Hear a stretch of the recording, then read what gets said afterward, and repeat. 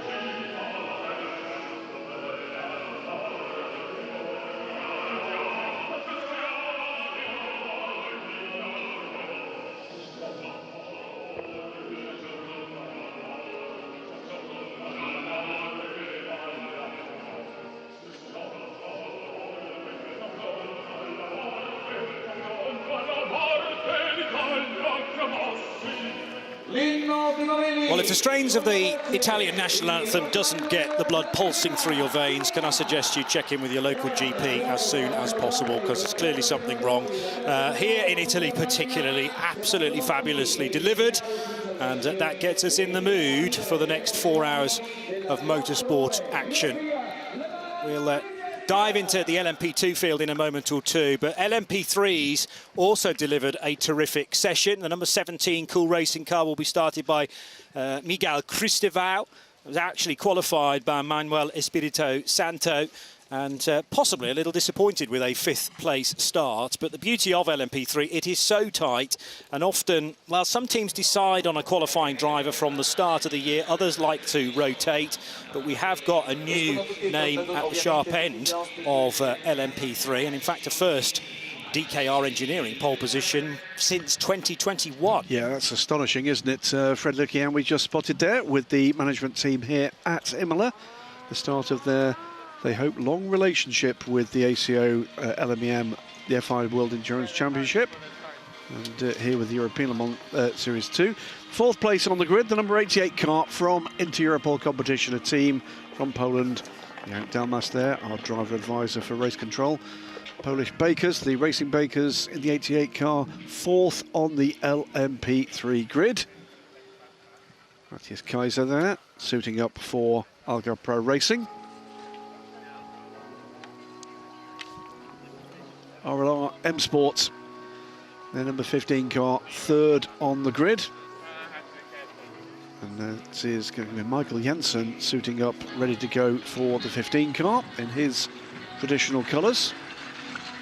RLR M Sport now based at Silverstone, previously in Bolton. So our podium party makes their way back. Fred Lekian again. Olivier Parnis with his back to us, I think. It is. It is. Yep, spot on. So Panis, well, more on his team in due course, because they had a rather good day yesterday. But the number 12 car that was qualified by Oscar Tuño, the young talent from Colombia. Leo Weiss is also in part of this driver lineup, but it'll be Torsten Kratz as the bronze to do the opening stint also. Minimum drive times in LMP3, slightly more complicated than when you race in LMP2, because really P2 across the board, regardless of your rating, you have to do a minimum of 60 minutes. If it's a bronze-silver combo in LMP3, it's more like an hour and 45. Actually, that's for the 2 drivers. Most of LMP3 teams have 3, though, so I'll dig out the right sheet for that in due course. But we were talking about the team from Luxembourg, DKR Engineering, with so much success in the Michelin Le Mans Cup over the years. First 4 title wins for the opening 4 years of LMP3 in Le Mans Cup were taken by this squad. Then they broke into the main show, the European Le Mans Series, and it's been a little while since they've been top of the shop, since 2021 Spa race. Alexander Matchell, who didn't qualify the car, but he will be starting that. But the brilliant lap was done by Wyatt Bricacek. It was indeed cracking stuff at the end of that session in LMP3, and Bricacek just nailed it. Simple as that. Came out there, did what needed to be done. We saw that across the board in the all 4 qualifying sessions. This is the pit walk. Yeah, drivers, the autograph session on pit lane, supported beautifully by local fans and fans travelling here to come and see international endurance racing. So many drivers heading straight to Robert Kubica in the early stages, but the Iron Dames, the queue was out the door there, and the ELMS know how to put on a show for the fans, as the pit lane walkabout was well subscribed yesterday, but about double that amount, I would say, heading for the autograph session, and a chance to have a quick word with your favourites, get those cards signed, and they can be cherished mementos for future years. And this place steeped in history, not least, of course, what happened here 30 years ago, and there are banners around for the great Roland Ratzenberger and, of course, Ayrton Senna, bright yellow for his Brazilian flag banner that sits in the open grandstand on the spectator banking on the inside of Rivatsa 2. Cracking display in qualifying for the LMP2 Pro-Ams as well. That one is shaping up nicely for a real battle this season. This is the 29 Richard Mille by TDS car, sits top of the points and third in qualifying yesterday, courtesy of Rodrigo Sales, bronze-ranked driver, as all LMP2 Pro-Am cars must field at least one. They all field just the one. Second on the grid in LMP2 Pro-Am. The winners in the class at Le Mans, the 83 was 183 at Le Mans for Francois Perrodo. Perrodo it was that put the car second on the grid, and he will start the car this morning rather. Keep having to remind myself it's the morning. But the pole position in LMP2 Pro-Am, a excellent effort from Giorgio Roda for a Proton competition in the 77 Oreca. 1:33.093, half a second to the good ahead of Francois Perrodo. That is actually a change though, Graham. You've drawn my attention to that because Rodrigo Sales qualified better than Francois Perrodo. So clearly Richard Mille by TDS have been given a penalty to put them back to third position. The time set by Rodrigo was actually a 1:33.6, whereas Francois Perrodo 1:34.1. But they've been switched around. That doesn't affect the car on pole position though, and Giorgio Roda absolutely unstoppable in the first half of this season. 3 pole positions from 3. Yeah, the championship leaders in LMP2, the class with the same cars, same spec. 37 from Cool Racing, 5th on the grid here though, so work to do for that squad. 47, so the sister car from Cool Racing, so they're 4th and 5th. Carl Watana Bennett will be hypercar driver in the World Endurance Championship with the Soto Fraschini, but he will start the car. So car 29 at 8 o'clock last night was given a penalty of a 1-place grid drop for impeding number 3, the DKR Engineering Pro-Am car within its session. Okay. So it's a 1 grid position drop and 1 point deducted from the licence, I assume. Yeah, right, well, so yes. Third on the grid. Vector Sport, they're coming on form here. Ryan Cullen will start the car based in the UK. Alongside, just ahead rather, on the front row, Algar Pro Racing, Matthias Kaiser will start the championship defending squad. But it was Panis Racing, you said we'd talk again about this team. Indeed. Talking about them right now. That came from a cracking display in qualifying from the Panis Racing crew and from Sharma Lacey. Yeah, he left it very, very late. Board on the grid, under 30 seconds. I mean, it was an incredible session yesterday. At times, Filip Drugovic was close to being fastest. Alex Lynn was by far the fastest at one point and had set purple sectors 15 seconds. all the way through the lap. He then did it on the next lap to go further ahead, but no one quite counted, or we didn't quite count on Charles Milesi. And virtually his final opportunity for Panis, putting the 65 car on pole position.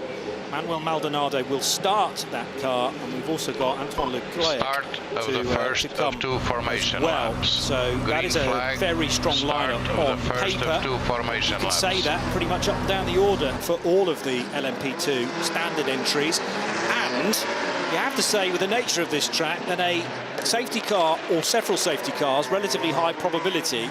So once the bronze time has been burned in LMGT3, in LMP2 Pro-Am, and then the field maybe gets condensed behind a safety car, then all sorts of results are possible. Certainly a chance to get a Pro-Am car within that top 5 at the flag.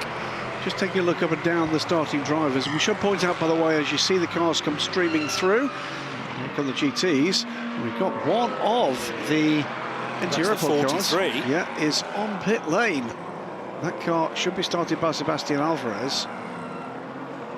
We'll find out, I'm sure, for the team a little later why. But at the back of the field is an LMP2 car. This is a Duquesne team number 30 car in the hands of James Allen. It will be James that starts the car. That came because he brought out a red flag in qualifying. Pit exit may now join. The car is being given permission to join the back of the rolling start. that car's not being shown in pit lane, so clearly it's not triggered the timing loop. No. That's what makes me think it's maybe been pushed through a hole in the pit wall by the marshals. There was a gap on the grid, I did notice that, but we couldn't quite work out what it was. But it hasn't used the conventional route into pit lane. Let's run you through the grid then. We're partway down it already. Maldonado and Matthias Kaiser on the front row. Ryan Cullen and Carl Bennett next. Pit exit is now closed. Pit exit is now closed. Lorenzo Fluxer in the 37 Cool Racing car, winning first time out at Barcelona. Our pit lane closed. Exit is closed, so it's not going to be able to make it out. And clearly, whatever the issue is for the 43 and Sebastian Alvarez, they cannot solve quickly. Luca Giotto to start 6th ahead of Johnny Edker in 7th for AO by TF. Then the two United Autosports cars of Philippe Bougran and Bijoy Garg, Le Mans winner. Marcus Siebert brought in late in the day in the number 28 EDEC Sport car, never raced an LMP2 car before. Then it should be the 43 car, but it's going to have to start from pit lane if they can get it started at all. David Heinemeier Hansen in the 27 Nielsen Racing car, and Jonas Reed will complete the LMP2s in their usual slot. Don't forget James Allen, though, right at the back of the field. LMP2 Pro-Am taken, the pole position taken by Giorgio Roda, number 77, and he'll start the car alongside Francois Perrodo, promoted to 2nd on the grid after Rodrigo Sales and the 29 Richard Mille by TDS penalty, which took it back a place on the starting grid. Tony Wells 4th from Team Virage, and then John Falb, Nielsen, Daniel Schneider, United Autosports, Algarve Pro Racing's Crichton Lentudis, and Andres Latour of DKR Engineering. And it's another DKR Engineering car on the grid next as the LMP3 pole sitter.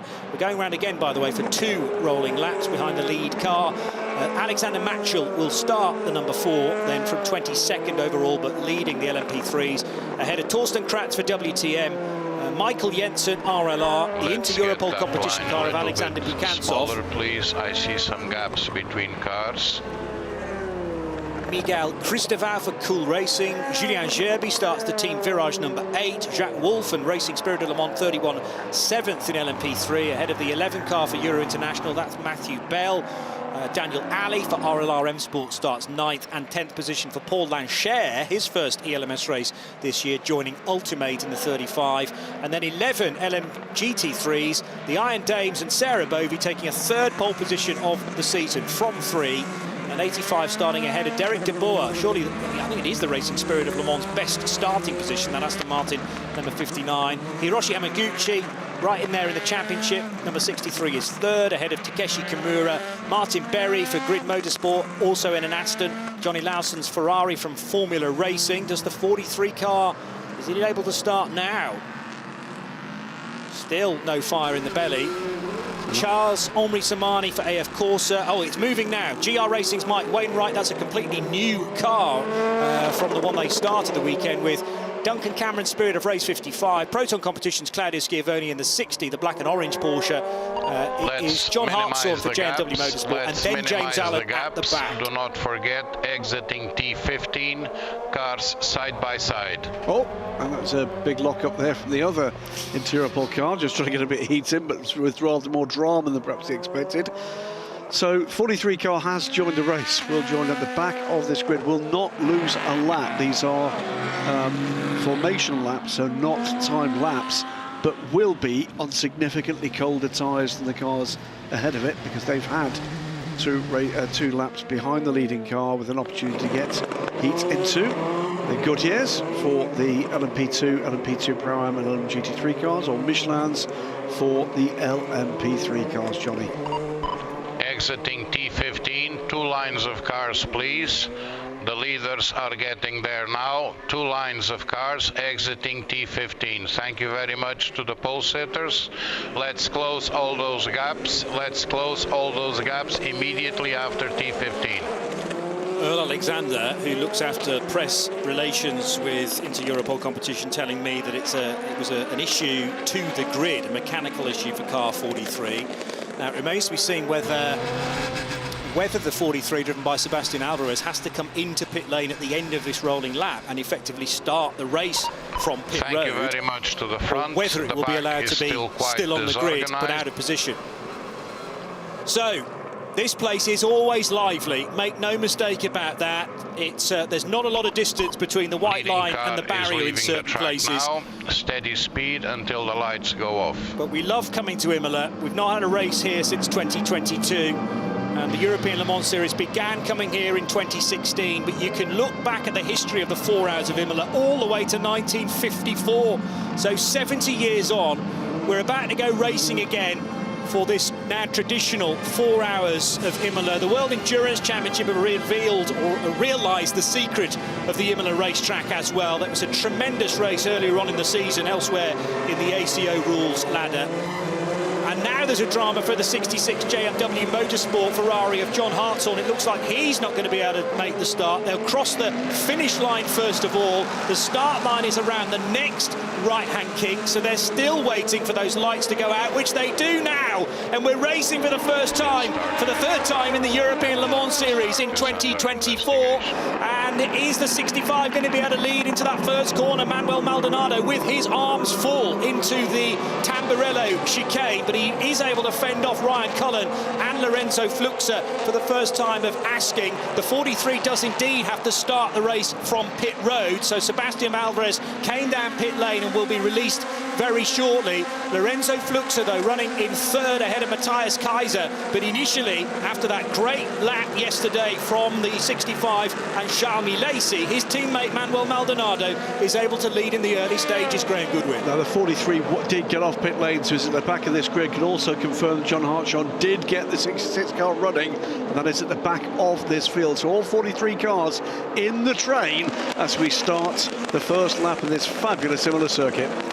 And already James Allen's making progress. He's managed to get by, well, obviously John Hartshorn because he was stopped, but Claudio Schiavone has been cleared by the Australian, and the number 30 Duquesne team car should make quick work of many of those GTs. In fact, it's already got by another 5 or 6 of them, but threading their way through the Gresini chicane for the first time, the LMP2 race leaders, Manuel Maldonado, half a second back is Ryan Cullen for Vector Sport, and that car was put spectacularly into third position yesterday by Felipe Drugovic, his Brazilian teammate. By far the best Vector Sport starting position of the year. There's James Allen darting to the right-hand side of Hiroshi Hamaguchi in his Lamborghini, the bright green and black car of Iron Lynx. But it's the green and black car of Duquesne which gets the position down into Rivazza, and there was a lead change in LMGT3, Graham. Indeed. Car 43, that late start against Europol car, will have 60 seconds added to its first pit stop.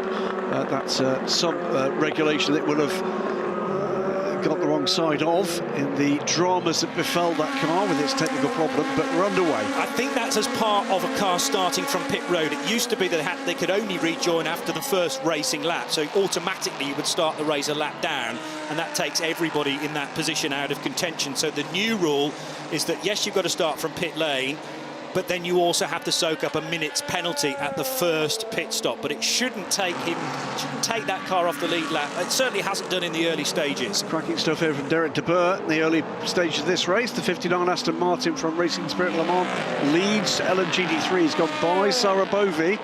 And there's been a lead change in LMP3 because Torsten Kratz has got ahead of Alexander Maxwell. So the two German drivers who know each other pretty well from racing around the Nürburgring for a number of seasons, but now in LMP3 cars, and the Wochenspiegel Team Monschau car now ahead of DKR Engineering that took pole position yesterday.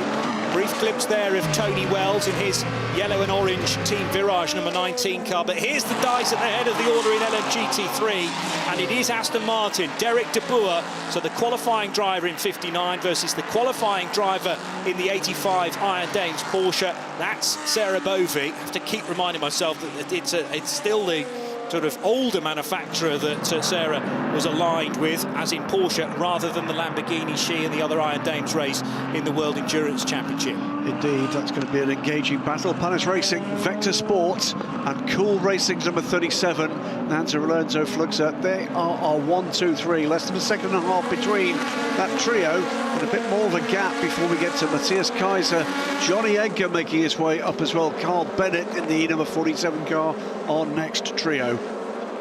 Cracking stuff. Duquesne team's number 30, by the way, the hands of James Allen, has now cleared the LMP3 runners. So the LMP2 Pro-Ams all of whom I believe have started their bronze drivers, are next in the target. So he's gone from 43rd to 21st in 2 laps. The only exception is Daniel Ali, who is a silver in RLRM Sport, but yeah, otherwise, I agree. Bronzes across the board to try and burn some of that early time required by a bronze that is essential in each of the LMP3 driver combinations. Well, Maldonado it is, leads this race from Ryan Cullen, Renzo Fluxer, Matthias Kaiser, Johnny Edgar, Carl Watana Bennett, Bijou Garg and Luca Giotto, the top 8 before we get to Philippe Ugran and Marcus Sieber. We don't mention Marcos this morning, a late replacement for Paul Lafargue, who's at home with a family matter to deal with. Our best to you and your family, Paul. So a LMP2 race debut for Argentinian driver, isn't he, Marcus? Yes, indeed. Dust being kicked up there by the GT3, the LMGT3 leaders. And the car guy machine of Takeshi Kimura is definitely involved in a battle, because immediately ahead is Johnny Lawson in the maroon, red and white Formula Racing car. And then in behind, it's the blue and pink offering from Grid Motorsport by TF. That's the car for Singapore driver Martin Berry. And Charlie Samani's not that far away either in the Zebra Ferrari number 51. Back to the front. Manuel Maldonado leading by 0.9 of a second over Ryan Cullen. They're at Piritella and heading down into the that area that sort of closes in on you at Aqua Minerale. As confirmation there that Sebastian Alvarez is in the race, is on the lead lap, but will have to take that 60-second timed penalty ahead of doing the work of the opening pit stop, which we would expect in LMP2s to happen after about 40 minutes. Yeah, Alvarez beginning to get the heat into those tyres now and making much more rapid progress. James Allen, meanwhile, is powering along and pushing on through the LMP2 prams. He's already got by Andres Latour, now looking to deal with Kreitl and Tudis on this next lap. So that is happening at the same time as the Formula Racing and Kessel Racing and Grid Motorsport LMGT3 fight carries on. This is for 4th, 5th and 6th place. Now a slowing into Europol competition car though.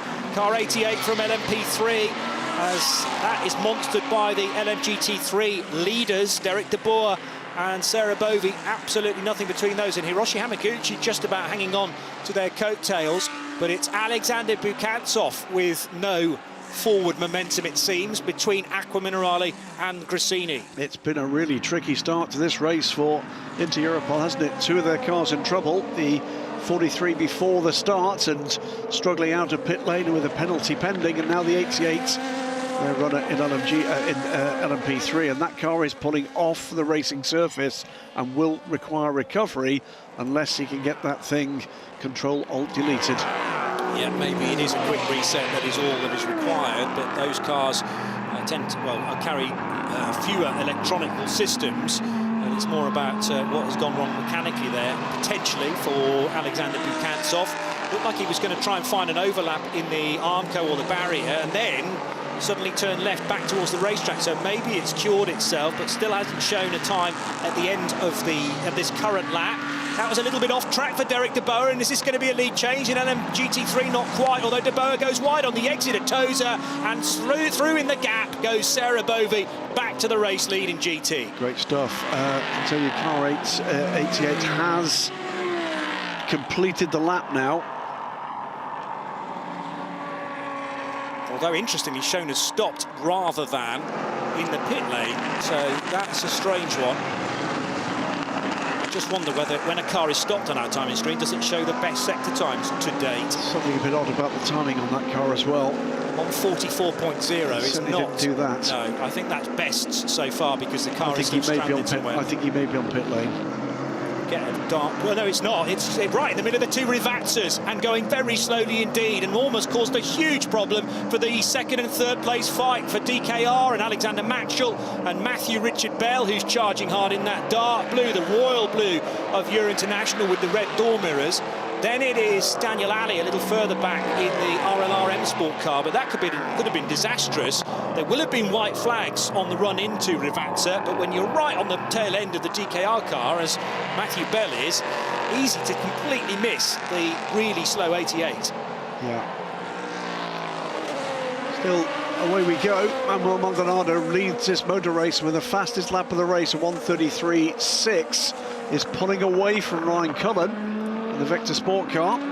Bukantsov has now made the pit lane, so at least the 88 car is in the safe confines of pit road and is now within reach of the team as well. In fact, it will get there because on another screen I can see the car arriving in the pit bay, so they can start to assess precisely what is wrong with the Inter-Europol competition LMP3. Here it is. Side by side between Takeshi Kimura and Martin Berry briefly in the braking zone for Tozer, but they stay in the same order, and that gives Johnny Lawson a bit more breathing room in 4th position. 9 on the 27. And Lynx, Proton and the Nielsen Racing car. David Almer Hansen just losing a place to Jonas Reed. Yeah, so this is the tail end of that big bank of LMP2s. It's not all of them, because remember James Allen's coming from the rear of the pack and Sebastian Alvarez, who started from the pit lane, although Alvarez has just set the best lap of the race, a 1:33.0. Significantly quicker than anything else, so he's beginning to make his way up. Actually, he's catching James Allen at this moment. Allen up to 18th. Alvarez back up to 21st with a pending 60-second penalty at the pit stop, remember. But they're pushing hard to get themselves onto the back of the LMP2 order. Lawson's made a mistake somewhere. Johnny Lawson no longer in front of the Dayglow yellow Kessel car. It slipped behind that and the Aston Martin. So did that happen into the chicane? It looked like it was all already done before the Rivazzas. So Lawson tumbles from 4th to 6th in LMGT3. It's still Sarah Bovey, though, having got by Derek de Boer after he made a mistake down at turn 7, I should say, at Tozer. And ever since then, Sarah's been building this gap. It's up to 1.3 seconds. Lawson looking racy again now, though. Straight onto the back of the pink and blue Grip Motorsport by TF Aston Martin. Gathered up whatever the problem was and back into the fray. New fastest lap this time and beginning to find his form. Luca Giotto in the 34 Inter-Europol car up to 6th and into the 32s, a 1:32.8. And that was the replay. It was a mistake for Johnny Lawson at the Grassini chicane. Way too much curb through the second element of that, which meant he did not have any exit speed at all and was swallowed up by Takeshi Kimura and Martin Berry. Sarah Bovey, though, continues to lead LMGT3 from Derek de Boer in his Racing Spirit of Le Mans Aston Martin and the Hiroshi Hamaguchi Lamborghini for Iron Lynx. Manuel Maldonado leads the race overall by 1.3 seconds. And this is the fight for 4th, 5th and 6th places. Matthias Kaiser, who started on the front row in the 25 Algarve Pro Racing Orica, is now in 4th and ahead of Cumbrian Johnny Edgar in the AO by TF. Number 14 car, so that is the white and red machine just popping into sight there, and ahead of or behind it is the green-nosed Inter-Europol competition of Luca Giotto. And here comes Edgar on the inside of Kaiser. Can't quite do it though. They had GT cars in front, including the LMGT3 Championship leaders, 55. That's Duncan Cameron for the opening stint. Side by side here between the Inter-Europol car and the AO by TF car. Dust being kicked off up on the exits. It's super quick through this section, Johnny, before they get into the braking zone. Again, though, a wall of GTs, and you better get used to this because they're going to be in all the wrong places into the high-speed approaches of the chicane.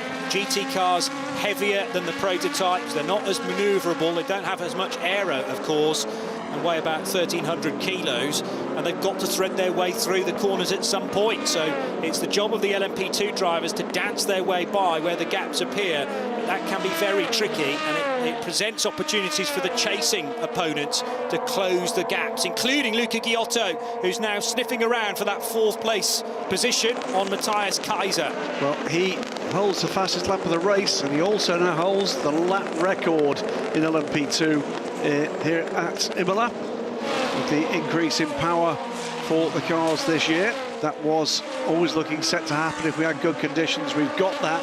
So the new marker, 1:32.810, beating out the previous lap record which was Lorenzo Colombo in 2022, 133.7. That's how much 40 horsepower can make.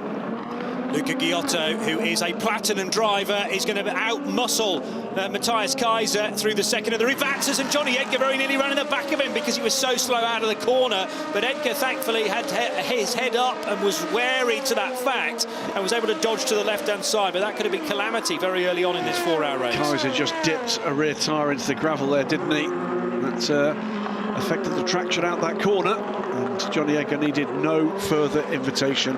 Now we've got the 21 car with mirrors full of the 43. This is Sebastian Alvarez with Daniel Schneider. Just a note on progress of those two delayed Oricas. The number 30 car now up into 16th place overall, chasing down James Allen, chasing down Francois Perrodo. Back in 20th, this is Sebastian Alvarez getting into 19th place and taking that position from Daniel Schneider. The skid planks are working incredibly hard, I notice, on some of these cars, with the dust, or smoke more accurately, being kicked up as some of them porpoise their way down the long straight section or flat out section from Rivazza into Tamburello approach. Meanwhile, the 28 EDEX Sport car that is being driven by Paul Lancher, sorry, not Lancher, the EDEX Sport car that has been started by, help me out, Graham. EDEX Sport is Marcus Siebert. Marcus Siebert, there we go. Paul Who's the new driver. Lancher's in the Ultimate LMP3. There's the other replacement driver this weekend. Getting my debutant drivers mixed up briefly. As now, this is the fight for third and fourth between Lorenzo Fluxa and Luca Giotto. So Giotto, as the platinum, burning some precious time at the start of the race, and the inter-Europol competition need to make this work as much as possible. Ideally to have Luca leading the race by the time it pits for the second time to get Luca Giotto out. And he's right on the tail now of an impressive silver racer from Mallorca, Lorenzo Fluxa, race winner in Barcelona at the start of the year.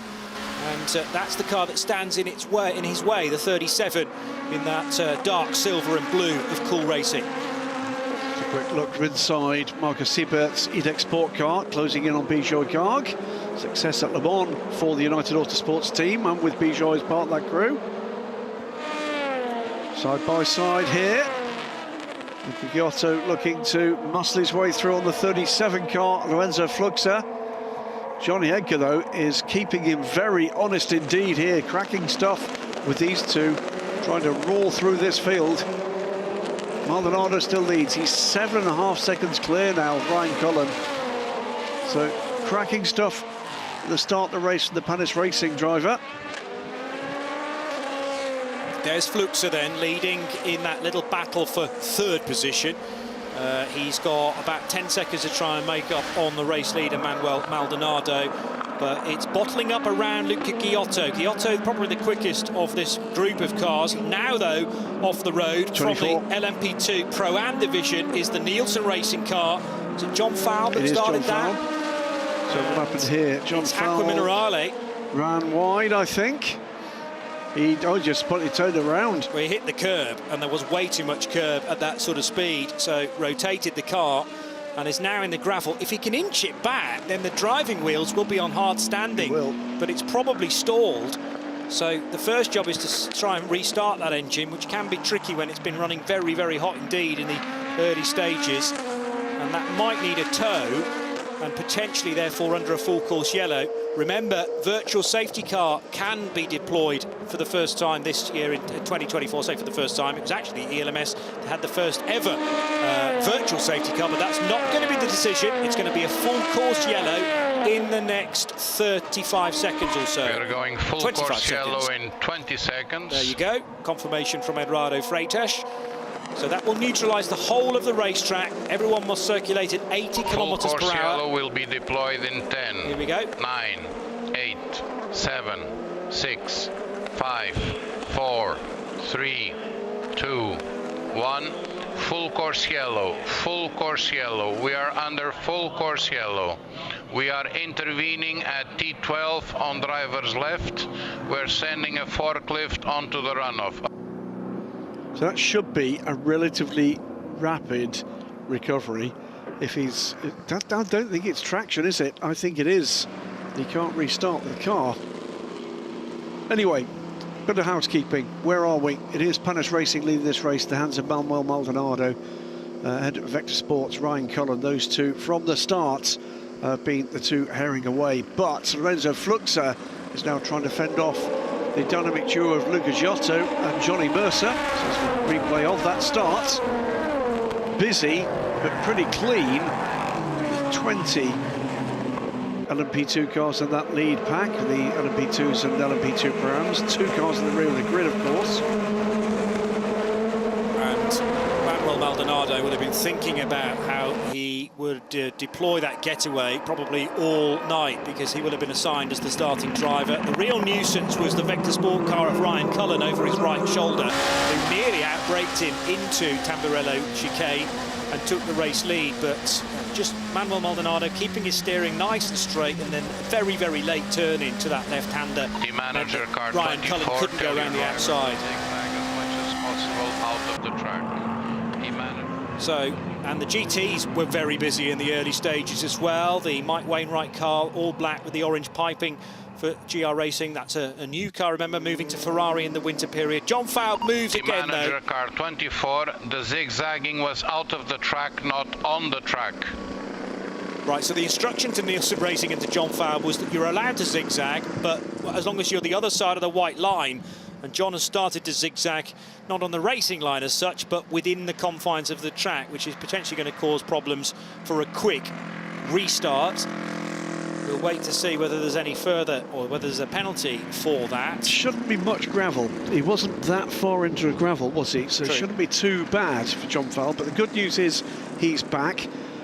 Would say as well, by the way, the other bit of drama we saw was the 88 into Europol competition LMP3. Full course yellow in 20 seconds. In 20 seconds, we are removing full course yellow. That 88 car is still in the garage 15 with seconds. Attention being paid Full to course remains. yellow will be removed in 10, 9, 8, 7, 6, 5, 4, 3, 2, 1. Full course yellow removed. Full course yellow removed. Back to racing. I do remind you that the speeds of full course yellow are under investigation, as usual. Back to racing here at Imola, and it remains Manuel Maldonado in a lead of a decent chunk. We'll let it all settle down after the reduced speeds of a full course yellow. But what the beauty of 80 kph for everybody is that the gaps that we had before the intervention should be retained moving out of it, and that should more spice up the fight that we already had, to be honest, for 3rd, 4th, 5th and 6th as well. Matthias Kaiser not that far away. So Lorenzo Fluxa still in as much pressure as he was prior to that full course yellow intervention, with Luca Giotto, Johnny Edgar, and then just coming around the corner in the blue and black of Algarve Pro Racing is Matthias Kaiser, the driver from Liechtenstein. Indeed. Behind them, James Allen just about to go on to terms with Giorgio Roda in the lead of LMP2 Pro-Am in his recovering 30 Duquesne team car that started from the back of the grid, remember, after bringing out a red flag in qualifying. Into Europol's 43 for Sebastian Alvarez, also making progress up through the LMP2 Pro-Am order. Still no way by Lorenzo Fluxa. Giotto probably feeling like he's slightly quicker than the Spaniard, as there the Richard Mille by TDS car goes off the track at Gresini chicane. Starting the 29 was the qualifying driver Rodrigo Sales. And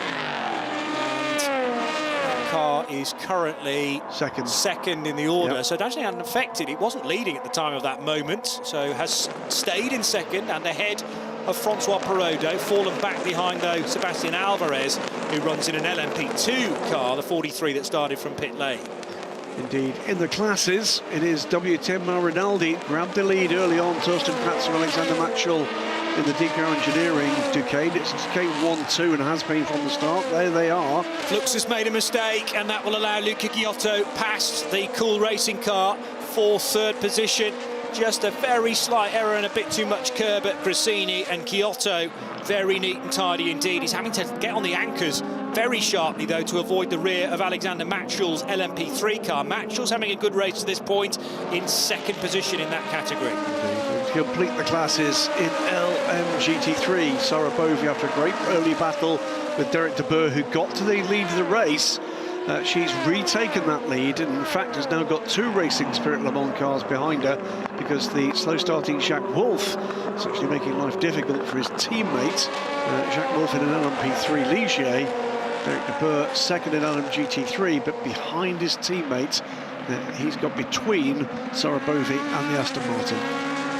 Another interesting battle just developing now is Philippe Ugran, who's picked up Matthias Kaiser and is looking for a way by. So the 22 had been closing in on number 25, just in the distance there, exiting Tosa corner. Look out for the dark blue and red United Autosports car with the red visor. Meanwhile, this was Lorenzo Fluxer's error at Gresini chicane. The 2 side by side, and Giotto with the more forward momentum to get 3rd position. Fluxer, though, were close right in at that point on Ryan Cullen. I think with the traffic, possibly, was torn between the attack on the car ahead and defending for the car behind, but did make that error. You're spot on, Johnny. That's what gave Luca Giotto the better drive out of the turn and through and away. Fluxer still early on in his prototype racing career. He was still doing Formula Renault European last year, 19 years old, from Mallorca, as I've said. Did a season of Asian Le Mans Series with Cool Racing, and now entered into the ELMS for the year, having already taken a race win in car 37 with his teammates Malte Jakobsen and Paul-Luc Chatin. That is a very strong lineup. Derek de Boer under pressure here from Hiroshi Hamaguchi. In the Aston Martin, Hamaguchi in the Lamborghini. 2 very different base road cars, able to compete head-to-head here in LMGT3. Bringing depth of variety into ACO Rules GT3 racing, brand new for this season. Lots of new faces, lots of new names and teams.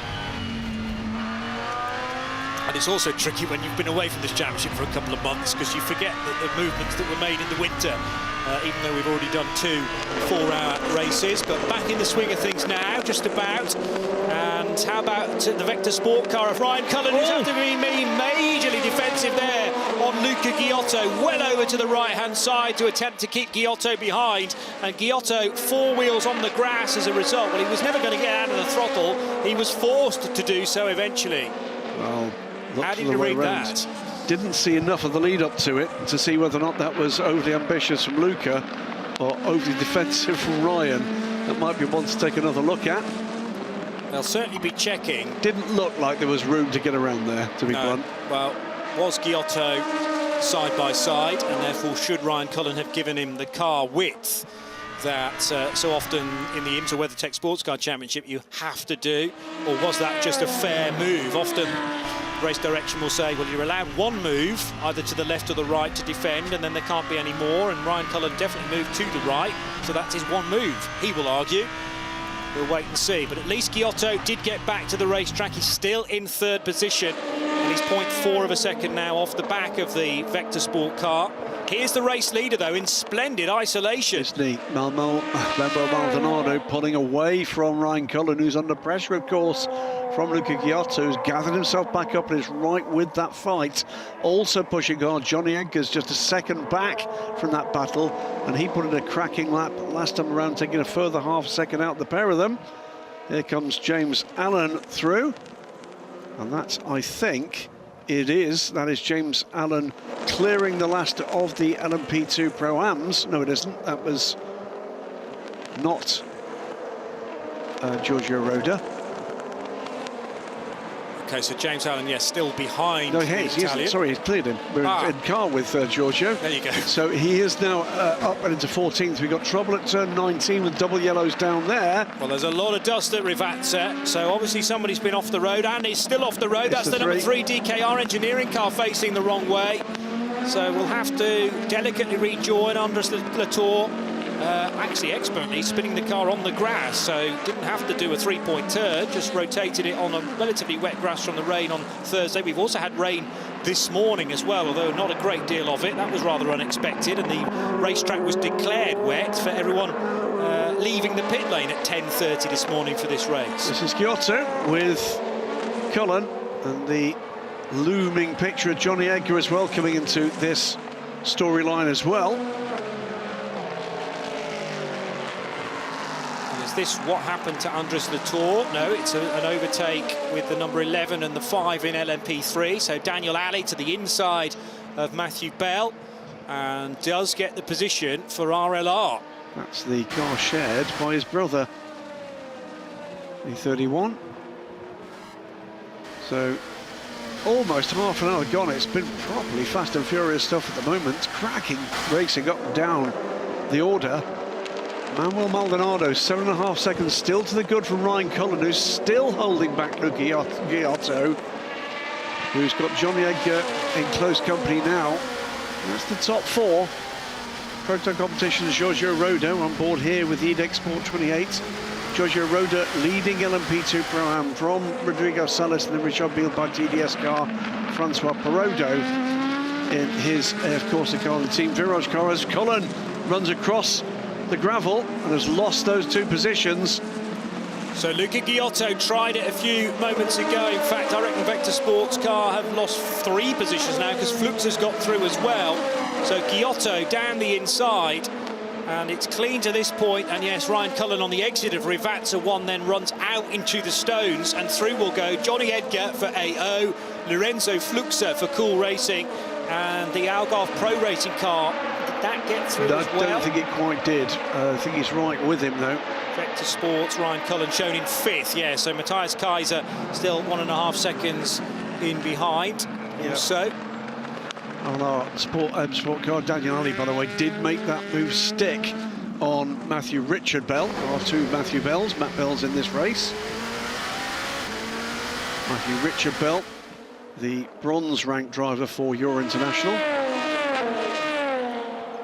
As now the EDEC Sport car of Marcus Siebert is battling with one of the Algarve Pro Racing cars. So is that Siebert that's just got ahead of the 25? Yes, it is, of Matthias Kaiser. Doing well, doing so very where's well. Philip Ugran in that then? Is Ugran already released in the 22? Yeah, Ugran running in 6th place, Siebert 7th, and Matthias Kaiser in 8th now for Algarve Pro Racing. So lots of battles, 1 or 2 problems, 1 or 2 fumbles. We're hearing rain lights may be turned off, so the 30-degree heat is about to return, Johnny, and a whole different level of meteorological challenge. Luca Giotto back over the line in 2nd position. He's now got 7.5 seconds to try and close on Manuel Maldonado. And bear in mind, Giotto is the platinum in the Inter-Europol competition lineup. You're only allowed 1 platinum, and then your next maximum driver can be a gold, and after that you must have a silver if you run in LMP2. Exchange the silver for bronze in the LMP2 Pro-Ams. And there is the Philip Ugran car. Couple of battling pairs who, oh, that was almost a side hip check there from the 28 on the Martin Berry Aston Martin, the 97 car. Giotto now looking to try to make an impact on the lead battle. This is Matthias Kaiser fending off Jonas Reed. And Marcus Siebert ahead of both of them. There's Siebert in the blue and white colour scheme. That's the Matra tribute livery, isn't it, for EDEC Sport this year? Yeah, yes and no. All right. Okay. I'll explain in a moment. We get external pictures of this car. It's the Matra colours. Yes. But it merged prior to the 24 Hours of Le Mans. A dispute between 2 groups or individuals that hold rights to Matra. Oh dear. That old chestnut. One of them pointing out that the ownership of the brand excluded putting the name Matra on a race car. So what you'll see is the colours, but not the name. Got you. Well, that's a little bit like the one of the Manti Porsches that appears at Le Mans a few years ago now. There was the pig livery and then the other one, yes, a certain cigarette company that could no longer be used, but the base colour scheme was adopted nevertheless. Luca Giotto improves his mark of the fastest lap of the race and therefore the LMP2 lap record with a 1:32.703 in his pursuit of Manuel Maldonado. That gap under 6 seconds now. We're 34 minutes into this 4 hours of Imola. There's Rodrigo Sales, second in LMP Pro-Am, LMP2 Pro-Am, and then Francois Perrodo in behind in the silver and white zebra livery for car 83, resuming now with its more normal number and preferred in my head, because I never like three-digit numbers. I know we had to have them at Le Mans because there are certain teams that want to stick with their traditional, but we already had an 83. We did, the yellow Ferrari. Absolutely. All sorts of dramas befell that car. Well, it was having a good race before it disappeared in a bit of a cloud of smoke in the pit lane. Anyway, second and third in Pro-Am, heading now out of Tosa, but similar really to what's happening in the overall.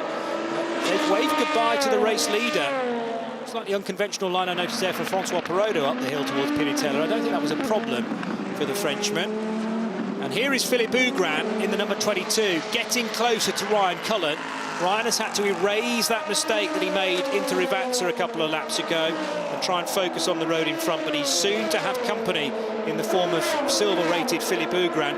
Luca Giotto's just done the fastest lap of the race. Again. And he gets the gap down to 4.5 seconds now to Manuel Maldonado. Yeah, that's 3/4 of a second faster than his previous lap record, which was the previous lap. So he's target engaged at this stage. We're getting closer, Johnny, to the pit stop cycle for LMP2, so it's going to get busy down on pit road the next 5 or 10 minutes. Full course yellow will have helped a little bit on fuel mileage, but it was only short a couple of laps, yellow, wasn't it? Yeah. But it might mean that they can get to 45 minutes maybe in this opening stint. We're just north of 35 minutes now, and bear in mind they've all had to do 2 rolling laps as well, so all of this will have to be taken into account by the engineers on pit wall. That's the reason why they're the engineers and we're merely the commentators, frankly. 4.5 seconds is the gap. We're on board now with Hiroshi Yamaguchi putting pressure on. Derek DePer ahead. This is for second in LMGT3. Sarah Bovey, meanwhile, has checked out here. She is 13 seconds to the good now. This is the 43 car, rather, of Sebastian Alvarez pushing on. He's trying to put pressure, by the way, on James Allen. Carl Bennett actually is between the two of them now, because James Allen has passed Carl Bennett. First row pit stoppers, by the way, Philippe Ougran in the 22 United Autosports car is toppling down the order as he hits his marks on pit lane for the first regular pit stop. And as I'm watching on a different monitor here, Johnny, I can tell you, as we see the service starting on the United car, the number 88 car, long delayed, has been wheeled out onto the pit apron. I think we're going to be back to 43 runners. Well, that's great news. Carl Bennett, by the way, his first European Le Mans Series race, possibly of his career, certainly of this year. He's never been in the LMS before, joining with Ferdinand Habsburg, joining Fred Vesti, who's been the mainstay in car 47 for Cool Racing. So Alex Garcia, who did the opening couple of races, not here this weekend. No. And actually, Paul-Luc Chatin's moved cars, hasn't he? They've taken him out of the 47 and put him in the 37 for this race. He's a utility player. I like it. Yeah. He can play at left back or right wing. It doesn't really matter. Paul-Luc Chatin. Absolutely. Won so many titles. So into Europol's number 88 car, back out into the fray with Alexander Bekantsov after issue brought the car into the pit lane. What is that? 28 minutes ago.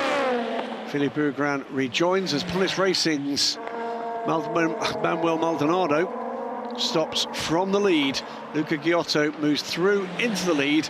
He's also, by the way, put another fastest lap of the race, another lap record, and the first man in history here at Imola under 132 in an LMP2 car. In a race, yeah, as a race lap record.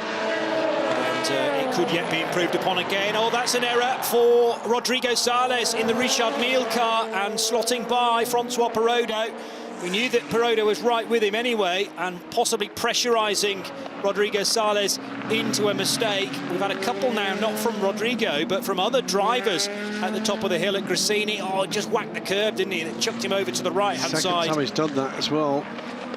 Team manager from GR Racing, car 86, is being asked to go to the race director immediately.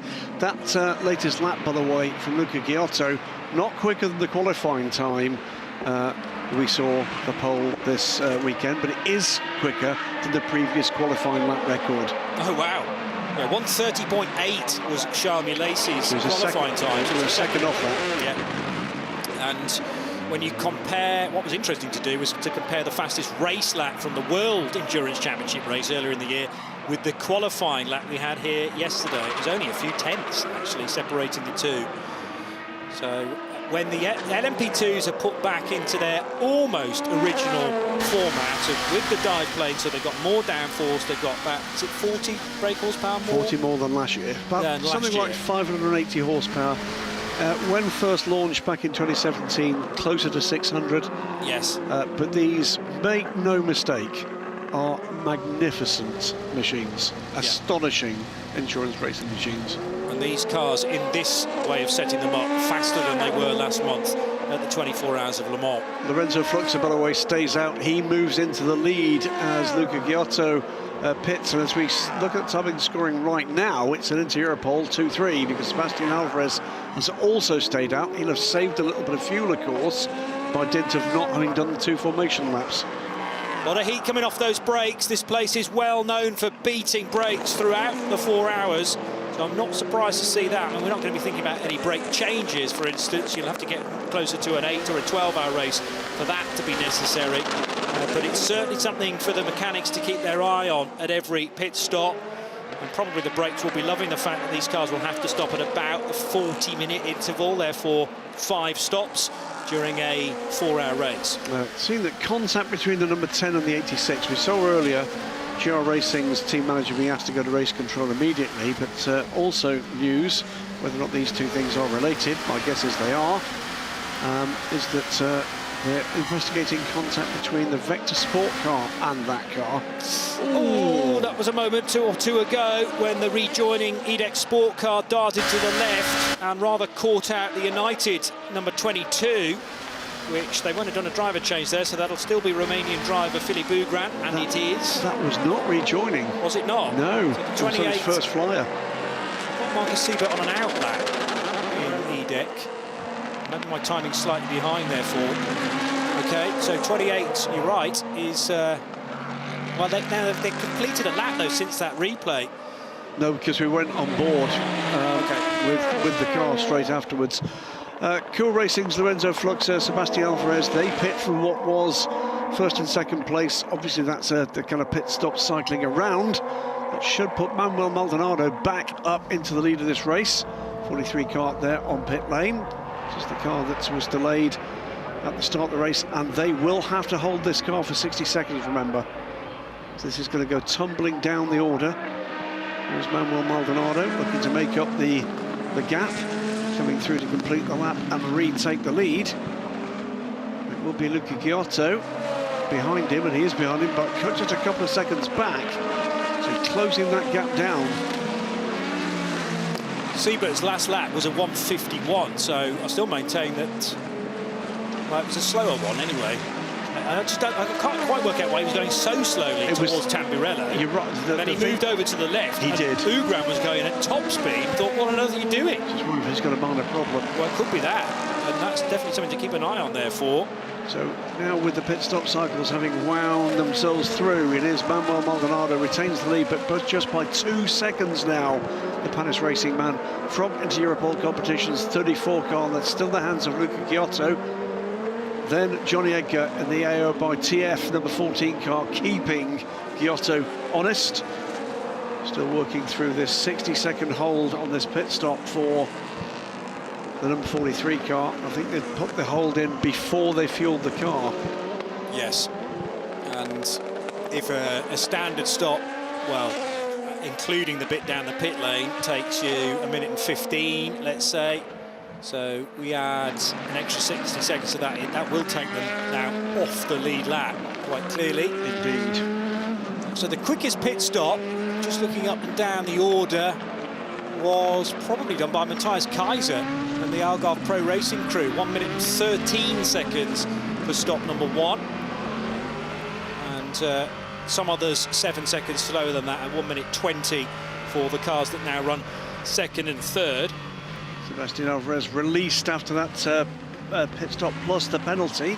And they'll drop to the rear of the LMP2 and LMP2 Pro field, side by side here, between the 5 and the 12. And that is Daniel Alley going through on Torsten Kratz to take the lead of the race at the moment. For RM Sport, so a cracking run from silver-rated Daniel Alley. Remember, he's up against bronzes everywhere else, though, so again, that will have been in the game plan for RM Sport to get to the front before the first pit stop. And then it remains to be seen whether they take one of their mandatory longer stops or do a quick one to increase their lap even further. We're not going to find out quite yet, because those cars are generally able to do 60 minutes on their opening stint, and the amount of fuel that you can get in to one of the LMP3s. It's a 110 seconds this weekend for the 2 mandatory long stops, so 1 minute and 50 seconds. And we'll try and keep tabs on that as well. You can't get to the end on only 2 stops, so the third stop, which you could take at the start or the middle or the end, can be as quick as you like. Jonas Reed now with a drama at Tosa corner. This is the number 9 entry in LMP2 Pro-Am. Has not got room to turn that car around. That's a nasty place to have to reverse back as well. He's doing that reasonably carefully, just dipping back onto the track to try to give himself enough lock to get the car around. These are not gearboxes that are made to make this easy, but he's done that actually really well. Sharing, as he did at Le Mans, with Matteo Cappietto, Matteo Cairoli in the number 9 car as well. Not been an easy start the race for that crew. Down in 13th place in class, 14th overall before that issue. The others are now away, and here is the battle to watch. This is Luca Giotto. He's been caught by Johnny Edgar. They're now manoeuvring around the LMGT3 race leader. Giotto succeeds in putting the Porsche between himself and his pursuer, his tormentor. Good stuff from Johnny Edgar at this early part of the race. Luca Giotto and Johnny Edgar will be keen to get on with things and trying to shut down Manuel Maldonado, who, lest we forget, by the way, Johnny, has had a cracking start to this race. It's been superb, and to have built the lead that he did before the full course yellow of 7 odd seconds. Remember that Luca Giotto was bogged down in the lower order of the top 6, so couldn't reach Manuel Maldonado. Well, now he does have clear line of sight, but he's having to battle Giotto at times with Johnny Edgar, who's able to catch as Giotto hits the traffic. So this is the wonderful yin and yang of a endurance race. We haven't even factored in any driver changes yet. Very few teams have done that, not needed to, and instead burning silver time in the majority of cases in LMP2. Yeah, one team that has, by the way, Niels Coulinan is aboard the Duquesne team car now. They've taken James Allen out. The rules say he had to start from the back and start the race. That's what he did. Here is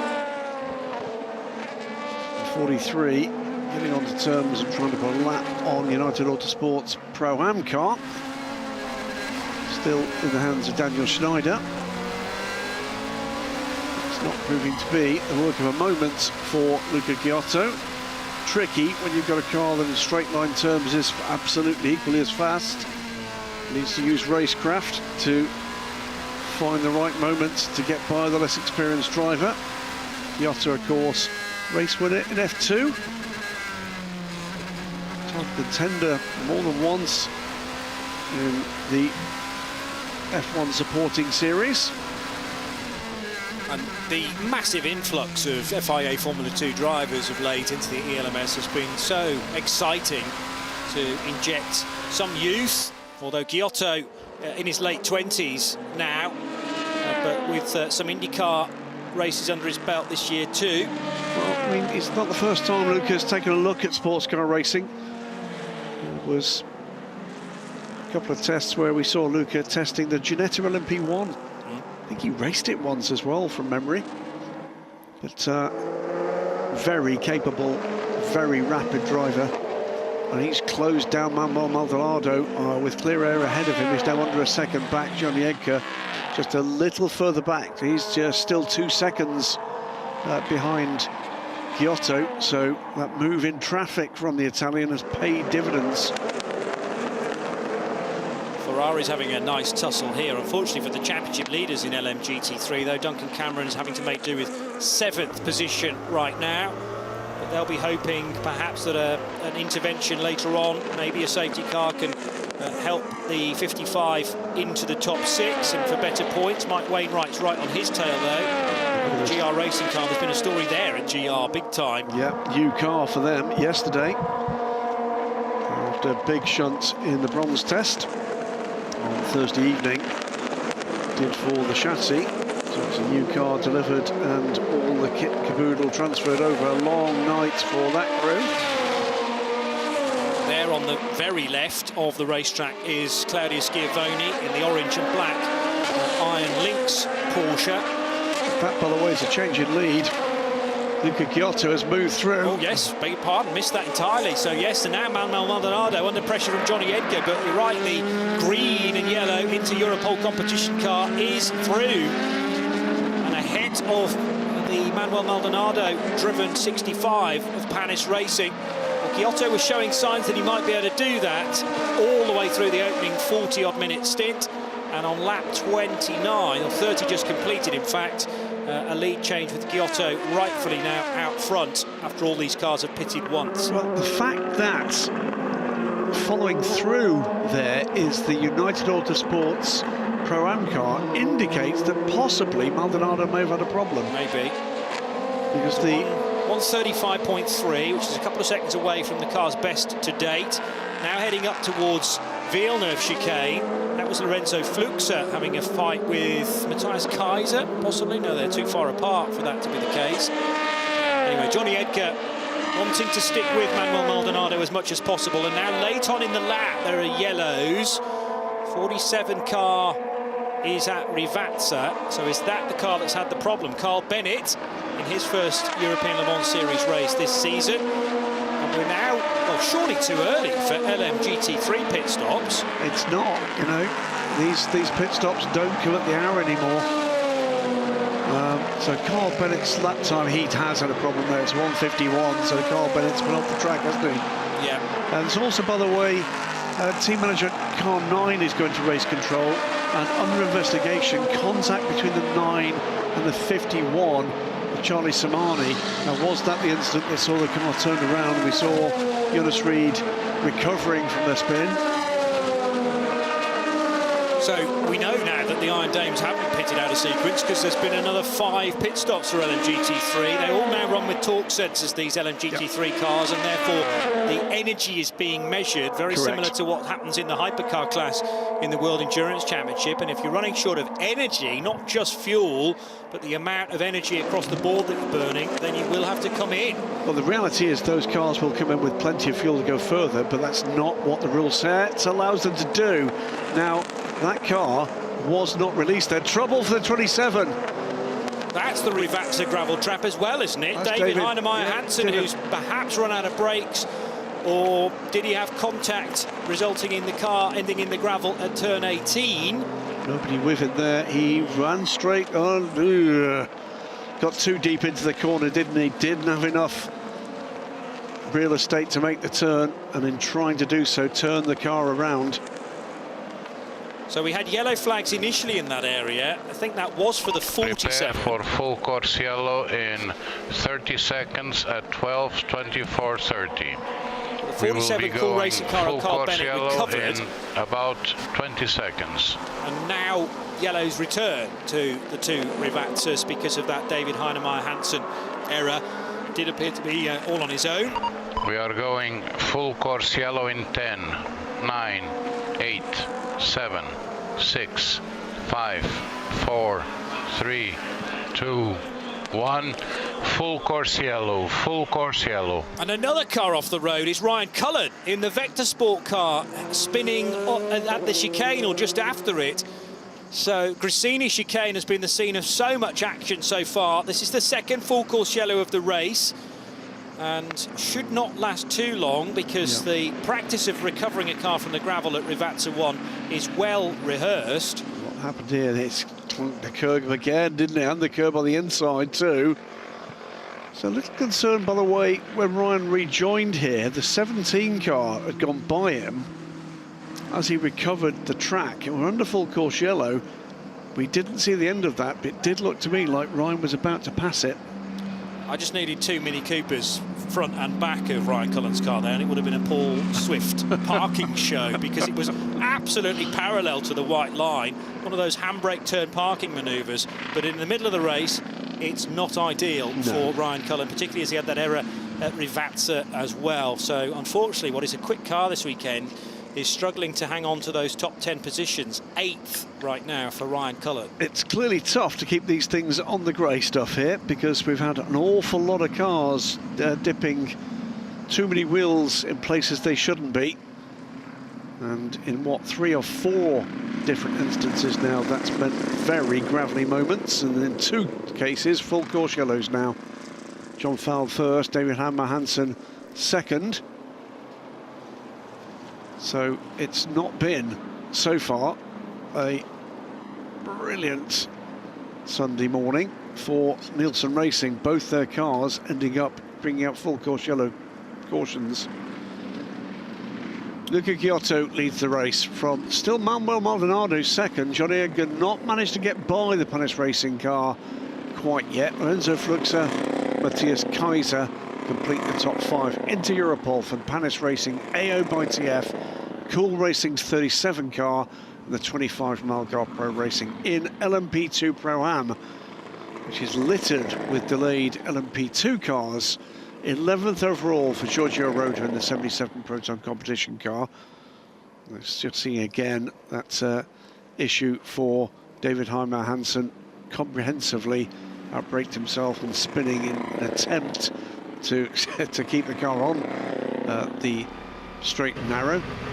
AF Corsa's 83 car in the hands of Francois Proto is second LMP2 Pro-Am, 13th overall, then 15th overall Rodrigo Salas in the Richard Mille by TDS 29 car. They are the top 3, with Platinum Tudis for Algar Pro Racing and Tony Wells and Team Virage the next 2 up. LMP3, Daniel Ali leads, full driving course to the front. yellow will be removed in 30 seconds at 12:28.00. And then the 2 Ducanes, W10 TM by Rinaldi, and Deco Engineering's 12 and 4. Torsten Kratz 20 and Alexander seconds to Matchell. remove full course yellow. So we're going to get going again exactly 58 minutes into the race. We'll be removing full course yellow in 10, 9, 8, 7, 6, 5, 4, 3, 2, 1. Full course yellow removed. Thank you. What should have been 58 minutes into the race, we didn't quite start on time, I've just noticed. So it's almost 57 minutes now done. 3 minutes to go before the end of the first race hour. There is one thing we do need to sort ourselves out with, and I think it's possibly because of the timing of that full course yellow.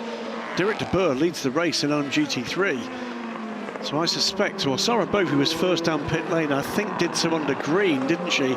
Derek has then pitted under full course yellow, and as a result of that, has retaken the lead of the race. So the Aston Martin leads by 7 seconds from the Iron Dames Porsche. But it can only be for emergency service, remember, because the full course yellow closes the pit lane. Now there's a change unless he was already on pit lane and he served before the full course yellow. There you go, I think that's what's happened. Okay, well, if he came in and then the full course yellow was deployed, that's okay, but it's from the point that the full course yellow is announced, not from the point that it begins, remember. So that will have been clocked by race control. Well, it might be that he sneaked in by the skin of his teeth. It looks to me like he's okay. It's 1 minute 18 seconds on pit lane from Derek de Boer. It's a full pit stop. So they did a full pit stop. They did. They obviously think that that was a legal pit stop to do so, and we have no evidence in our commentary box to go against that. But we'll keep our eyes peeled on any further announcements. Derek de Boer, well, he'd been causing a nuisance to Sarah Bovey, particularly in the early stages of that stint. Then Sarah eventually got by because Derek made a mistake at Tosa and opened up the gap. Meanwhile, second and third in LMP2. This is the WTM by Rinaldi racing car of Torsten Kratz. And behind, Alex Matchell in the DKR engineering car. The race leader, remember, is Daniel Ali. He's the silver-rated driver within RLRM Sport in the Ligier. So they are burning silver time as they do this. But nevertheless, Daniel's starting to build a bit of a gap. It's up to 1.5 seconds. Good little spell here from Alexander Matchell, coming back at the previous race leader, and of course it was the DKR car that took pole position, so down to third at the moment, but showing real spirit here. Pit lane here for the number 66 JMW car, John Hartshorn. Second stop is being shown for this car. Well, he had to remember, the car ground to a halt at the start of the race, didn't it? I think he may have had emergency service. It's a 50-second stop for John Hartshorn. That's not a drive-through, so I think he's had emergency service under the full course yellow and is now stopping. Side by side as LMP2s get by P3s, and this will split apart the second and third place cars in the LMP3 category. And I'm just going to see whether I can track back through the messages. The FCY is under investigation, but it always is, so that doesn't offer us any clues as such. Now we're getting the start of the LMP3 stops, and it is RLRM Sports number 15 car that's first on pit lane. This is where, of course, we've got to watch to see who takes the 2 longer stops that are required. These cars will need, in a 4-hour race, 3 routine pit stops. 2 of them have to be done at a bogey time, a longer time. And quite often, the rhythm of these races, Johnny, is defined by who takes them when. Now, at 24 minutes past 12, Derek de Boer entered the pits, and possibly about 4 seconds later, the prepare for FCY was announced. The problem is that in my messages, there is a tolerance of about 5 seconds either way. So I can't tell you for sure what happened first, but race control will have much better and more accurate timing. And until we hear any different, that was a legit pit stop for 59. And they've massively lucked in because of the full course yellow. They knew there was a car off the track, of course, and plus the fact that the car needed fuel. It needed fuel, and they were going to pit regardless. And far better to get him in. Well, he was in the right position on the track to get it in before we think the full course yellow was announced. I think they may well have played that to perfection. Yeah. And you know, luck because it was in the fuel window. So yes, and being on the right bit of this 4.9 kilometre racetrack to dive in as well. But I mean, that was an in-lap regardless of what was happening on the racetrack, even if it had to be for emergency service. Johnny Edgar, by the way, still has not managed to pass the Spanish racing cars. It is a great spell here for Manuel Maldonado. Luca Giotto has pulled away 7 seconds to the good now. Platinum driver against the silver. We're into the second hour of this 4-hour race. Plenty going on, most of it good. Torsten Kratz, Alexander Matchell and Matthew Richard Bell all on pit lane as the pit stop cycle for LMP3 gets into its stride.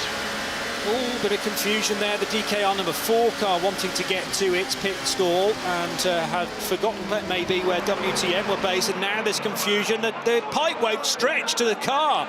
It's come in at maybe the wrong angle, and they're going to have to get it up on the dolly jacks to wheel the car closer, are they? It still doesn't stretch, and that's because of the number 4 car coming in at a slightly peculiar angle for Alexander Matchell. Now, the benefit is, of course, they can take their long stop of 110 seconds. Are they able now to get fuel into it? Yes, just about. I realise most of this you're not being able to see, but we've got cameras elsewhere in the pit lane, and that was high drama for Alexander Matchell. Here we go, Alexander Matchell's pit stop. The fuel hose is now connected. Yes, and is at full stretch. There was a thought process that they might have to get the dollies underneath car 4 and wheel it closer to the fuel bowser. Here we go, here's the moment, look. Now, we've measured this. We did it all of Thursday and Friday. Why doesn't it stretch anymore? And it's because the car was trying to get into the pit lane in the more conventional way. It's the wrong side. It was the wrong side of the gravity feed. They'd pulled it was the fuel pipe was coming the long way around the vent that provides the gravity feed for the Bowser. Okay. Makes sense in your mind, that. I just know it didn't fit. It was almost like going to a petrol station and forgetting which side of your car the fuel flap was, and then having to thread it round the outside. Anyway, the fuel's gone in, and they will have burned one of their long stops because of that, 1 minute and 50 seconds. Along with, well, I noticed the car in behind, the number 12, WTM by Rinaldi racing car, was there for a long time. Now a chance for Daniel Ali to pit from the race lead, so that will put Julien Gerby, who hasn't yet made a stop, out front for Team Virage in car number 8. Dramas all sorts, aren't there? Small ones, big ones, but plenty of them. 2 more LMP3s on pit lane at the moment. RM Sports Daniel Ali from what was the lead. Julien Gerby in the Team Virage car goes through to lead this race. And our bogey time here for LMP3 is 1 minute and 50 seconds, or 110 seconds. So only one of the leading group of cars so far has done that. In fact, the number 15 RM Sport, the first stopper, that did. And the only other car that I can see that has burned the long stop was WTM by Rinaldi. So, yeah, interestingly, DKR didn't do that, did they? They did not. So rather than convert that into a long stop, they will have soaked up all of that delay as well. Yep. It took them an age to get the fuel connected. I think that's a mistake. It's got to have been. Well, I mean, it was a mistake, which could have been corrected in a sense by saying, well, let's just take our long stop now.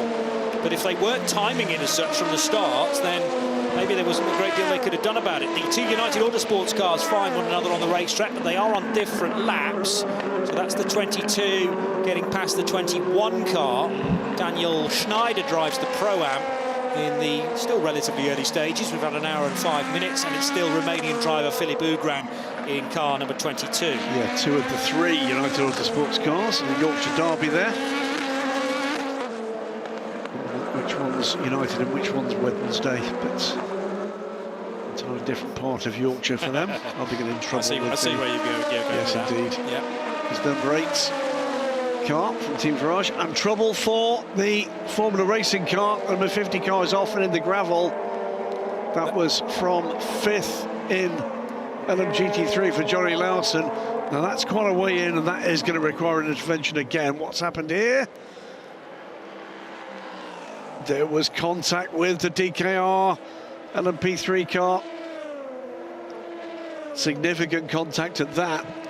So Alexander Matchell's just had a nightmare pit stop where they couldn't get the fuel hose in, and now he's just had a clash at Piritella with Johnny Lawson in the number 50 Ferrari. This is the battle for the race lead in LMGT3 between Derek De Boer and Sarah Bovey. De Boer again is going to struggle on the exit of Tozer. He can't quite get this corner right, although he will fend off the Belgian on the run out of Tozer and up the hill towards the affected area, for which we're going to have another full course yellow.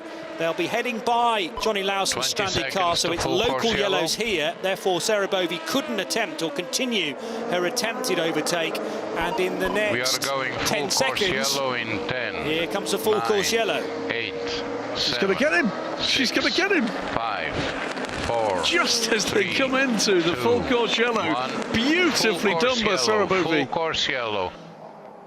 And was that a bit of drop in concentration for Derek De Boer, knowing that the countdown was happening in his ears, either directly from Eduardo Freitas or from his engineer? And Sarah says, well, we're not yellow yet, and we're free of the affected area. They were well clear of Piritella, and the run out of Aqua Minerale gave the advantage to the Iron Dame.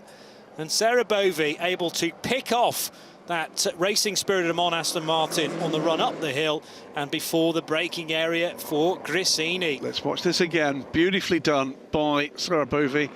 Goes a little bit deep, takes a little bit of curb there for the Aston Martin.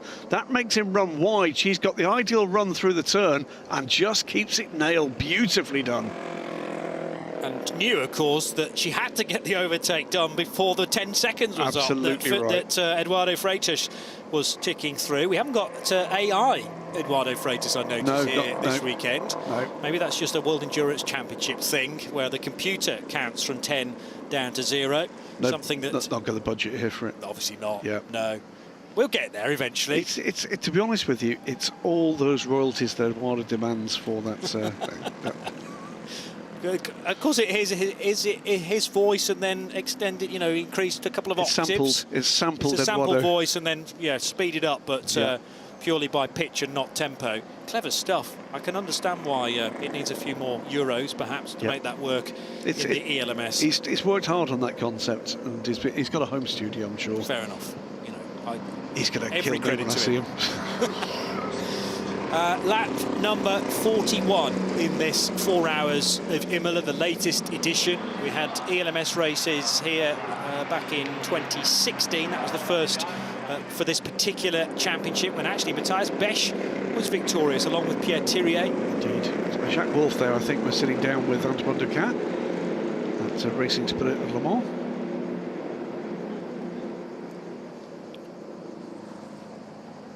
And Derek de Boer will, I'm sure, be kicking himself. He thought he'd weathered the storm around the mistake he'd made at Tosa. Then there was no overtaking permitted anyway at Piritella, because that's where Johnny Lawson's car was off the road. And double waved yellows indicating no overtaking permitted. But he could do it out of Acqua Minerale and towards the Variante Alta, as was called. And Sarah Bovey back in front now. So that advantage that Racing Spirit of Le Mans were able to find during the second full course yellow has now evaporated.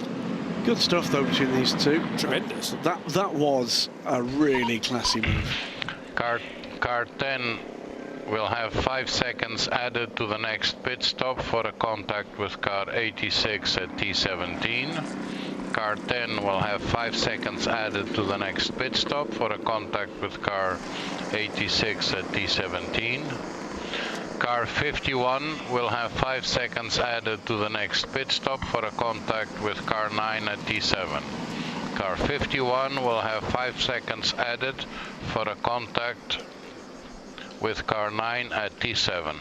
So, two not dissimilar sounding incidents. That's the Vector Sport car being penalised for contact with the GR Racing car, and AF Corsa being penalised for contact with the pit lane. We'll be removing full course yellow at 12:43, roughly in 40 seconds. Remember, we saw Jonas off the road at Tosa, which is turn 7, but hadn't worked out why it ended up there. I didn't see the 51, the Zebra Ferrari, anywhere close to it, but it obviously had some contact prior to us cutting to that. This is second and third then, circulating with, well, about a cigarette paper between them. 20 seconds to end full course yellow. And they're about to be waved out of this third full course yellow of the race. We've had just over an hour and 10 minutes of this year's 4 hours of Imola. Here's the countdown. 8, Johnny Aitken moves to the left 6, for an opportunity 5, should it present 4, itself. 3, 2, 1. End of full course yellow. Thank you. And it does not. Manuel Maldonado's very good run today continues. It's been impressive from the cousin of Pastor Maldonado, and Manuel has raced with some consistency now in the ELMS. He's on cold tyres though, and he's outbraked himself. He does actually weather that moment pretty well though into the first of the Rivazzas, but that's the other thing you've got to bear in mind. There are no tyre warmers in this championship, so first of all the outlap's very hairy, but then when you slow down to 80 kilometres per hour for a couple of minutes, that will take tyre temp away as well. So you hit the brakes in the usual spot down the hill into Rivazza, and the tyre's saying, no, I'm not in the window yet, give me a moment. So he actually dealt with that pretty well to fend off Johnny Edgar for second position. Just a note, by the way, in LMP3, Julian Jerby, who was the leader coming into that, or just before that full course yellow, I think again took advantage that it was coming, took his pit stop a little later than most, and burned the long stop. That is going to be significant later in this race. So it is a minute and 50 seconds, we'll remind you, 110 seconds this weekend at Imola. It's all determined by how long the pit lane is most of the time, and how long it takes you, therefore, to get to your bay outside your designated garage. Sarah Bovey has romped away from this third full course yellow and left Derek De Boer in her dust. So De Boer and those at Racing Spirit of Le Mans, the Aston Martin crew, are going to have to think again a little bit now to try and reel in the Iron Dames. Yeah, it's excellent timing, luck or judgment from Racing Spirit Le Mans to take advantage of a looming full course yellow, gave them back that track position, but then I'm trying to think what would be the female form of masterful, because it was that sort of move. It was a fantastic move from Sarah Bovey with a 10 count in her ears to just take advantage of just a moment of trouble. And it's trouble between the 47 from Cool Racing and the number 5 car. Now, that had been the lead car in LMP3. Both cars off the road. The LMP3 car is moving. That's James Dayson. The 47 car, that's in the hands of Carl Bennett down in 10th place. So the 5 car is going to regain the track. Open mouths up and down pit road. That's in the Panis Racing, the Panis Racing garage. So that 65 wasn't involved, but nevertheless they're going, what's happened and what will happen next to the race as well. So Manuel Maldonado, realising they're on camera now as well. Manuel Maldonado, Johnny Edgar, separated by less than a second. Here they come into Aqua Minerale. So what's happened here? It's in the foreground, isn't it? So 47 already rotating. The 5's gone off to stage left. I don't think the 5 was off. Yes, it was. He was. So I think there's been contact. Or did he just spin an avoidance of the 5? I think it's all happened in the braking area, actually, for the Villeneuve chicane. 5 is now under investigation for an unsafe rejoin. Okay. And meanwhile, Manuel Maldonado, Johnny Edgar, according to the flags of nationality that they've entered this race in, both British drivers. Maldonado has spent quite a bit of time in the UK, but is originally from Venezuela. Full course yellow is coming back, by the way. Sarah Bovey has got an absolutely massive lead here on Derek De Boer. That'll be full course yellow number 4 after an hour and 15 minutes. And yes, that will be coming in the next 15 seconds to recover the 47 car of Carl Bennett, which is off the road. Welcome to the European Le Mans Series, Carl. Yes. I would say it's not normally like this, but it kind of is, to be honest. He has raced here this year, because, of course, he's in the Assetto Fraschini hypercar. Raced at this track, yes. There we go, full course yellow. We've got, is that full course yellow number 4? I think it is. Yeah, the first of them coming. The replay for the unsafe release. It was the crossing the track that did it, and you've got to say, that's why. Crossed the track in front of the 28 car. So that was Marcus Siebert, who's actually as high as 5th now for EDEC Sport, doing splendidly well for his first LMP2 race meeting. So an unsafe rejoin, in fact, for car number 5, and they're going to be looking back at that. At 11:30, or just after that time, we got underway, though, for race 3 of the year in the European Le Mans Series, and straight away Ryan Cullen was pushing Manuel Maldonado for the race lead. Couldn't quite do it for the first time into Tamburello, though, and it would mean that Manuel Maldonado built himself a very decent margin at the head of the order. It was really busy back in the middle part of the LMP2 entry, and this is why qualifying becomes so important on a Saturday afternoon, to get yourself out of this hotspot area and the natural pinch points of Tamburello and the Villeneuve chicanes in the early part of the opening lap. LMGT3s doing their dicing, as they will be doing all the way through the race, you can be assured, and a terrific fight out front between Derek De Boer and Sarah Bovey in the early stages. Also want to keep our eye on was LMP3 with the WTM by Rinaldi car with a good start. Here's Derek De Boer's Aston Martin then, just ahead of Sarah Bovey. And the Iron Dames looking like a strong outfit again this weekend. It's just they've not really got the points in the championship to back up their good runs, particularly at Barcelona, before disaster struck with that errant wheel nut. Luca Giotto was also one to keep an eye out for in the number 34 Inter Europol competition car, a real star in the opening stages. A squirm and a slide from Cool Racing's Lorenzo Fluxa. He was being hunted down. Or rather the Giorgio Roda car as well. And then David Heinemeier Hansen had a mistake going into the first of the Rivazzas, outbraking himself and off into the gravel all on his own. That would bring out a full course yellow. We have already had 4 separate caution periods, none of them safety cars to date. They've all been the full course yellow, which limits the drivers to 80 kilometres per hour whilst a stricken machine is recovered. And back to racing we went again. Manuel Maldonado still doing well in the 65 Panis racing car. And then this moment, literally seconds before going into another full course yellow, but they were able to overtake these 2 GT cars at this point. And Sarah Bovey's much better run out of Aqua Minerale gave her the LM GT3 lead on Derek de Boer. As we go back to live action, this is the 4th full course yellow, as Carl Bennett is running again, and that means we can go back to green, and Johnny Edgar's not going to waste any time at all in diving down the inside of Manuel Maldonado for second position on lap 45. Edgar tried that coming out of the previous full course yellow. It's not yet done though, because Maldonado now elbowing him wide at Toza and nearly off the track. I think they brushed maybe side to side, but got away with that contact, and Edgar will stay in second position. Well, that's been coming for a while. Johnny Edgar, I'm sure, would have been frustrated by the efforts of Manuel Maldonado, and to that point, pretty much faultless from Maldonado in the number 65 car. Drops the first time down to 3rd place. Luca Giotto has got clear blue water between himself and Johnny Edgar.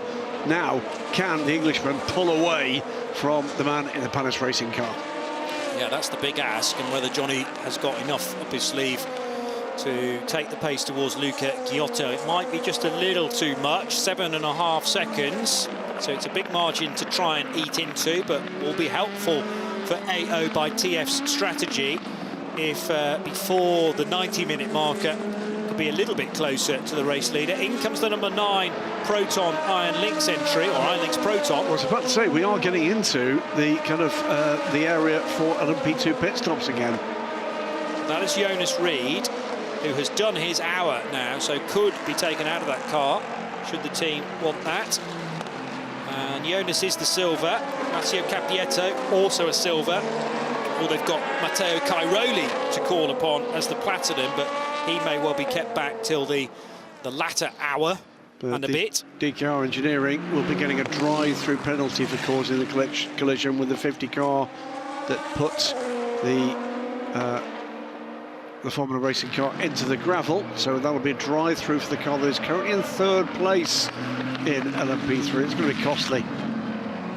Daniel Schneider also pitting on this lap for United Autosports in their LMP2 Pro-Am. So we've got an LMP2 car in, a Pro-Am car in. The race leader staying out for the time being, Luca Giotto. He rejoined, well, this will be his 22nd lap on the current stint, but there's been quite a lot of full course yellow within it, so more fuel saving, certainly compared to the first stint in LMP2, where there was only 1 full course yellow, if I remember correctly. Back into the battle here between Martin Berry, being closed down here by Takeshi Kimura, and the bright yellow Ferrari, the pink and blue Grid Motorsport by TF Aston Martin. And the Japanese driver looking for an opportunity by the Aussie ahead. Giotto was that 46 laps completed, but the gap between him and Johnny Edgar has just come down by a chunk. It's down to 4.7 seconds. Such a long line of cars threading their way through the Villeneuve chicane there, and of different classes. Glorious sound of the 5.6-litre Nissan engine in all of these LMP3s. Car number 12, Torsten Kratz, in behind Miguel Cristofau's Cool Racing car, as both are swallowed up by the quicker LMP2s.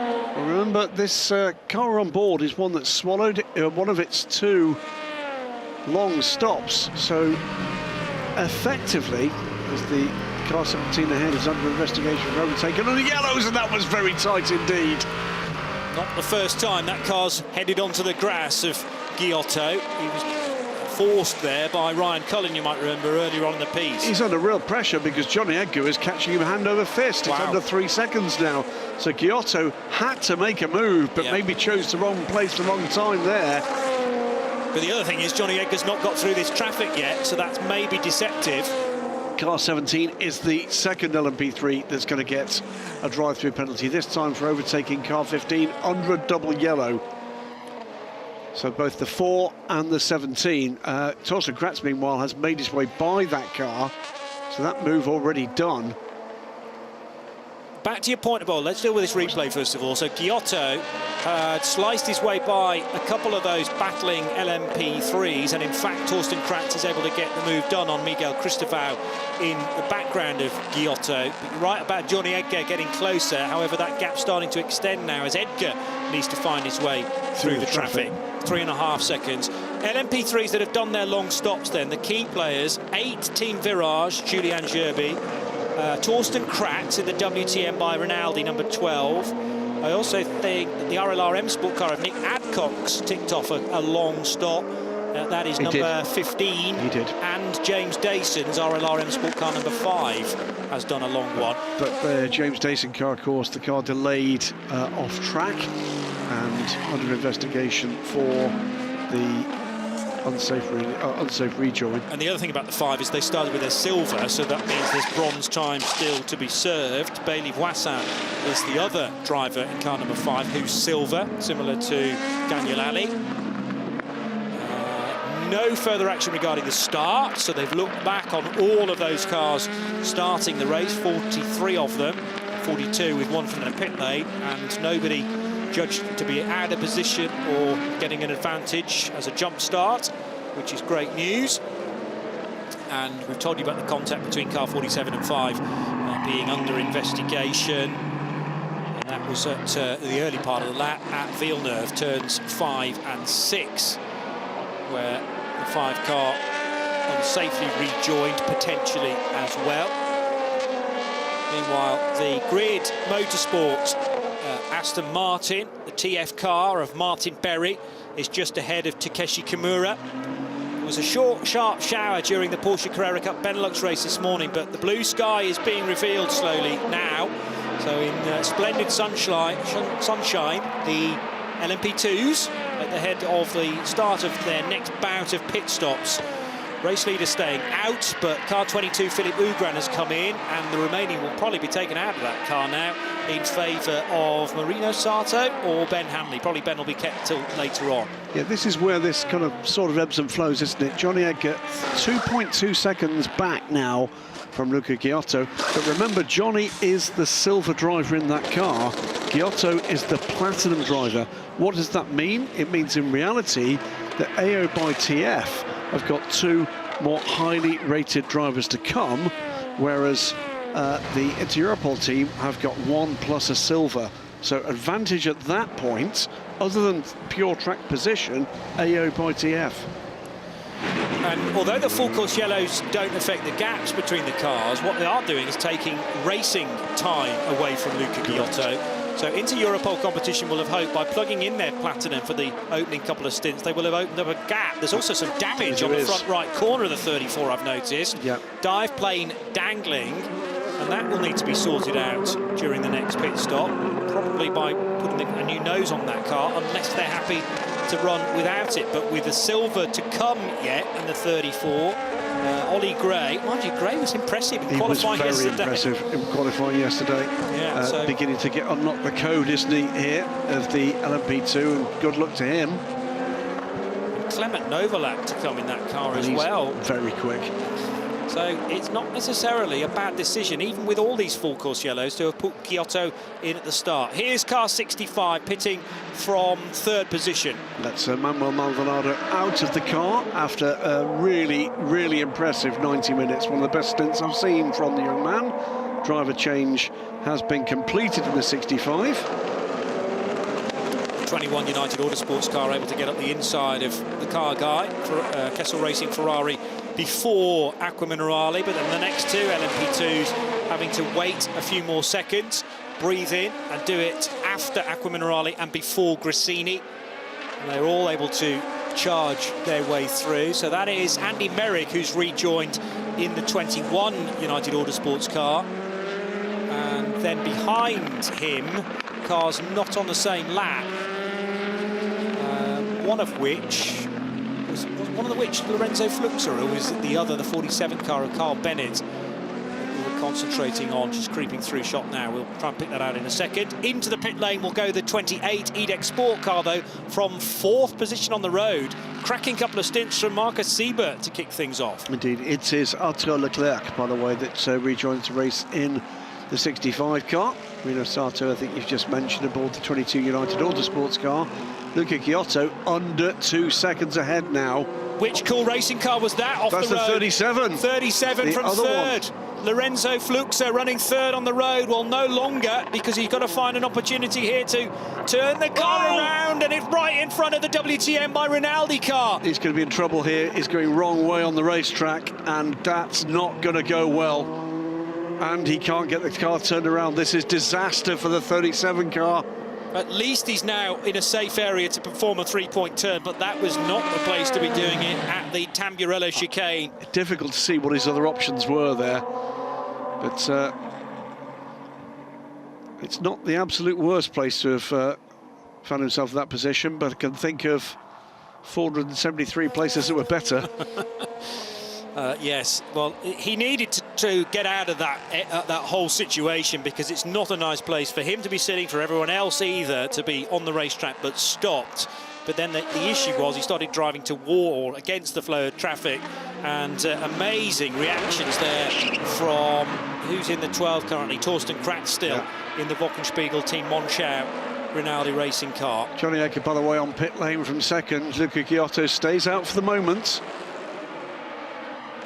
This is Sarah Bovey coming up to lap the 66 and the 50. So hints of the kind of progress we've seen.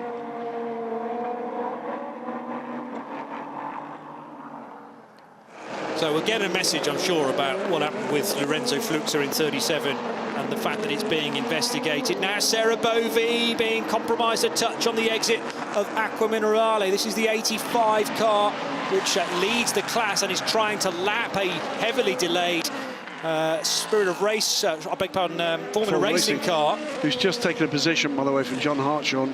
Because that's Johnny Lawson. And Johnny not far off the pace of Sarah Bovey, but Bovey is now through. But someone who's been mightily impressive is the driver of the 65 car, now with Steph Wentworth. Well, here is the man who has just pitted from the very front of the field, Manuel Maldonado from 65 Panis Racing. Great stint for you. It feels like things have just clicked for both you and the team this weekend. Yeah, no, everything's going well. I think I was really happy with the start that I made, and then I managed to create a gap with the cars behind. And then our first pit stop came, it was clean. I'm happy with the job that the team's been doing this whole weekend. It's been flawless. And then, yes, on the second stint there, I lost a little bit. But also, I think the fight with Giotto wasn't really that fair. I mean, when you push someone off the track and they don't get anything, or at least it doesn't get review, then it feels like we've been hard done. But anyway, we'll see if they look at it or not. But we're still doing a great job, and my teammates have been really quick this whole weekend. So, yeah, fingers crossed we can bring the car home in a good place. And, yeah, let's see where the race finished. Brilliant. Thanks so much. Thank you. Manuel Maldonado speaks very well also, and making it clear that he wasn't too happy with the decision between he and Luca Giotto, but well, it's not been looked at, or it maybe was semi-reviewed by the race direction and said it was absolutely fine. And Luca Giotto, from the lead of the race, can now pit for the second time. Now, in order to burn the required silver time in car 34, they will need to get Ollie Gray into it at some stage, and this seems to be the opportune point to do a slightly longer stop. It was 1 minute and 20 during the second stop for that car, sorry, for the first stop of that car, and it's now in for the second time. We'll get a time for this stop as soon as it rejoins the racetrack, but I'm expecting it to be longer. May well be driver change and a new set of tyres in fact. Tyres are heavily restricted in this championship. You get 12 individual tyres, i.e. 3 sets for the race and for qualifying, so you have to be so careful when you're using a new set. Lorenzo Fluxer, by the way, lead the race after that spin, but owes a pit stop. That is going to affect their run a little bit later. And that was who with the new 34, which is the damaged dive plane. It is the Luca Giotto car. Yeah. Thank you to Steph for that. And our ears. Removing the evidence maybe of that contact. True. Yeah, get rid of it. What knows? Chuck it in the bin quick before anyone spots it. Get the truck out of here. It's been like that all race. Honestly, we've got the photographs to prove it. And away goes the grid motorsport by TF Aston Martin. The 66 has come in at a rather unusual angle, should we say, but they can deal with that with the trolleys. Car guy Takeshi Kimura with his infamous ET impression. Fantastic. I only caught that out of my eye, but I think I saw it with the towel over his head. Yes. Yeah, very good. Good effort from him. That was a great battle with Martin Berry. And now, an update on the 30 car of Duquesne. It had to be started by James Allen, the quickest driver for that car this weekend, because it effectively didn't give us any lap times. What I'd forgotten was, yes, the car wasn't able to rejoin qualifying after it caused a red flag, but the times it had set before that were effectively deleted. Yep. So with no time at all, it had to start right at the back of the order for James Allen. He's now handed the car over to Niels Coulen. Well, Niels is in a second stint now, so he's just pitted that car. Yep. They just lost a position there to Marino Sato, but they've made a great recovery, you know, here.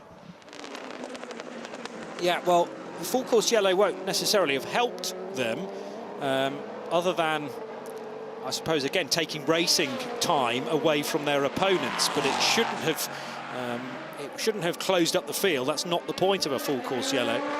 And also, any opportunity to pit, that loophole was closed a couple of seasons ago, as in when the full course yellow was announced, that automatically closes the pit lane to anything other than emergency service.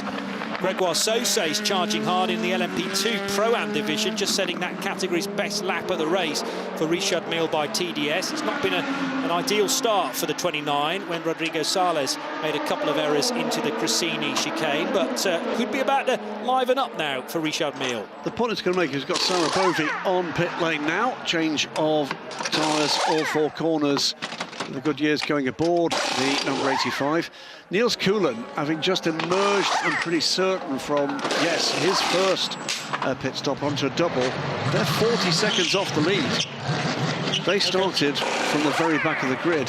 Yeah, that's exactly right. Yeah, Coulen's done well, it was James Allen for 23 laps, then Coulen took over, so after a single for James Allen, because they want to try and keep some of that drive time back for the Australian to utilise that at the end of the race. It ended up being a 28-lap stint for Niels Coulen because of those various full course yellows. 3 of them, 3 separate ones in that first stint. Yeah.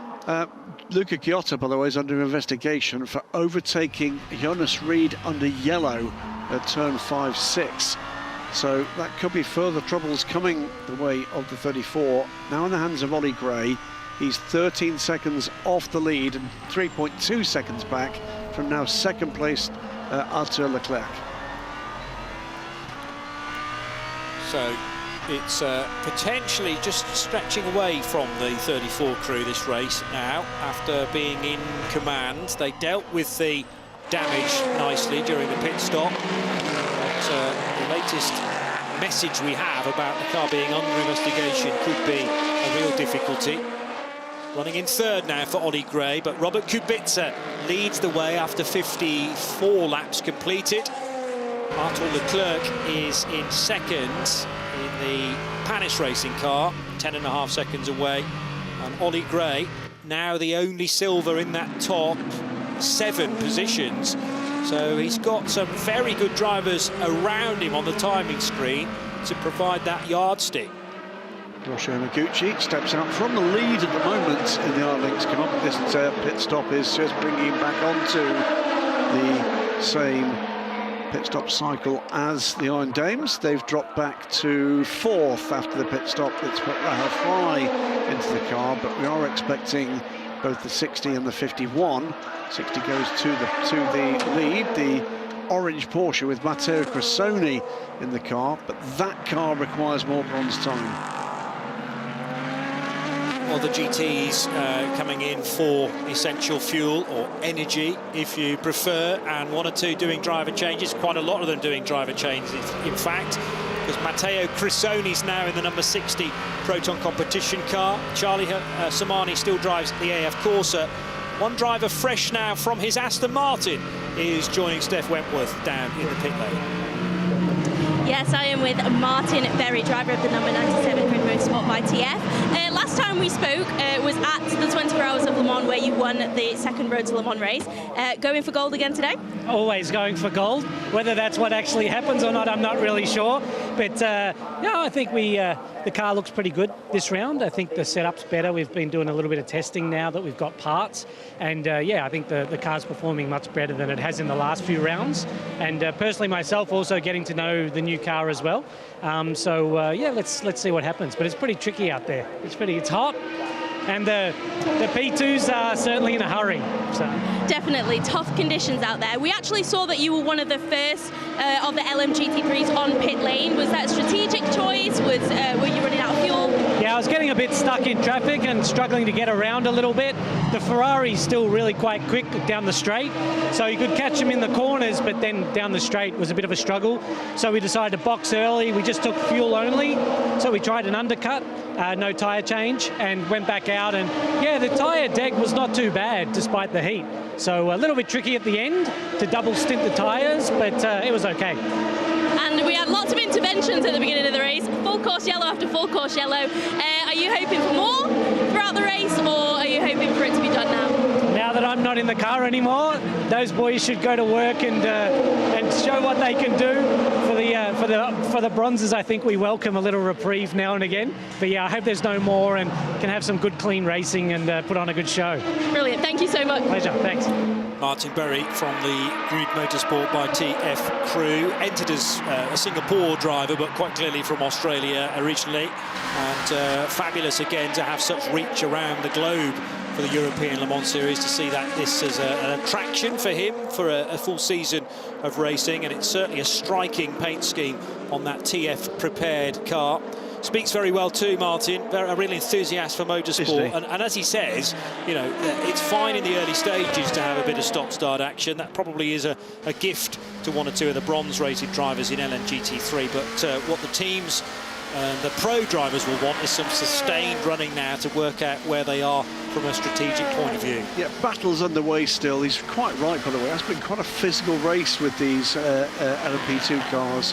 Very narrow track and not much quarter given. Almost the same again there as the TDS.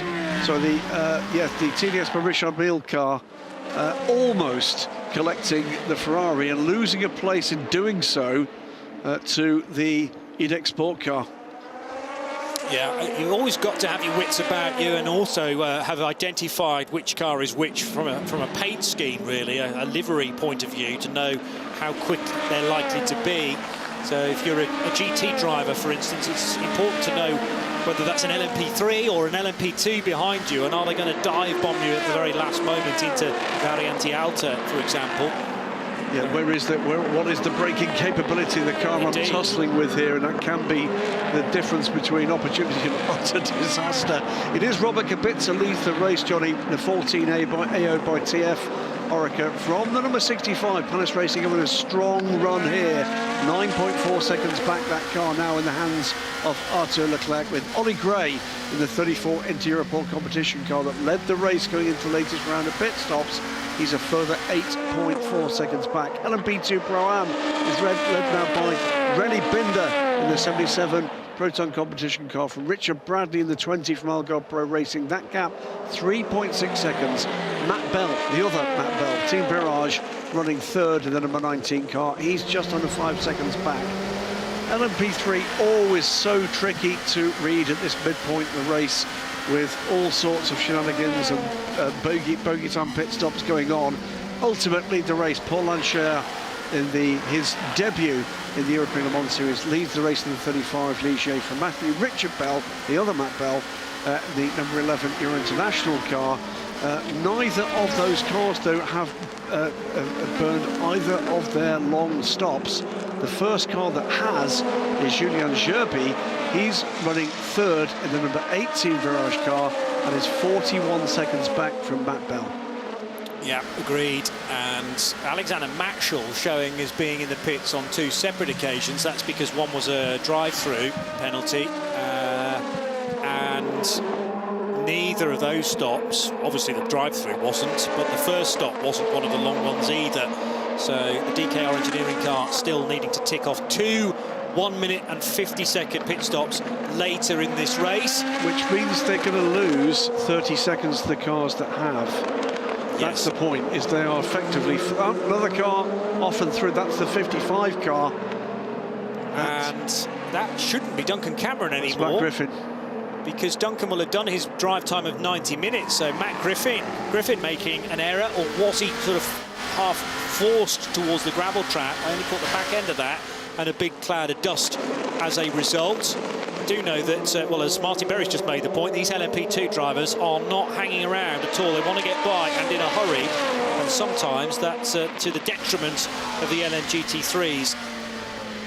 If anything needs to be re-investigated there, it will be by race control. To complete, by the way, the class roundups, leading LMGT3 at the moment is the Proton Competition number 60 car, the Porsche in the hands of Matteo Cressoni. That car has only completed one of its routine stops, and that's stretching the envelope really magnificently from Matteo Cressoni. I think an awful lot of lift and coast going on there. Rahel Fry is 18 seconds back in the Iron Dames number 85 car before we get to Charlie Samani in the 51 AF Corsa car, but he too has only stopped once in this race so far, to the 2 for the Iron Dames. Casper Stevenson now aboard the 59 Racing Spirit Le Mans car that led this race twice and is 16 seconds back now from Samani, therefore 20 seconds back from Rahel Fry.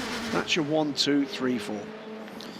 And we're still focusing in on this Ollie Caldwell, Richard de Guiris, Marino Sato. No, he's a full 11 seconds back, so not involved immediately in the number 22 United Autosports car. But Caldwell fourth, and de Guiris 5th in the number 28, doing the chasing as they round the left-hander at Piritella and then tumble down the hill into Acqua Minerale. They very fast right-hander, and then you're hugely on the brakes to arrest the speed of the car before turning sharp right and up and out of Acqua Minerale, with the Peacocks in the park to drivers left, just the other side of that gate.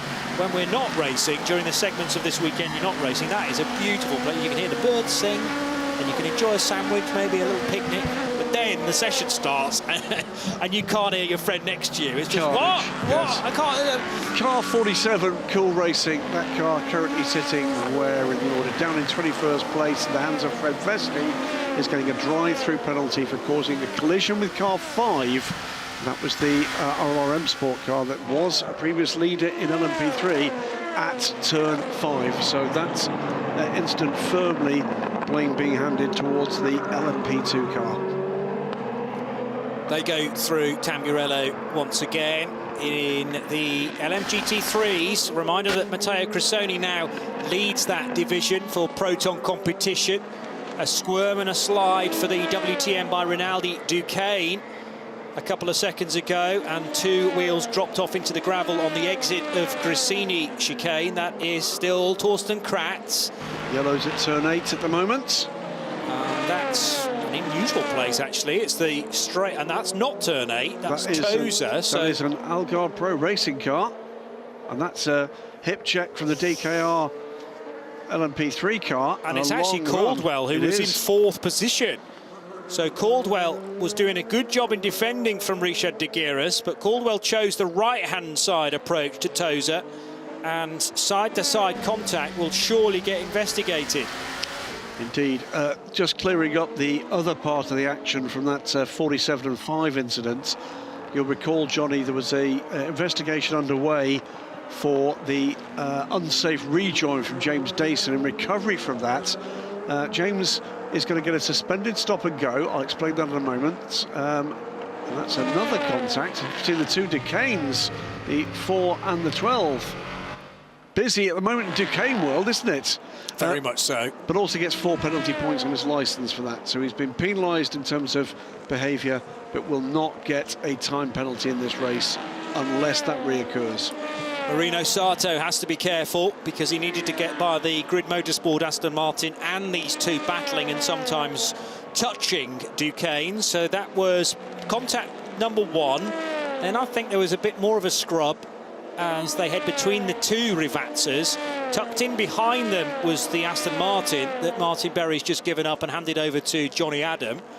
And then Marino Sato in car 22 wanted to get by all of them, and thankfully they were just heading to the main straight as that happened. Yeah. Some smoke from the front left tyre of car 12, slowing for Toza, I noticed. As Ollie Caldwell's now having to recover. He dropped from 4th to 6th as a result of that gravelly moment at Toza corner. Not of his own making for me, but Sato also with Richard De Gueras was able to get through. So De Gueras up to 4th, Marino Sato for United now runs 5th, and Caldwell trying to gather those places back is 6th. Yeah, Miguel Cristobal is on pit lane with number 17 Cool Racing car. Well, that car a little way down in this order. Meantime, the excitement at the head of the field, if we keep an eye on this group of cars, seems to be providing just a little bit too much entertainment right now. Arthur Leclerc is closing on Robert Kubica. So that gap is about 4.5 seconds now. So AOBITF's lead, some of that will be with traffic, but it's very, very busy out there. Still all 43 cars running. We are 10 minutes from the halfway mark of this 4-hour race here at Imola. Second major international sports car race here this year after the WEC had a epic event here with all sorts of shenanigans happening with weather that we absolutely were not expecting, and a huge crowd here. Imola staking its claim to be a long-term home for endurance racing in Italy. Here comes the 60 car from the lead in LMGT3, Matteo Cressoni. That will hand the lead back to Rahul Fry, but they are significantly out of step, Johnny, in terms of their fuel stops. Yeah, and I'm not sure how that's been possible, because I mentioned that a lot of the GT runners pitted after 50-odd minutes, and they'd been at 1 full course yellow by that point. Did Sarah do 2 full stints? 26 laps and 22 laps. I think that's driver time. Yeah. Because the difference between the two cars is the 60 car. They took Claudio Schiavone out of that car after a single stint, did they not? They did. So what they've done is the Iron Dames have burned all of their required bronze time, and now they're good to go with Rahul Fry and Michel Gatting to the end of this race. 18 seconds they have over Charlie Samani, and he too is due down pit lane anytime soon. Yeah, Sarah's stint, or stint and a half, was completed at 6 minutes past 1, so you only have to do 90 minutes as the bronze. She's done it. In a 3-driver lineup, whereas Claudio Schiavone has not done his 1 hour and a half yet, and will need to get back into the 60 car. So yes, Proton will be enjoying the fact that their car is at the sharp end for the time being, but because there's more bronze time required in car 60, that's unlikely to remain the case. Unless, you know, we get a safety car in hour 3, and it could be very interesting then. Yeah. Rahul Fry's the silver, isn't she? She was is. Gold for a period of time, but now silver again with Michelle Gatting. Or is it the way round? No, hang on a minute. No, Rahul is the silver, Michelle is the gold. Fine. So the realistic targets is Casper Stevenson, who's in the Racing Spirit Le Mans car now. He's 20 seconds back, but closing down Charlie Samani, about to pass that car, I think, for second place. Arthur Leclerc, meanwhile, under 3 seconds back from Robert Kubica now, and that's becoming a real battle for the lead of this race. 7 minutes to go to the halfway. And Aqua Minerale, the scene of Johnny Adams' Aston Martin, heading into there just ahead of Alex Matchell, but about to be a further lap between those cars. So Charlie Samani into pit lane from 3rd position in LMGT3. Rahel Fry staying out. She's not long been at the wheel of the number 85, in fact. So we're already 9-10 laps in to the stint for the Swiss racer. This is Charlie Simoni on pit lane. And, driver change underway. I think this is going to be Manu Collard. It is Manu Collard. The evergreen Manu. He's been endurance racing now for 250 years, Manu Collard. And he managed, you know, he managed 249 Le Mans in a row, and then couldn't quite get the final sequence. But what a career Manu Collard. You were about to say, sorry? I was about to say 27 laps for Charlie Samani in the first stint, 30 laps in the second stint. So again, they've gone to their energy maximum rather than getting the driver changed after the time was up for the bronze racer. It's just a different choice by them, basically, not to effectively burn or potentially have another pit stop at the end of this race. And I think both can work. Meanwhile, Axel Jeffries in the 63 Lamborghini up against Esteban Masson in the Kessel Racing Ferrari. So this is 3rd and 4th in LMGT3. They've got Casper Stevenson ahead, but quite a way ahead. So scrapping over the final step on the podium with 2 hours and 5 minutes to go. Lamborghini and Ferrari head-to-head at Imola. Stuff of dreams, isn't it? Great stuff. Well, Ferrari obviously hailing from Maranello. Lamborghini's traditional home is Bologna, so they're you know, very, very short drives from both locations. This known as Ferrari's backyard, really, the Imola race circuit. My son taking a look to the inside there. Just think taking a look. Don't think there was ever any realistic chance of a pass there. Axel Jeffries closing the door. And they are nose to tail here. Cracking stuff from this pair. Iron Lynx from Italy, of course. Kessel Racing. It's putting Ronnie Kessel on the grid. They're from Switzerland, but key part of the customer Ferrari offer. Team with real success around the world with Ferraris. Iron Lynx, their year 2, is it now, of their relationship with Lamborghini, with this LMGT3 program here, LMGT3 program with the WEC, GTP and hypercar programs in IMSA and in the World Endurance Championship. And of course, lest we forget, a Lamborghini program, the Michelin Le Mans Cup with new Iron Dames this year. This time though, Esteban Masson tries around the inside. There's possibly a bit of a hip check there. He ducks out of it. But was level virtually in the braking area. The problem is that Ferrari couldn't turn in before the Lamborghini. Nice bit of slightly later braking than normal, I'm sure, from Zimbabwean driver Axel Jeffries. And now, slotting between the two of them, albeit for a brief spell, is the number 30 Duquesne car, which is being driven still by Niels Coulen. And this car still in a very healthy position of 8th, considering it started from 43rd at the start of the day.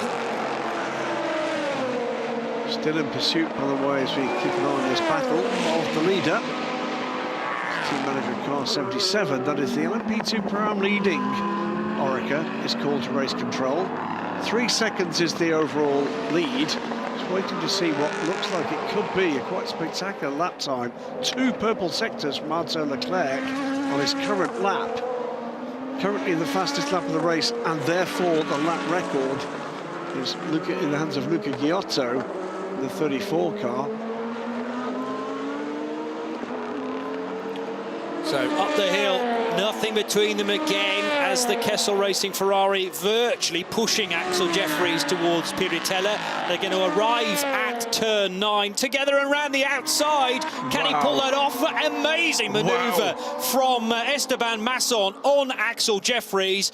So many times this weekend we've seen cars running so wide that they drag 2 wheels and tyres through the gravel. He must have been right on the ragged edge there of doing that, but keeping the 4 wheels on the asphalt. The grip was was there for Esteban Masson, now third. One of the joyful parts of this circuit is they keep finding different places to pass. And it takes your breath away. Arthur Leclerc, by the way, has claimed the fastest lap of the race, and he brings the gap down to a single second to Robert Kubica now for the lead. It's a 1:31.757. Here's the 43 into Europol competition entry now in the hands of Vlad Lomko. Car needing to start from the pit lane and to take a penalty as well at the first pit stop. But this car is almost inside the top 10. What's the gap to 10th place Matteo Cairoli? Is about 4.5 seconds, hovering around that margin at least. Over the line will go the Team Virage LMP3 entry, which is running in third position for Julien Gerby. One of its long stops already taken, we'll remind you as well. But how about this from Esteban Masson up the hill? Terrific exit out of Tosa, turn 7, through the little kink at 8. But then all the major overtake was done at Piritella. I didn't think you could overtake around the outside here. Well, forced the Lamborghini, kept to the central road, forced the Lamborghini to the curbs, and that was just enough, wasn't it? Cracking stuff. And some respectful driving from Axel Jeffries as well, giving Masson racing room. He didn't want to give up the position, but equally he didn't want to push the Ferrari into the gravel trap. So respect to both involved there. Fabio Scherer now in the number 23 United Autosports car. And into Europol's Vlad Lomko is up ahead. The lead battle, by the way, is a 1/10 of a second across the last timing beam. Unbelievable. So Leclerc has absolutely got the hammer down now. So Kubica, Leclerc, yeah, 1/10 as they were partway round the lap. And this is the two cars we're talking about. So the AO by TF Sport car run by Tom Ferrier's outfit. And Robert Kubica, the Polish driver, after his experience in the past with WRT. Arthur Leclerc, a new name in ACO rules racing, but certainly not for fans of the FIA Formula 2 Championship. And it's Charles' younger brother, we must remember as well. So the talent runs throughout the Monegasque family, no doubt. And the Panish racing car carrying these Mark VDS colours for this season as well, because of a combination of the two teams, is that right? Mark VDS and Panish Racing? VDS are providing backing for Panish Racing, but the car now run by TDS Racing. Ah, right, OK. So another team being involved. Absolutely. With the 65 crew, and therefore they'll be together in pit lane with number 29, Richard Mille by TDS crew, who run in LMP2 Pro-Am. Generally, what's been happening in LMP2 is that the number 9 car is the first of the stoppers, so that's an indication for us that we're not too far away from all of the P2s needing some more fuel. And we're roughly at half distance, in fact, just ticking over that now with 1 hour and 59 minutes still to go. So 3 stints completed, 2 pit stops, and we're about to deal with the 3rd pit stop for most of these LMP2s, unless you've got very much off schedule. There hasn't really been the opportunity to do that. Touching wood as I say this, no safety cars so far, but there have been 4 full course yellows as cars have been off in the gravel at various places. Live from the Autodromo Internazionale Enzo Edino Ferrari circuit here in Emilia-Romagna. It's round 3 of the European Le Mans Series under bright blue skies now. Still a little bit of cloud here and there, but thankfully that early morning rain has been blown away. There was still a bit of doubt in 1 or 2 teams' minds about whether there's going to be a short, sharp shower in the closing stages of the race. The likelihood is it'll arrive at about 4:30, 5 o'clock now, which is an hour and more after we're due to be done. Started at 11:30, the race therefore running through till 3:30. But that would certainly add some extra spice if the rain arrives earlier than that. And Robert Kubica will be being told to push like crazy, because if this is not his in-lap, then it may well be the next one. Just going to check back to see how many laps we've had actually from Kubica. No, he can go a bit further, potentially.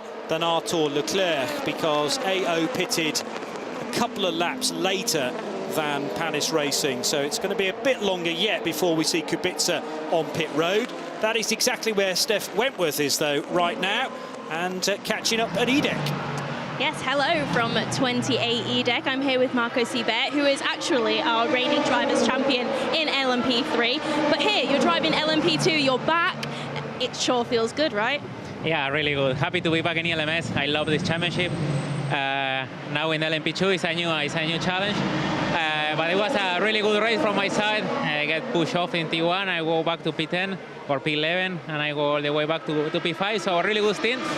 I'm really happy. The car is really good. Still a long race to go, but so far so good. So we'll see how it goes. Yes, we're about halfway through. We know this track is really challenging, but you managed it really well. And it's going well for the team right now, isn't it? Yeah, really good. I love this track. It's my favorite track, actually. I'm always saying it. It's really challenging, even more in ELMS with the traffic. But yeah, so far we were able to manage it good. So let's see how we finish. Can we expect a podium? I hope so. I hope so. All right, thank you so much. Well, here's an incredible stat for you. We were here earlier this year with the FIA World Endurance Championship, the 6-hour race at Imola, albeit in changeable conditions. The race lap record there was set. It was set at a 1:31.794. Arthur Leclerc has beaten that time. Yeah, in an LMP2 car. Incredible. I mean, that was Antonio Fuoco time in a hypercar, let us not forget, a Ferrari 499P. And yes, the race fastest lap that weekend, a 1:31.7, and we're now 7:94, crucially. Yeah. Because it's still a 1:31.7 today, but a 7:56. Now, okay, in terms of ultimate potential pace, the hypercars were 2 seconds faster than that in qualifying and hyperpole. On a track that did see mixed conditions, they are at the moment a smidge quicker. Yeah, and that having to be done through traffic as well. So, you know, you could argue that maybe an LMP2 car is slightly more manoeuvrable through traffic than a hypercar. That's the whole point of hypercar rules now. They took away the aero that the old LMP1s had, and they're heavier than an old LMP1 car as well, to make the racing more interesting, potentially, more exciting, more competitive. And I mean, I could tell at Le Mans this year, for instance, that those hypercars are a real handful when the weather hits, particularly. Indeed. So an amazing. Thanks to Jeff Carter for pointing that out, by the way. Arthur Leclerc, by the way, has dropped back just a little from Robert Kubica the last lap or so, but he's still under 2 seconds back. It's a great battle here. Kubica from Leclerc, 1-2. 26 seconds back now is the 34 interior pole car of Ollie Gray. So that car sits third, with EDEC Sport Richard de Juris fourth, a second back from the interior pole car. Look at the message, Graham, at the bottom of the screen concerning the Iron Dames Porsche. A full course yellow infringement, a potential infringement, is currently under investigation. 21 seconds to the good. Oh. The 37 off again, and it's the 4 DKR car as well. So the 37 that had already spun when it was in the hands of Lorenzo Fuchs. Big collision for who's in the car, Paul-Luc Chatin. Remember, he's changed cars this weekend, been driving the 47 up until this point, 37 for him this weekend. And has he clashed with the DKR engineering car of Belin Garcia in this moment? Because Belin was rejoining. This is where on the track? It's at turns 5 and 6 at Villeneuve. What's happened here? And it happened way before that, but off goes Paul-Luc Chatin into tyres, thankfully, rather than colliding with bare metal and Armco barrier. Belin Garcia just about got away with that, but what we don't know is what happened before they appeared around the corner at turn 5. It will be a virtual safety car that's going to be coming in about 5 seconds' time. And we know what happens with a virtual safety car. At the end of that, it automatically goes into a safety car. So the lead that Robert Kubica currently has of 27.9 seconds will evaporate unless they get the car in, because the pit lane does not close under a virtual safety car. It does not. So basically 3 laps, isn't it, under a virtual safety car. Gives everybody the opportunity to fuel. This will shake things up. Particularly because, yes, you might be able to get your pit stop done, but all of those big gaps will be closed up, and we'll have a wave by as well to make sure that none of the subcategories are compromised. This is where you burn your long stop, if you can, and we're about where they need it as well for the LMP3 cars. True enough. So those that haven't yet done that, and all of a sudden you're thinking, well, actually, is it a benefit not to have done your long stop in the early stages? The problem for some of these teams is they've just done one. Ouch.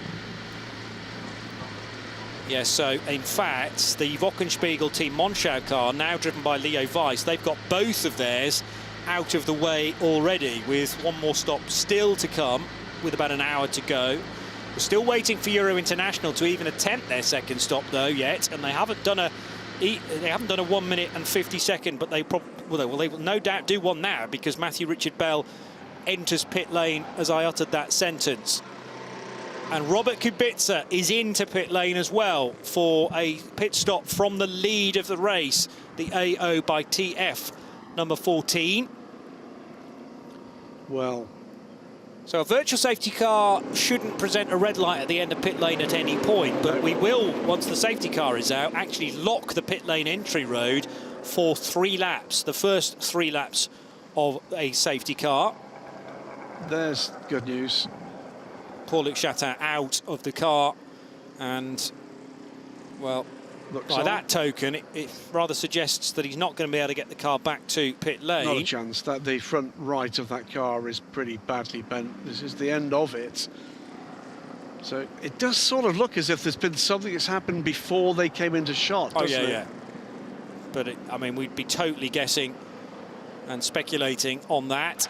66 again at 45 degrees, but that's okay because they can correct the line of the car afterwards.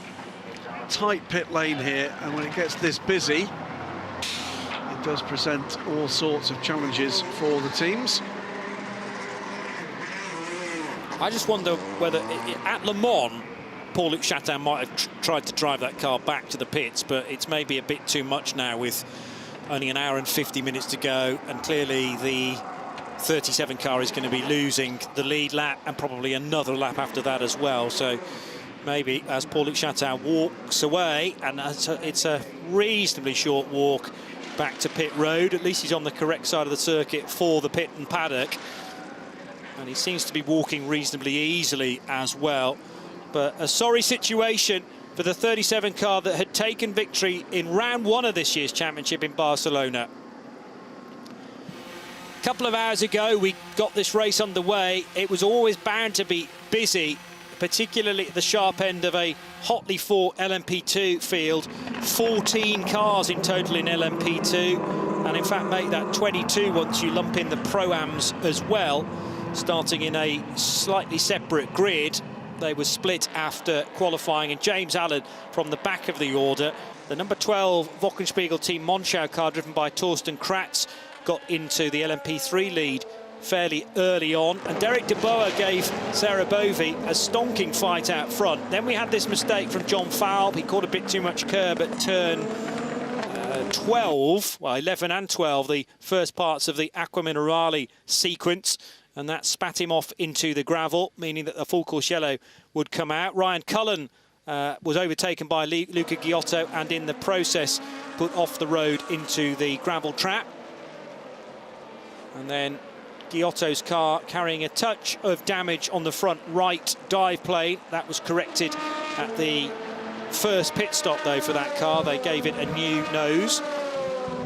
Giorgio Roda in the number 77, taking a clean sweep of pole positions to date. This was David Hannemeyer Hansen's error, though, into Rivazza in, and the car rotating up on the curb and needing to be recovered by the marshals, the ever-efficient marshals, at turn 18. As the first speed limit of 80 kilometres per hour came out, and we've had a total of 4 of those now. We're currently on the virtual safety car, which will automatically lead to a full safety car period.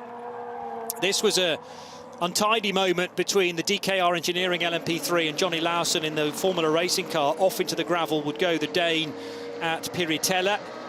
Terrific overtake, we think, by Sarah Bovey on Derek Dubois. Certainly in our ears, it was outside of the full course yellow because the countdown was still being done as that overtake was being completed. But we've had a message on the screen to say that 85 Porsche is now under investigation for a potential FCY infringement. More news on that to follow. Great fighting as usual in the LMP2 ranks, particularly then when they have to deal with traffic at the same time. And there was a bit of contact actually that time for Luca Giotto, the second time he drove across the grass there on the approach to the Grissini chicane. First time being put there by Ryan Cullen in the number 10 car.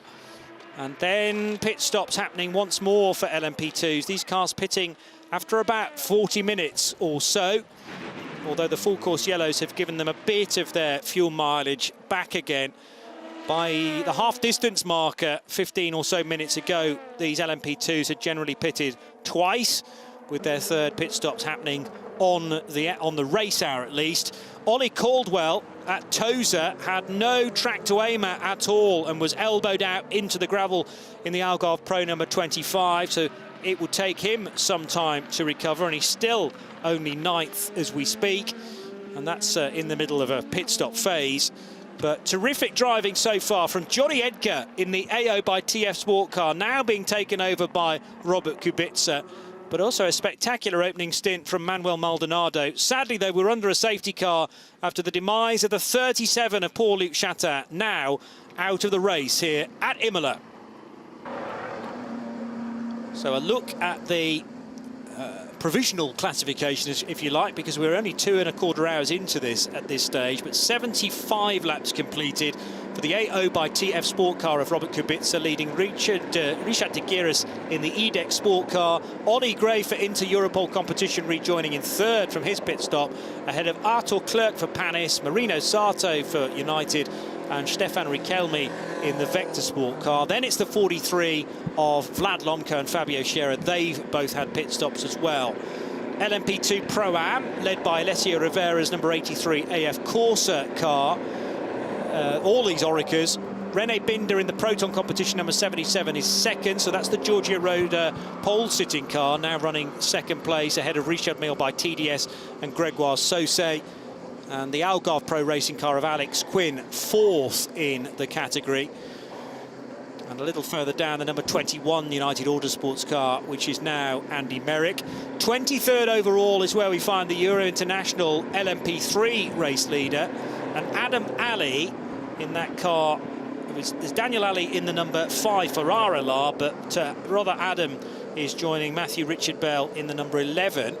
And as far as their long stops are concerned, they've done one of them now and still need to do one in the final pit stop of 1 minute and 50 seconds. Jean-Baptiste Lehay for Ultimate, ahead of Bernardo Pinheiro for Team Virage. And the LMGT3 race leader is Rahel Fry for Iron Dames, number 85, ahead of Casper Stevenson's Racing Spirit of Le Mans, Aston Martin, number 59. And then it's 57 Kessel and 63 Iron Lynx for Esteban Masson and Axel Jeffries, who had a superb tussle not too long ago. Esteban Masson overtaking the Zimbabwean driver on the outside of Piritella, which is a spectacular thing. I don't think I've ever seen that done successfully before, Graham Goodwin. No, indeed, cracking stuff there. Barrier repairs underway at the site of the incident with the Cool Racing car. You can see that car in the background, the place of safety behind the barriers now. So it will be this repair before we get underway. Safety car has now been deployed, so this field will close up. And I think we'll also get a wave by here, Johnny, if that's required. Indeed. And that just means that in LMP3, in the GTs, in the Pro-Ams, in fact, the location of the overall leader doesn't interact or interrupt with any of those scraps, because it's very easy, if you're in the wrong place as the race leader, to wave a GT leader into something like a 2/3 of a lap lead, which you can never catch back again. So that loophole was closed a few years ago by the ACO, and it will reset all 4 categories if need be. Yeah, so it picks up Rahel Fry in the LMGT3 class leading car. Looks pretty close to that barrier repair being done, by the way, but they'll collect this field. He's waiting for the overall race leader. And before you overtake the safety car, you really need confirmation in your ears from your engineer that it is okay to do that, because all of this will be looked back on to make sure that it is legit. But here is the race leader, the AO by TF sport car of Robert Kubica. And to give you an example, I think behind Kubica right now is the 21 United Autosports car, which will need to be waved by because Andy Merrick is losing time on his fellow Pro-Am runners. This opportunity, though, gives us a spot to go to Steph in the pits. Yes, let's have a chat with Ferdinand Habsburg of the number 47 Cool Racing. Ferdy, it's been such a long time since we've seen you. We've missed you around. I'm sure you're very anxious to get in the car now, aren't you? Yeah, I mean, I was having such a good time all week being back in the LMS. It's such a nice weekend to be a part of because you get to do quite a lot of driving on the test day and then have a pretty chilled Thursday, Friday, really spend time with the team and your teammates. So from that perspective, it's just a great weekend out. And you've got very fond memories here in Imola. Last time ELMS was actually here in 2022, stood on the top step. Whether or not you'll be able to emulate that today, we'll wait and see. But yes, very fond memories here. Yeah, for sure. I was racing here with Prema at the time, so it was an Italian team racing in Imola and winning the first time out. That was incredible.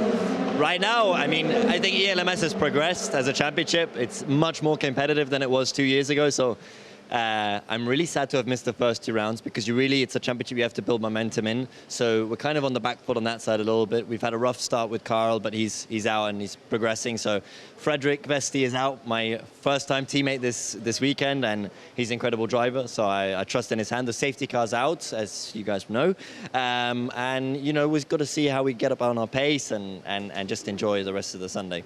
Yeah, and it's a really difficult track, isn't it? The track position is really important. What are the kind of hit points to focus on when it comes to such a technically challenging track? I think it's the rhythm, you know, like with anything, getting the rhythm up and the traffic interrupts it, you know, so making your way through it, kind of like a little speedy spaghetti, you know. Got to keep your line and not make too many mistakes, not too much risk, but just keep your rhythm up and keep the flow going. And in the end, you can get so interrupted with like thinking about traffic and your oppositions in front of you and behind you, but if you can focus on yourself, this track really rewards it. Right, we look forward to seeing you in the car. Thank you so much. Thanks.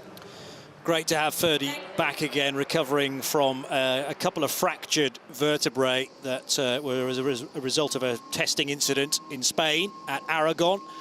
The track crews doing an excellent job in bolting these tyres back together. They're dealing with that rubber belt now that goes across the front of it, Graham. Clearly the impact from the Orica's hold effectively it's conveyor belting, it's rubber belting to hold the tyres in place, and they're patching that at the moment. But work continuing apace. That field is pretty much now in line astern. We start what will be lap 77, I think that's right, isn't it, Johnny? We're going to start lap 78 now, complete 77, as they cross the line. And we're preparing for the pass around now. So what is pass around? Pass around, this is not one race, it's 4 races. It's a race apiece for each of these 4 classes, and a classic safety car arrangement can have dramatic effects on any of those class races, and that's not fair. So what happens in the safety car process for the European Le Mans Series is what's called a pass around. If your class leader is behind you in the safety car train, you pass by the safety car and rejoin the rear of the train.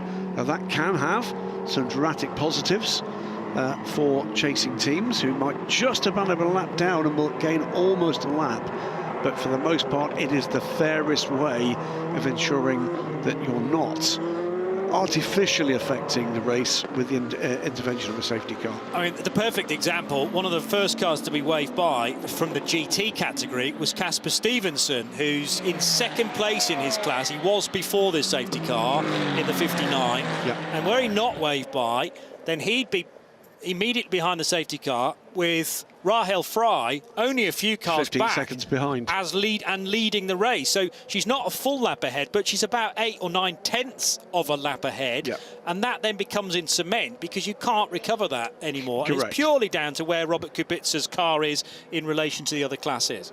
Building on that exact point, the choice, I guess, do you have a wave around or don't you? In the case of Casper, it's a cracking example of it, because if he doesn't get a wave around, he's going to be, what, a minute and a half behind. If he does get the wave around, he'll gain time on Rahel, but still will be behind. He's going to be 10 seconds behind rather than 20 seconds behind. Yeah. So he's made a significant gain, but he's not out the race, which he almost certainly would have been if they were not to do the wave around. Yeah. And safety cars in all of time in motor racing have always been a disadvantage to the race leader. Of course. I mean, that's natural, isn't it? You know, you build a lead at 20, 30 seconds, a safety car comes out. This happens in sprint racing as well. Unfortunately, the field gets bunched up because that's just how you deal with an incident as safely as possible. But there's kind of no way around, other than the full course yellow, which was a great invention to come out of Dutch supercar racing effectively. Then the 24H series got wind of it. They call it a code 60. It's actually a code 80 in this championship, 80 kilometers per hour. But sometimes when you have a car off, and more importantly, barrier damage that needs to be sorted out, then a safety car is the only option. It's just a shame that it's happened this late on in the race, because normally a safety car in the opening 2 hours of a 4-hour race doesn't impact that much. The closer it comes to a checkered flag, the more the race scenario changes greatly. It's basically a big reset at this stage, and with the exception of the LMP3s, many of which had already stopped just before the virtual safety car was called for, another safety car deployed, just about everybody has got fully fueled in that opportunity that the virtual safety car presents. That is 3 laps behind a non-existent, a virtual safety car, effectively a full course yellow, but with the pits open. After that, they deploy the safety car, see that there now, bring the field back under control, pits are closed. So it means, frankly, everybody's good to go.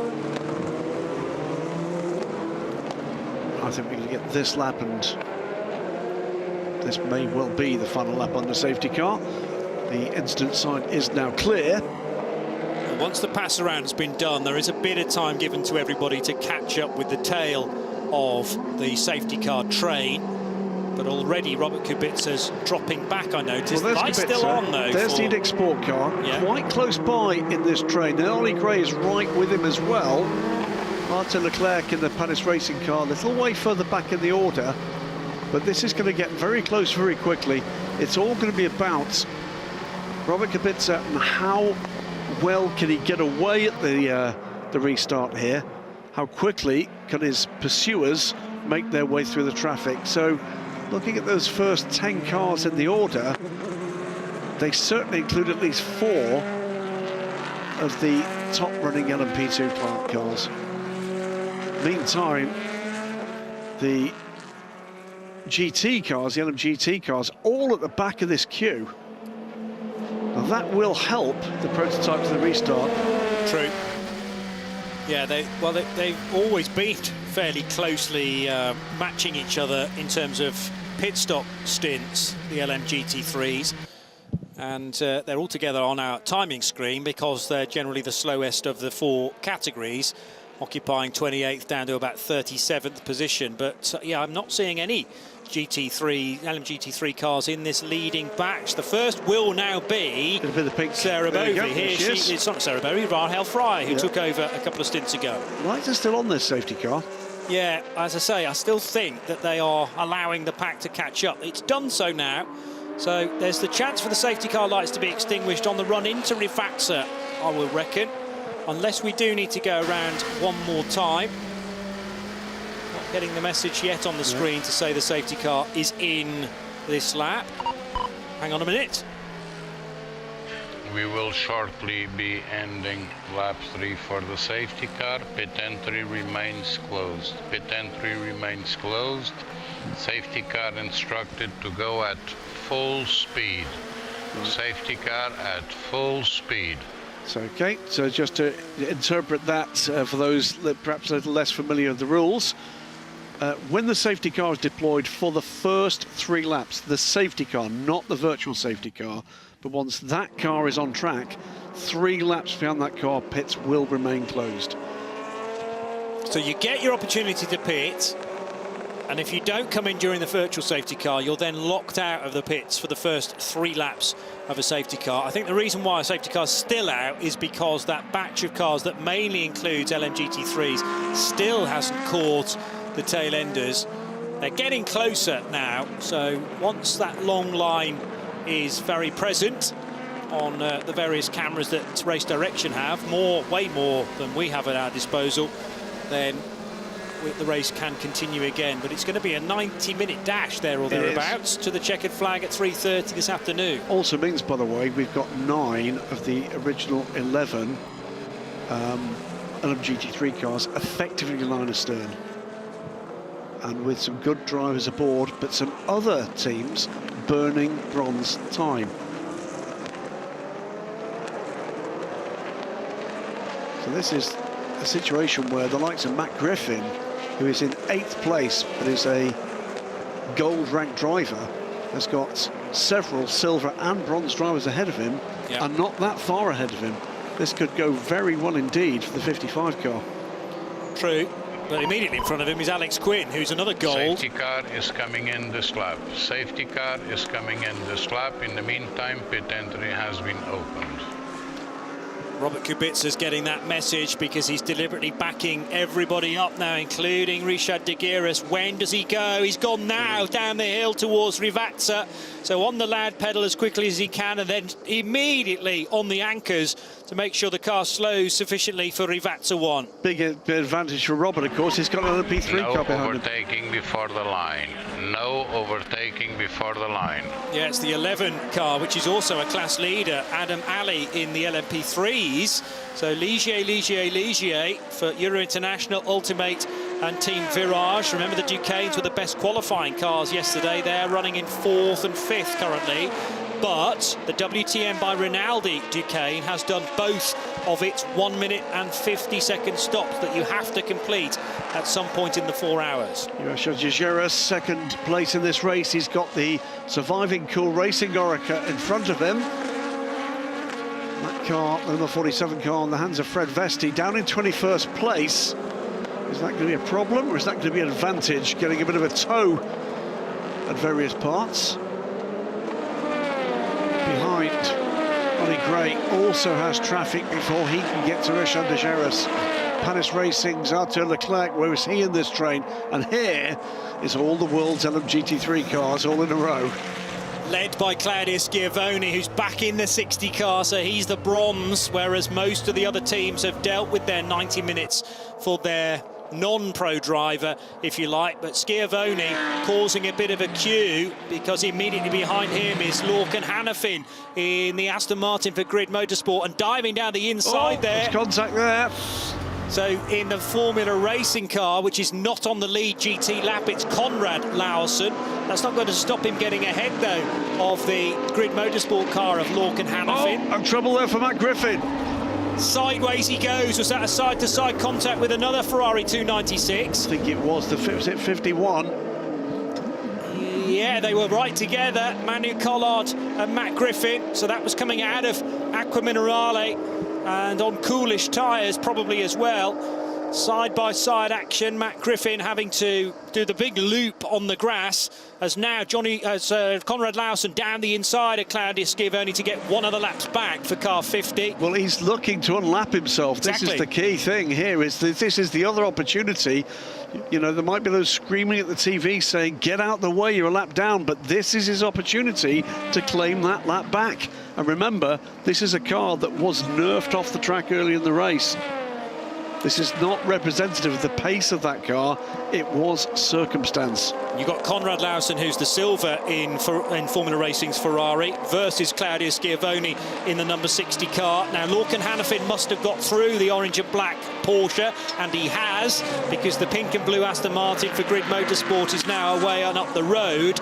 And now looking to get by is Manu Collard. Question is, Did Manu Collard and Matt Griffin make contact at Aqua Minerale, and does that incident now need investigation? Robert Kubica, 5.6 seconds to the good from Richard de Giras. Ollie Gray further 2.2 seconds back. And Ollie Gray with Arthur Leclerc right in his wheel tracks in the 65 car. That's this pair. There's still lap cars involved in these battles. That is the 25 car from Algarve Pro Racing. Another one that's had troubles today. But Arthur Leclerc in a groove at this stage. He's got his prey within sight, being Oliver Gray for inter-Europol competition. The bigger gap emerging at the moment to Richard de Giras and EDEX Sport. That's a couple of seconds. So Arthur and Ollie perhaps need to start to work together to try and close that gap a little bit to the second place car. But Robert Kubica, having led away from an LMP3, the LMP3 leader, remember, of Adam Ali, that prevented Richard de Giras from being close to the Polish driver at the start, and therefore Kubica to de Giras is already 6 seconds pretty much. In LMP2 Pro-Am, it's Alessio Rivera in the 83 AF Corsa car that is at the moment out front from René Binder's Proton competition. Remember that the 83 combination of Francois Perrodo, Matteo Vaxivier and Rivera have already been race winners this season, and they're right in the championship hunt. Gregoire Sauce for Richard Mille by TDS completing this top 3 as things stand in LMP2 Pro-Am with an hour and 26 minutes still to go. Yeah, AO by TF from EDEX Sports. And inter-Europol competition in this LMGT3 battle. It is the Iron Downs from Racing Spirit Le Mans Kessel Racing, Iron Links GR Racing, and this battle here is for 5th place now. Lorcan Hannafin trying to get into terms with Mike Wainwright. Right, so I hadn't clocked that Mike Wainwright hadn't done his driving time either. He started car 86, I believe.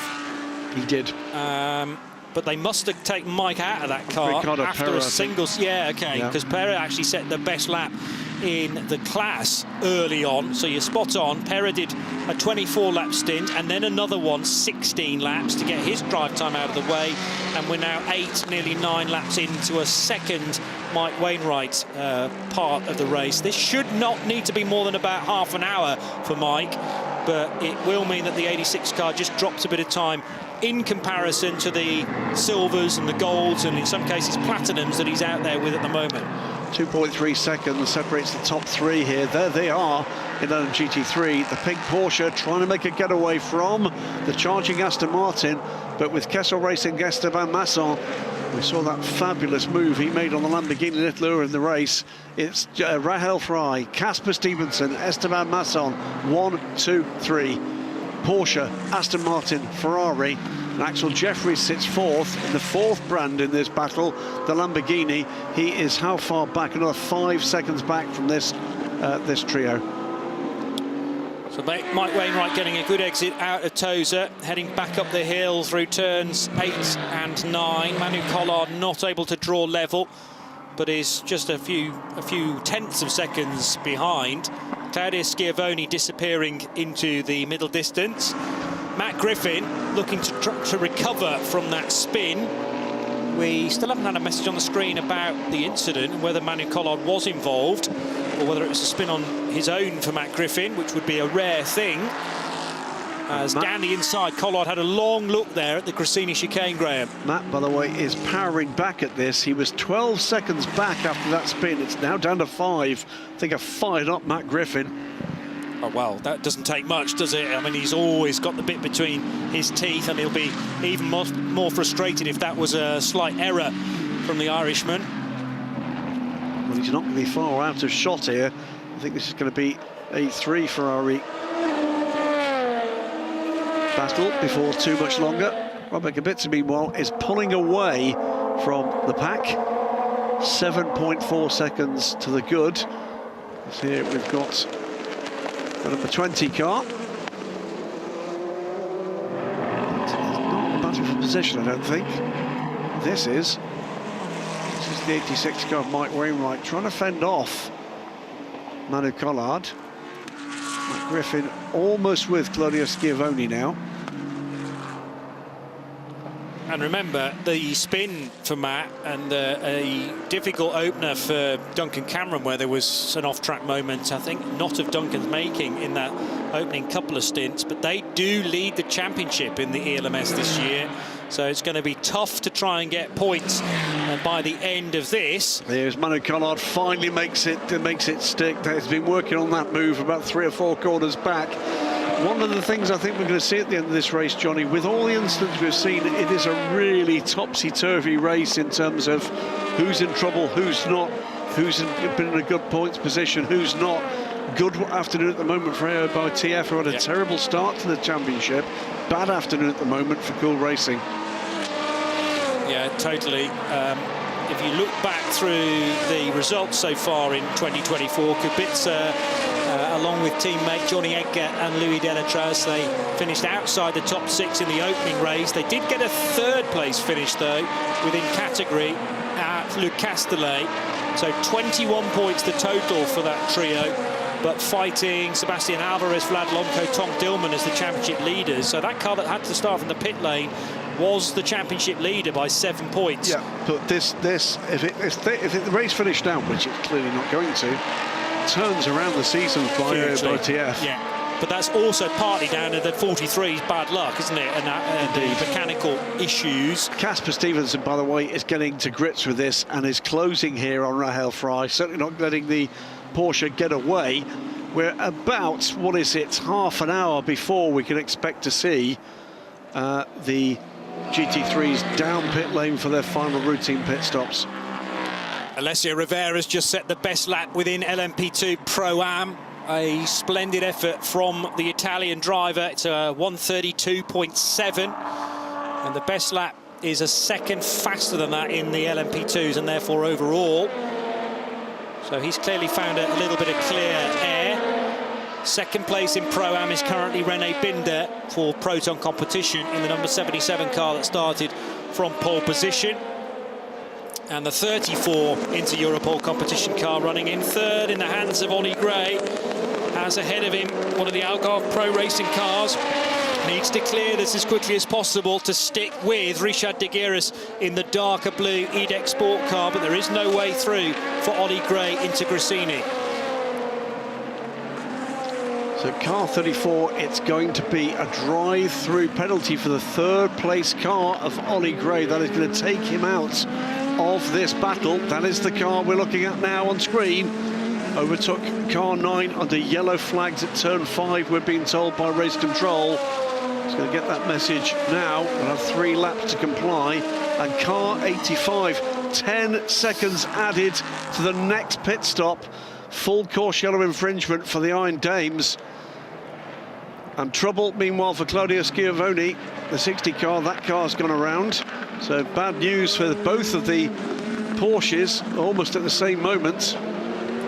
And rejoining right in front of, was that the Panis car trying to sneak through? Was this all on his own, Claudio Schiavone? It was. Yes. And catches Matt Griffin out behind as well. So Griffin gets the place but loses time again. Yeah. He's going to be fuming in that car. But I have to say, great avoidance from Matteo Griffoni, because he needed to get out of the throttle. He then turned sharply right, had to go through the gravel, but at least the 55 Ferrari is still straight and is a potent weapon. It has been all year. The problem is he's running around in 8th position, so any chance of retaining this championship lead looks to be a tough ask from this point. And the Iron Dames just can't buy a break so far this season, can they? Leading again, but having to take a 10-second penalty in the next stop. Yeah, that will drop them into the potential loss of a podium position at this stage. A lot's going to be down to what kind of pace can they retain. I'm sure the message will be reaching Rahel Fry, and I'm sure we don't want to hear on air what she's saying about it. Over the line will sweep the Swiss, nevertheless, for the time being shadowed all the time by Casper Stevenson in the big Aston Martin, with that 4-litre turbocharged engine in the nose of the 59. So through Tamburello chicane, on towards Villeneuve next up. And there's the overall race leader, Robert Kubica, having to slice his way by these two LMGT3 cars. So first place, Robert Kubica, now a further lap ahead of first place on the road at least. Rahel Fry, well, she's legitimately in the lead at this stage, but we'll have to spend 10 more seconds in pit lane compared to the Aston and compared to everybody else in LMGT3. Yeah, so he's effectively carrying a 10-second penalty from this point until the final routine pit stop. So we can start to calculate that into our reckoning. So where she's likely to emerge, and I think the answer is third or fourth, depending on the pace this lead group. Kubica, meanwhile, is still edging a little further away from Richard de Geus, who's now under real pressure from Arthur Leclerc for second place. Leclerc in the silver, yellow and orange car. Here he comes. Darting to the left-hand side of the JMW Motorsport Ferrari. That's the car guy, Kessel car. He'll also be able to clear as the E-Deck machine, number 28, is on the inside of the Aston Martin, running in second. Well, in both cases, Richard de Geus in LMP2 is second. The 59 Aston Martin of Casper Stevenson, second in category. And how far away from the next wave of pit stops are we in LMP2? It's going to be 7 or 8 laps or so we can enjoy this for a fair period of time. Leclerc looking racy here. Richard de Geus, always racy.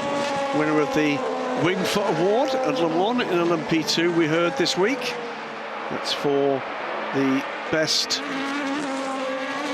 3-lap average, I think I'm right, for Le Mans. So consistently excellent at Le Mans 24 Hours and getting that car to a podium finish.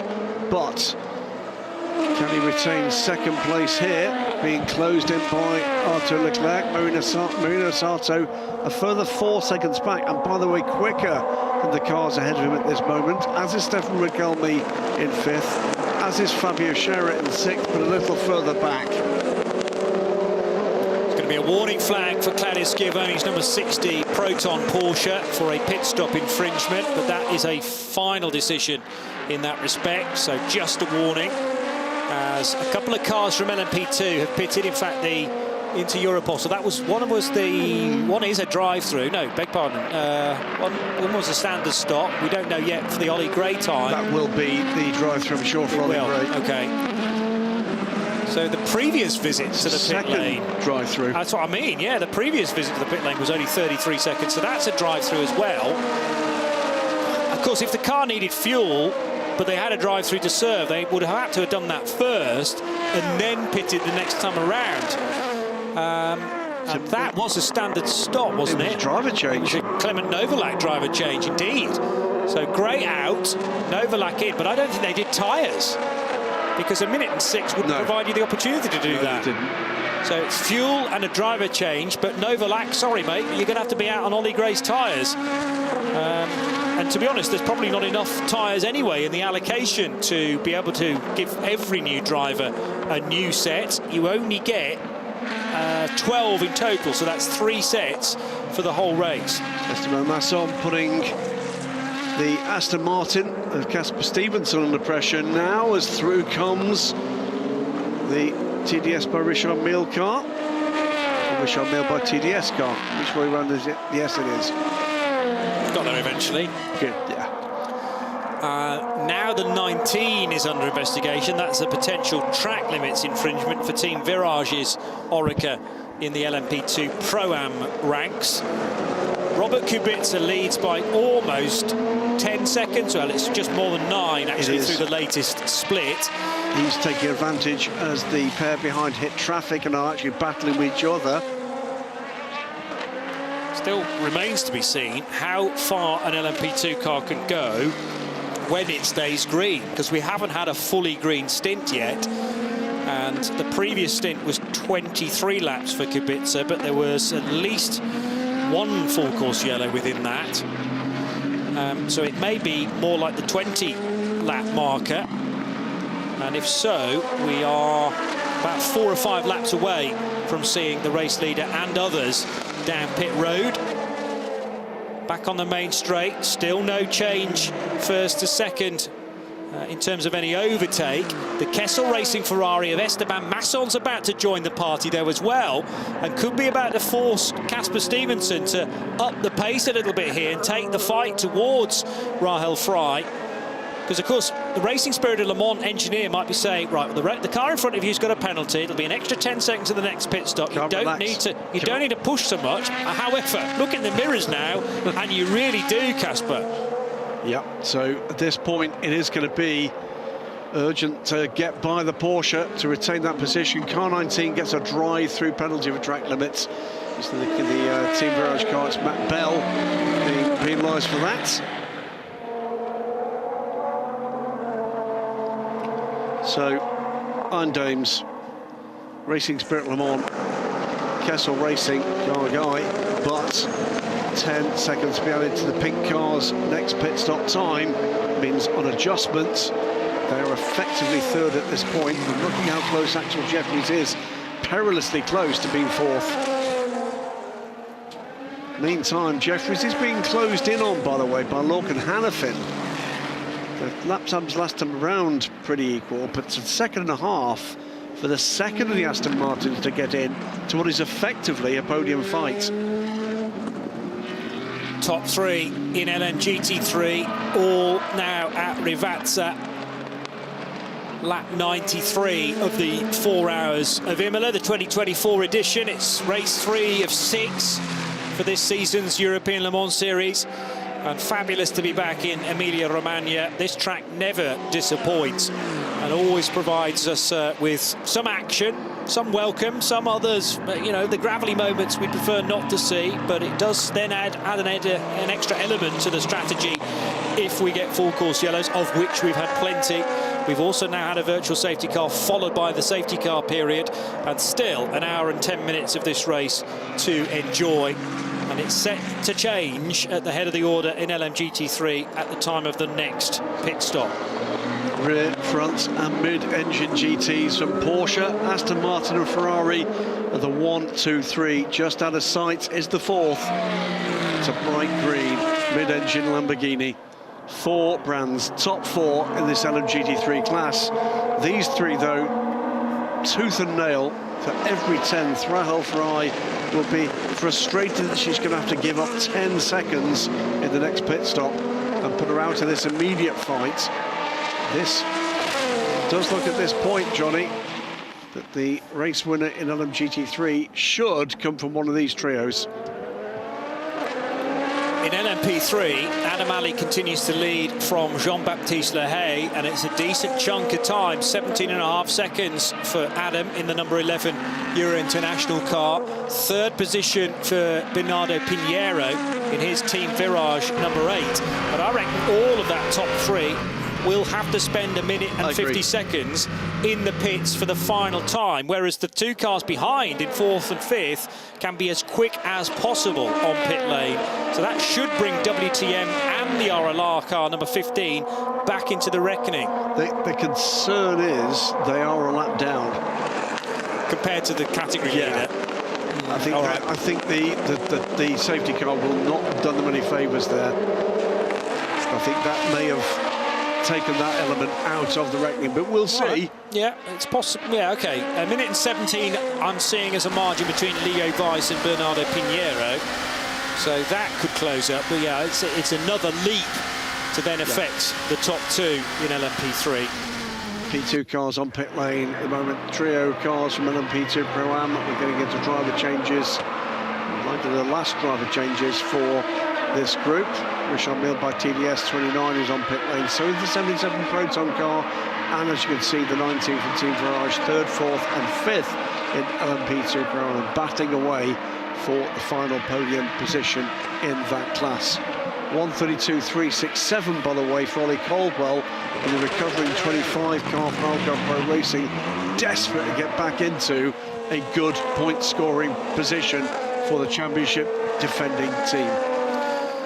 Matthias Besch now driving the Richard Mille by TDS car, a winner here 8 years ago, 2016, the first ever ELMS race that took place here at Imola. We had a good run of about 4 years on the bounce then before COVID intervened. But we're back again for 2024. Remains to be seen the 2025 calendar. But always look forward to that being revealed probably at the penultimate race of the season. But we will wait and see. The WEC calendar is already out for 2025, of course. So, yeah, waiting to see if one or two of the kind of rumours, well, there's some interesting rumours about what might happen with the European Le Mans Series next year. We're going to go to full course yellow. Oh, in 15 seconds. Yes. Whether or not they come to pass. Going to go full course yellow in 10, 9, 8, 7, 6, 5, 4, 3, 2, 1. Full course yellow, full course yellow. We're having marshals going on the edge of the track at the apex of T14. We're going on the apex of the track, on the apex of T14. So T14 is Variante Alta, or the Grassini chicane as it's known these days. Is that a bit of curb breakup, or maybe something that has become loose that needs to be drilled back into position? Oh, trouble for the 88. Stay meanwhile. away from the apex of T14. And in the meantime, I've got car 88 stopped on track. And that is at Variante Alta, or the exit of which... It's a bollard. It is a bollard that needs to be screwed back into position. Some of those sausage curbs can sometimes start to get too damaged, and the eye where the bolts are threaded through can break up.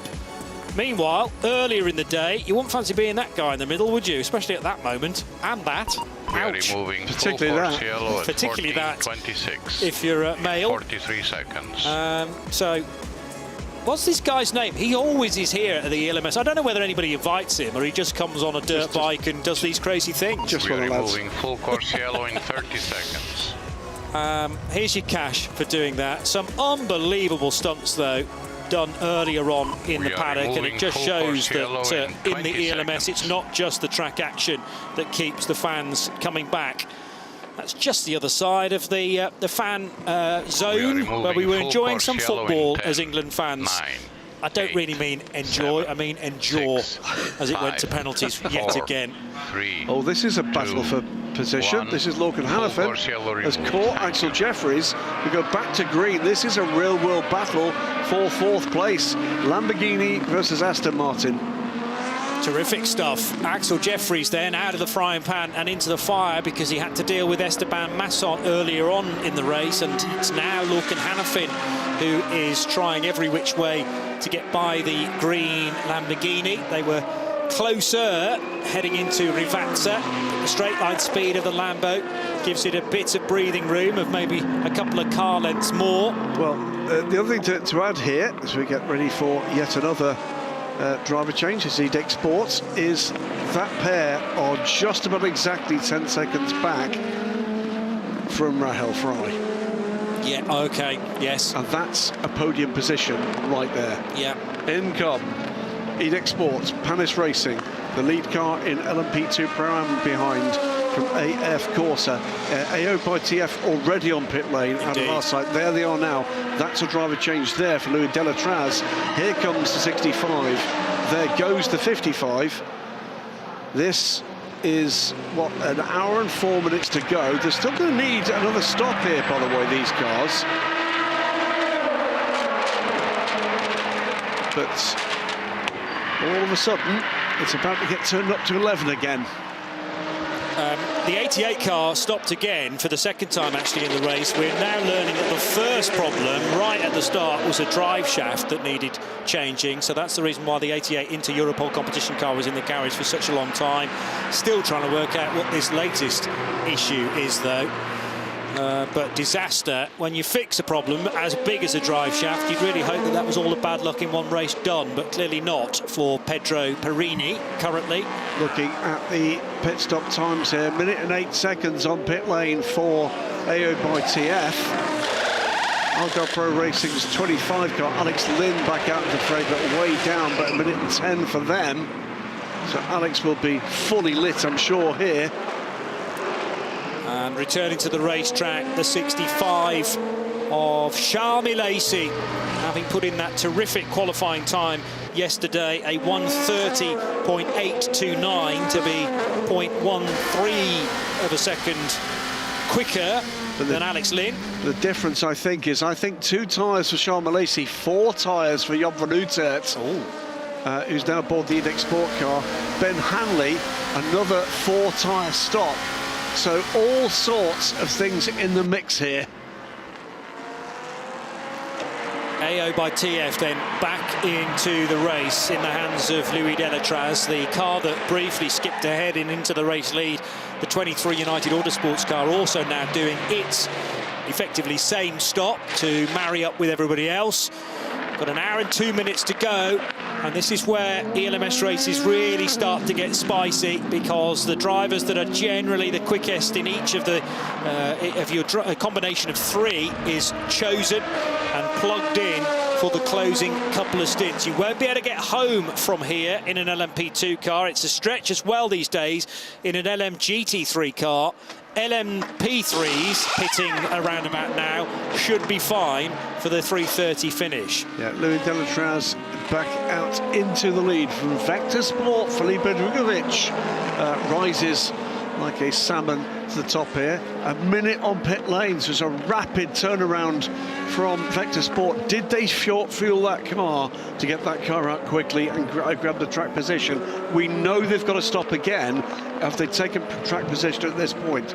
Delatraz from Drugovich from Dillman, Charles Lacey, Fabio Scherer still on pit lanes as Jan van Uitert cycles through in 5th place. 40 seconds separates that 5.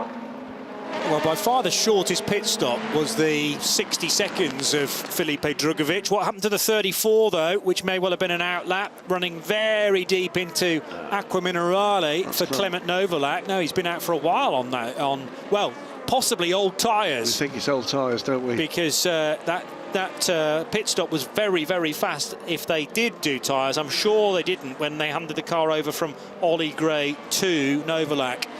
In LMP2 Pro-Am, Algar Pro Racing's Alex Quinn leads the way from Richard Mille by TDS with Matthias Pesch. Mathieu Vazevière takes over the AF Corsa car. Bent Viscal for Proton Competition and Lawrence Herr for DKR Engineering are the 1, 2, 3, 4 and 5. It's the pit stop cycle we've just been watching.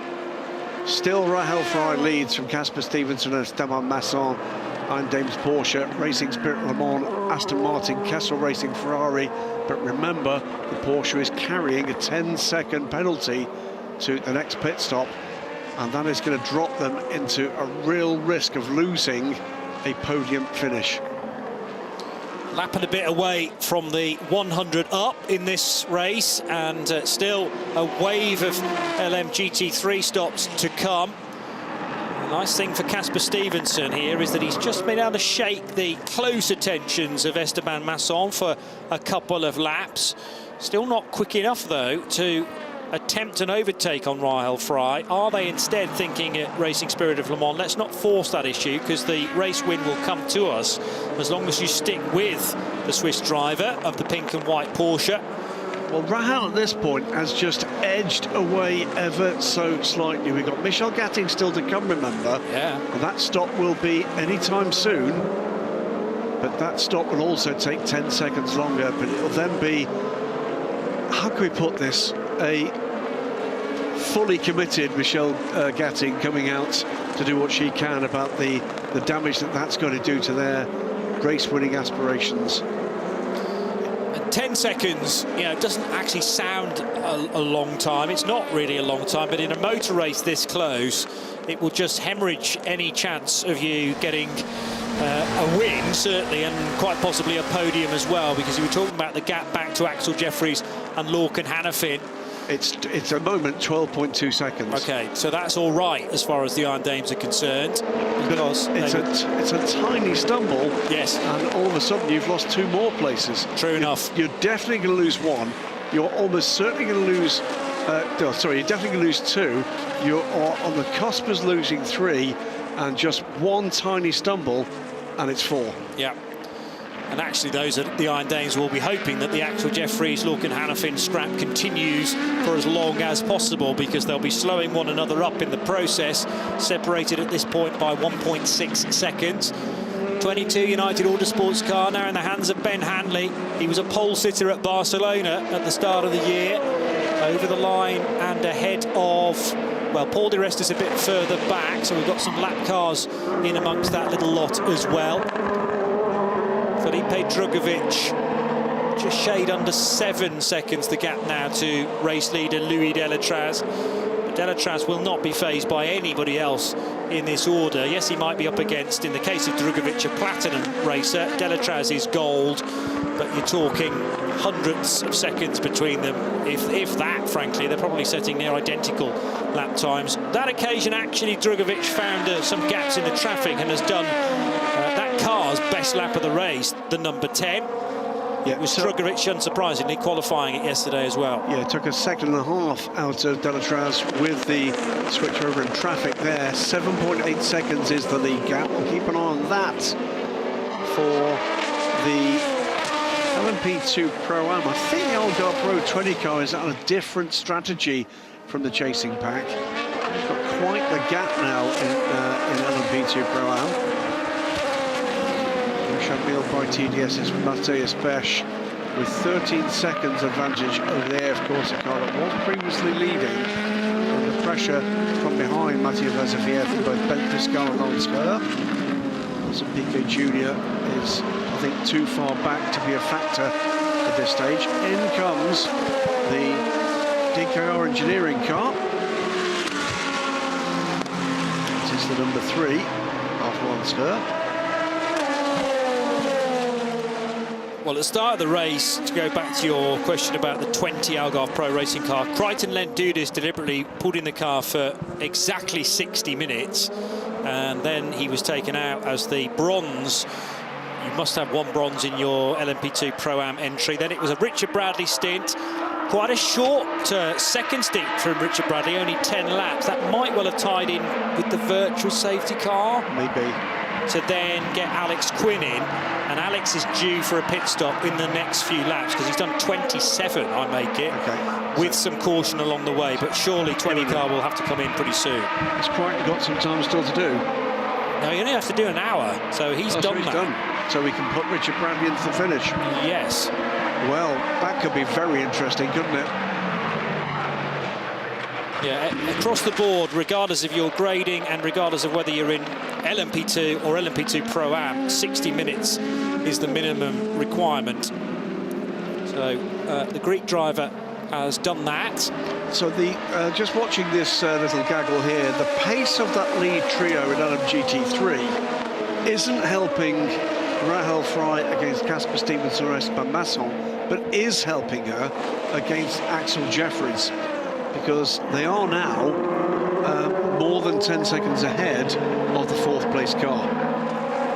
All right.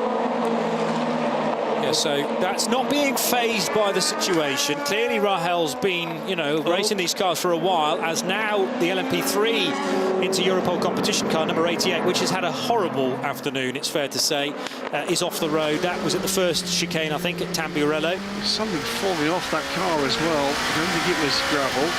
No, I think it was the bullet on the rear right that sits behind the rear wheel, possibly, and some other bodywork as well. So it's going to come in somewhat second-hand now. It's already had a drive shaft fitted to that car, or changed on the 88. The concern there is debris. Yeah, for everybody else, yes, in that respect. Let's watch that. There's 2 cars went off. It was the Farage car. Did that rip something up? Was that curbing? Difficult to tell with all the dust. Which Farage car was that likely to be, though? Guillaume Henrion? Must have been Guillaume Henrion. Because the Guillaume Henrion car was better than 6th the last time I checked. It's dropped back to there, though, now. And Virage's number 8 car has done its 2 long stops. Well, that's always on an outlap. They've had an outlap, so that, I think, has just been through the pits. So they've done their final stop. They should cycle further up, but that won't help them. You know, in stone-cold tyres, won't it? At Leo Weiss is in, Gaël Julien in with the WTM and the RLRM Sport cars respectively. And these are cars that have done their long stops already, so they're looking to try and turn these cars around as quickly as possible, literally with fuel and a driver change, might even bypass the change of tyres to get the car back out in a hurry. That was a contact between the EDEX Sport and the TDS cars. And the EDEX Sport car in the hands of the Operator, looking to make his way by these LMP2 Pro-Am cars, doing so with some verve. So we've now had that stop for Alex Quinn, by the way, and Alex Quinn stays at the wheel, so they've not put Richard Bradley back in. Quicker to not change the driver, and Alex is a dab hand at this LMP2 racing now. So he can rejoin in second. He has fallen behind that Dayglow yellow LMP2 car right in the middle of the shot that Graham thinks was contact with the 28. I'm not sure whether they actually did touch Tozer. These two cars, by the way, the lead car, the 29 car in LMP2 Pro, and the 9 car, which is the LMP2 Plus car, that is for position for 11th overall. Alex Quinn, by the way, has rejoined second in LMP2 Pro at the moment. Well, how much does Matthias Besch get involved with the fight with Massimo Cappietto? Might be better to just allow him to go, but then that will open the door to potentially Alex Quinn, who's, what, another 3.5 seconds further down the road. I think you keep him behind you. It's as a buffer, yeah. All right. Matthias Besch will have the pace, certainly, to fend off Cappietto, who's new to this game. So, Louis Delatraz, is he managing this gap? It's 6.4 seconds now. The gap to Filipe Drugovich behind. So there's Delatraz. Filipe Drugovich 6.3 further back. It's slightly more than that then Drugovich to Tom Dillman in the Inter-Europol car.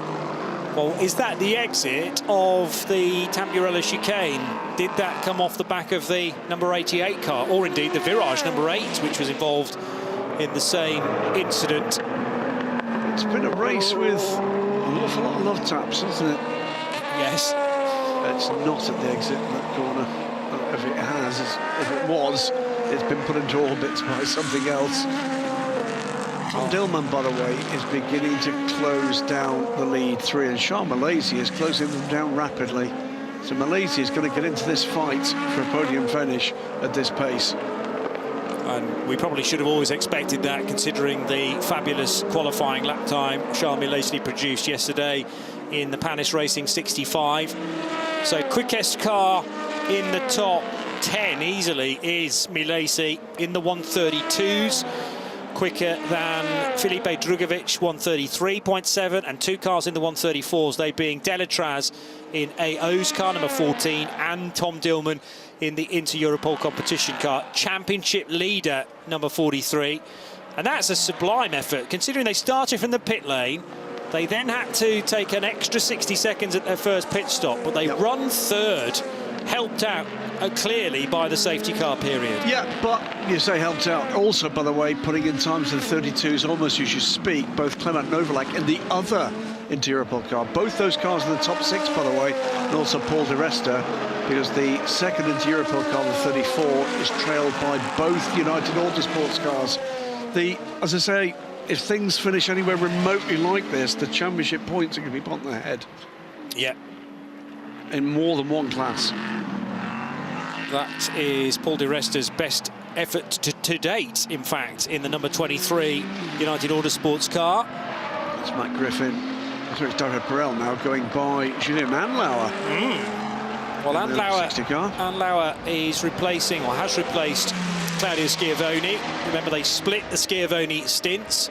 The minimum drive time for a bronze is deliberately more than a fuel stint in an LMGT3, so you have to stay in for a double, as Andlauer's very late on the brakes indeed to try and draw level with David Perel, but he can't make that work into Tamburello chicane. Yeah, Julien Andlauer, head-turning performance in a Porsche hypercar for Proton at Spa-Francorchamps, and who's to say won't do the same in this Porsche LMGT3 car here. Very much a young man with a future as a significant player in Porsche's racing programs. Porsche placing a firm hands-off sign against him. Joop van Houten with some good sector times currently. On the previous lap, he did a PB through sector 1. He's just repeated that feat on lap number 106. So Joop van Houten should not be discounted either after his pole at Le Castellet in the last round. Here we go, the final pit stops, what should be the final pit stops for LMGT3. But remember, the Iron Dames are not going to touch this car for the first 10 seconds after the penalty was served for the FCY infringement. So after that, it's about them being perfect. That, to be fair, has been something they've struggled to do. This is not pointing the finger at the drivers, but at the team. We have had a couple of races fallen victim to problems on pit lane. It is a team sport, remember. Michel Gatting being buckled into the car. Door closes now. Rahel Frey will go to the garage. Or the Temple of Frustration, as it's often referred to, I'm afraid, the Iron Dames this season. It's what on earth can fortune throw us next? And away they go before the Ferrari moves. No tyres. And the Aston Martin is further up the pit lane, but it's stalled. Oh, hang on a minute, they can't get it out in time to be ahead of the Porsche because that would have been an unsafe release. They didn't take tyres, did they? So you're talking about the Iron Dames not taking tyres and everybody else did. I think that's right. For road position, that's fine, but there's 46 minutes of the race still to go. So all of a sudden, Michel Gatting is being asked to produce lap time on Rahel Frey's rather worn Goodyear tyres. That was the stall. It wasn't a stall. It wasn't a stall. It was a stall because he put the lollipop down. No, the stall meant that the lollipop had to go down because if he'd been clean away, it wouldn't have been an unsafe release. After the car stalled, it would have been an unsafe release, so the lollipop had to be dropped again. So it was a clumsy end, really, to that pit stop, which otherwise had gone to plan. Valentin Haas-Clos, who lost the engine and had to restart it as quickly as possible, but that's not, you know, literally a split second to restart. It does take a couple of seconds, and what they did not want to do was be under the wrath of the stewards there with an unsafe release, because they probably think the new tyres will do well for them. And if it's a brand new set of Goodyears, and why wouldn't it be? Sort of when you arrive at a race meeting and you're given your allocation of tyres, you almost identify the best set for the final stint on about Thursday or Friday, and will have been keeping those back. They might be lightly scrubbed to have released the releasing agent, and then just put to the side of the garage. So this is going to be fascinating now to find out how difficult the car is to drive for Michel Gatting, as the race leader in LMGT3, Lorcan Hannafin, albeit briefly, is now in pit lane. So the 97 Grid Motorsport by TF Sport car re-emerging now, no longer in the race lead. That's going back to Michel Gatting. Second place is Valentin Haas-Clos. Third position is Lorcan Hannafin, if I'm reading that correctly. Yes, so the Grid Motorsport car makes it two Aston Martins in the top three in LMGT3. There it is, in fact, the pink and blue car right behind the lime green and red of Racing Spirit of Le Mans. 5 seconds, the lead gap. Louis Delatraz to Filipe Drugovich. It's a further 4.6 to Tom Dillman. 5 seconds now to Charles Malaysia as well. So it's almost on as even between the four.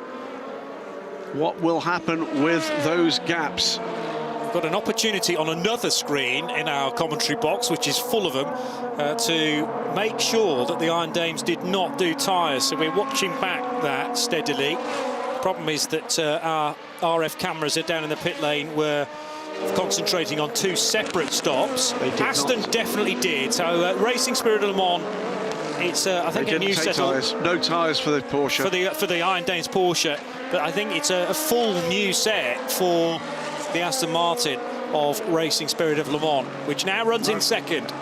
No, I'm going to... he either... Did he stall it? Was it an unsafe release Well, he was protecting? lollipop goes up. Yeah, Car can leave, car stalls. Then he's restarting, and the lollipop guy goes, you can't go now because the Porsche's passing us. And the lollipop had to be dropped again. So that's how I read it. It was a slight catalogue of error, wasn't it? It was a... Valentin, if you can go right now... Go. And he did then eventually, but because he missed the window, the lollipop then had to come back down again. Just watch it again, the lights go off. As the Porsche is coming through. But I think that's great heads-up command from the Racing Spirit of Le Mans, the lollipop guy on the front of the car, and also probably the words in his ears from the engineer as well. Don't blow the pit stop in that respect, because if we have to serve a penalty for an unsafe release, that's race gone. Better to do the battling on the track. And we will see, I'm sure, maybe later in the stint, that this fresh set of tyres were the better decision. But, I mean, if Michel Gatti can win this race from here on the old tyres that have done, well, at least one stint, they won't have done a double, will they? As in, like, 2.5 or 2 3/4. Need to see what time the lap time was. Yeah. It is Michel Gatti, Iron Dames 85 Porsche, in the lead of this race, LMGT3, on older rubber than Valentino Hoseclo in the 59 Racing Spirit Le Mans Aston Martin. The gap 2.3 seconds. Lorcan Hannafin, it's now a Aston Martin 2-3. And by the look of it, they didn't take tyres either for the number 97 car. Andrea Caldarelli climbed aboard the 63 Iron Lynx Lamborghini. He's 2.8 seconds back in a car that may well have taken tyres. Then, watch for this one, the 57 Kessel Racing car. Daniel Serra is a further 2.7 seconds back. So just over 10 seconds separate the top 5. And Daniel Serra is absolutely on fresh rubber. Yeah. So Serra is, well, he's been showing that on the screen as well with a category best time. Rahel Frey started her action in this race with only a 19-lap stint, which was about 35 minutes. So they won't have done tyres at the end of that. So she then went on to quite a lengthy stint of 30 laps. Meanwhile, Duquesne off the road on the exit of Rivazza. And that car was able to rejoin. Thankfully, everyone around realised what was going on and gave ample space. Jean-Baptiste Simonauer in 10th place in class, 11th overall. Sorry, Johnny. But so I reckon the tyres that Michel's now on have done 49 laps already. Right. With Rahel Frey doing a stint and a half. And they're asking Michel now to do, well, basically a full stint these days, because 45 minutes is about as far as you can go, isn't it? I think their determination is they didn't have the option. They had a choice. You roll the dice, don't you? You have the choice of retaining track position or trying to retain track position on old rubber and hoping that the race will throw something at somebody else, or pitting, taking your 10 seconds, taking a further 20 seconds to change the tyres, and then having to fight back from 5th or 6th place. One thing about this place is that it's not notoriously bad on tyres, as in it doesn't scrub them hugely. You've got a lot of hard stops, which really hampers the brakes towards the end. But the high-speed corners, there are not really that many of them around here. Piritella, maybe that run into Rivazza, but you're already scrubbed off quite a bit of speed. There's no corner like Senior is, for instance, at Le Castellet. The other area, of course, the other opportunity to burn tyres more readily than you would like is when you lock up, which is exactly what the 83 Orica just did into Rivazza. We're now, by the way, into the area where you can stop and get to the end from here in a P2 car. We're inside the final 40 minutes. Where are we? Louis Delatraz leads this race by 3.4 seconds. In fact, 5.5. That was a slow sector from Felipe Drugovich.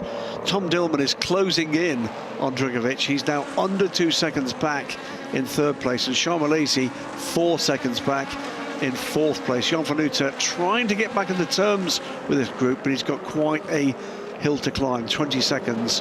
Ben Hanley a further 13 seconds back, and he's under pressure now from Clement Louvelac. That is your top 7. Paul de Resta also in that fight, less than 2 seconds back for the Europol man.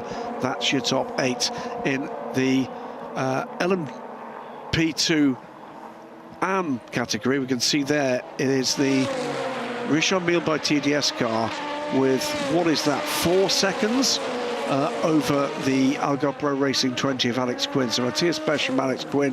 Mathieu Vazevière is right with Quinn, and Ben Fiscala's a further 1.6 seconds back. So anything could happen in that. And look at this, 3 and 4 wide almost, as the LMP2 cars come through on Daniel Serra.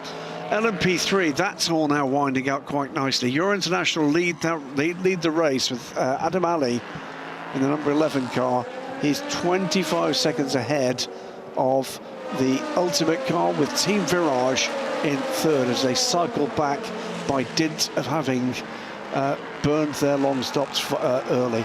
And we've seen, and we'll repeat again, what's going on GT3. The Iron Dames, Michel Gatting, fending off now, almost nose to tail.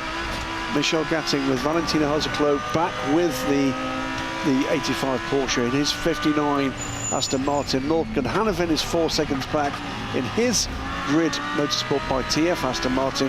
Andrea Caldarelli is, broadly speaking, on the same pace as that, with Daniel Serra having dealt with the traffic we've just seen, trying to get the new tyres, the new Goodyear tyres. He's got aboard his Kessel Racing Ferrari up to temperature and get into this fight. The top 5 separated by, what is that, 10 seconds. And that's about to change. The first car to blink for the final time, what should be the final pit stop in the LMP2s, was Clement Novalak, pitting from 7th, I think it was.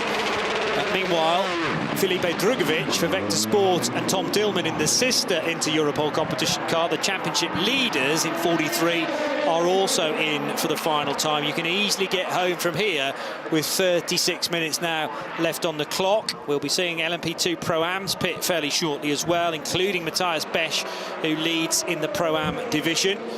So the gap's going to be more relevant once all of these stops have been carried out. The key here is Vector Sport versus Inter Europol, the 10 and the 43 on pit lane. There's the 43 waiting to go. Goes now. Where's Vector Sport against the 43's pit stop time? Who's going to leave the pit stops first? The 21 that's back Jarvis back into the fray. Jarvis, the quickest car now in LMP2 Pro-Am, by the way. And how about this for a battle? Daniel Serra has been closing in on Andrea Caldarelli. So the Italian in the Italian car, the Brazilian in the Italian car, but has made basically an adopted Italian, Daniel Serra, these days in the 57 car. And this old battle again, we've seen it already between Zimbabwean driver Axel Jeffries and Esteban Masson. But the difference this time is fresh tyres on the Ferrari, and that could well be a major point here.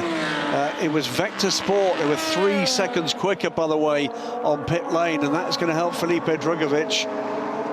Well, Serra didn't try the Esteban Masson attempt of around the outside at Piritella. It can be done, though, as his French teammate has proven in the very same car and on the same opponent.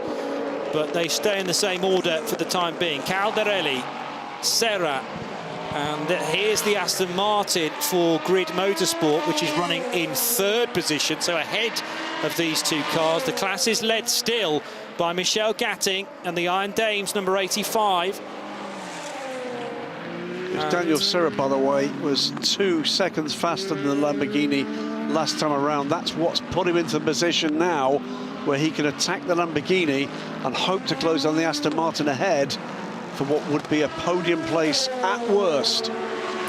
What about the gap between Michel Gatting and Valentin Haseklo, though? It is next to nothing. 0.4 of a second through the last split.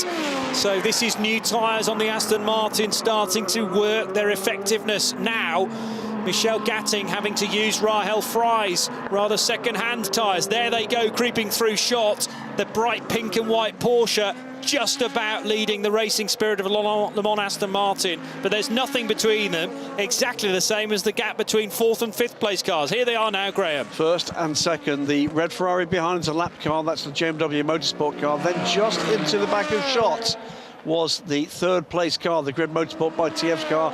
Lorcan Hannafin is going to be coming under pressure, though, from the Iron Lynx Lamborghini and Kessel Racing duo, who are closing in as well. Cracking stuff. 33 minutes, Johnny. Down into Acqua Minerale. So many of the Tifosi here this weekend, and emblems galore, whether you have them burned into your shoulder or otherwise. Oh, and off the road goes the 66 JMW Motorsport Ferrari very briefly there, so bent up with the smallest of errors coming out of the Grissini chicane. It's been a frustrating day for JMW, without a doubt. Troubles early on, never really recovered from that. AO by TF, 10 seconds.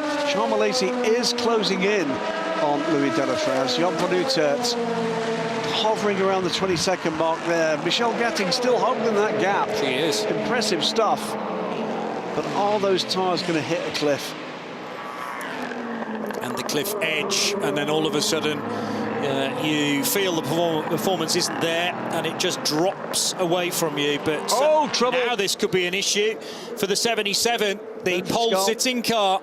Bent Viscal, the Dutchman, has gone off a long way at Tozer corner, and the car is actually covered in gravel dust. Now, was he helped there, or has he ended up there with no brakes? But all of a sudden, Proton Competition wondering how on earth the 77 is that far from the racetrack. Well, let's have a look at this one. Oh, and he was almost hip-checked out of it by the Duquesne car. That was in his own battle, didn't look in the mirrors there, I'm afraid, and the Duquesne car is off as well. So 30 Duquesne, Jean-Baptiste Simonauer, first of all, moving across the road because he wanted to perform an overtake into Tozer as well. Falco's yellow is coming, and it's coming in about 25 seconds. Probably didn't realise that Bent Viscal was there. Now, can Valentin Hasclot pull off almost a Sarah Bovey type overtake just prior to the full course yellow kicking in? He's only got 10 seconds in order to do it, and I'm not sure he's close enough into Rivazza. So they're going to be locked into position in the next 4 seconds. We're not hearing the countdown, or at least I'm not, from Eduardo Freitas, but there is the confirmation. Almost collected there by the Inter-Europol car. 43 that is as well, isn't it, with a yellow nose? So that car running in 6th position. And the full course yellow, yet another occasion for this, the neutralisation of the race. And a recovery needed for the pole-sitting LMP2 Pro-Am car, now in the hands of Bent Viscal. Well, that takes one of the cars out of contention for the LMP2 Pro-Am. Which again, here, this is almost going... what it was, he had to check up because Sarah Bovey was braking, moved to the left and was almost collected by Michelle Gatting. Michelle Gatting, you mean? Sarah Bovey. It's all right, I made that error earlier on as well. My apologies, ladies. I always see that pink Porsche and I think it's Sarah every time because she's so good in it. But there are other drivers, other Iron Dames are available. There you go. They know we love them. They know we love them. Did he hit her? I think he might have hit the Porsche. It's tough to tell from that angle. There was a movement of the car that indicated he might just have brushed the rear of that Porsche. Maybe, and therefore Tom Dillman in the 43 car did an even better job because he not only had to jink one lane to the left, but then 2 lanes to the left in order to make sure that he got out of the way. The recovery work is continuing, by the way, for the 77 LMP2 Pro-Am car then of Bent Viscal, and sadly they are losing a great deal of time. There goes the LMGT3 fight, but of course they're not able to overtake and they're not able to exceed the 80 kilometres per hour speed limit. And whilst we are in the middle of yet another race neutralisation, we can head to Steph Wentworth in the pit lane. What have you got this time? I'm joined by Derek De Brouwer, driver of the Racing Spirit of Le Mans. It's a bit tense here in this garage, watching that fight between yourselves and the Iron Dames. Yeah, there's some pretty great racing here in the ELMS. I'm loving being here, but I am definitely missing a couple fingernails. And the beginning of the race was pretty good for you. You had your own fight with Sarah Bovey over there. It was quite tense as well from inside the cockpit. Yeah, that started in qualifying yesterday where we were fighting for just a 1/10 of a second, and that continued through the race today. The seas parted at the start, and I thought I had it made, but she found her way too, and she made it very interesting, and it was a really great race, and it continues to be with them. That pink Porsche is pretty tough. And almost towards the end of the race, you know, just 25 minutes, just over 25 minutes left to go. So it's been really tough throughout the whole 4 hours. Absolutely, but the RSL guys and gals and Aston Martin have given us an amazing package, and here we are in Imola fighting for the lead. We're within a 1/10 of a second, and we got Val in the car, so I've got all the confidence in the world. Okay, right, I'll let you watch and get on. Thank you so much. Thank you. Yeah, Valentin Hasklow with GTE experience from last year, but he's also a GT3 specialist as well. Derek de Boer still chewing at those fingers because it's far from over yet. Arguably, I mean, which car would you prefer to have at this stage? Probably the Aston Martin, because it's on newer tyres.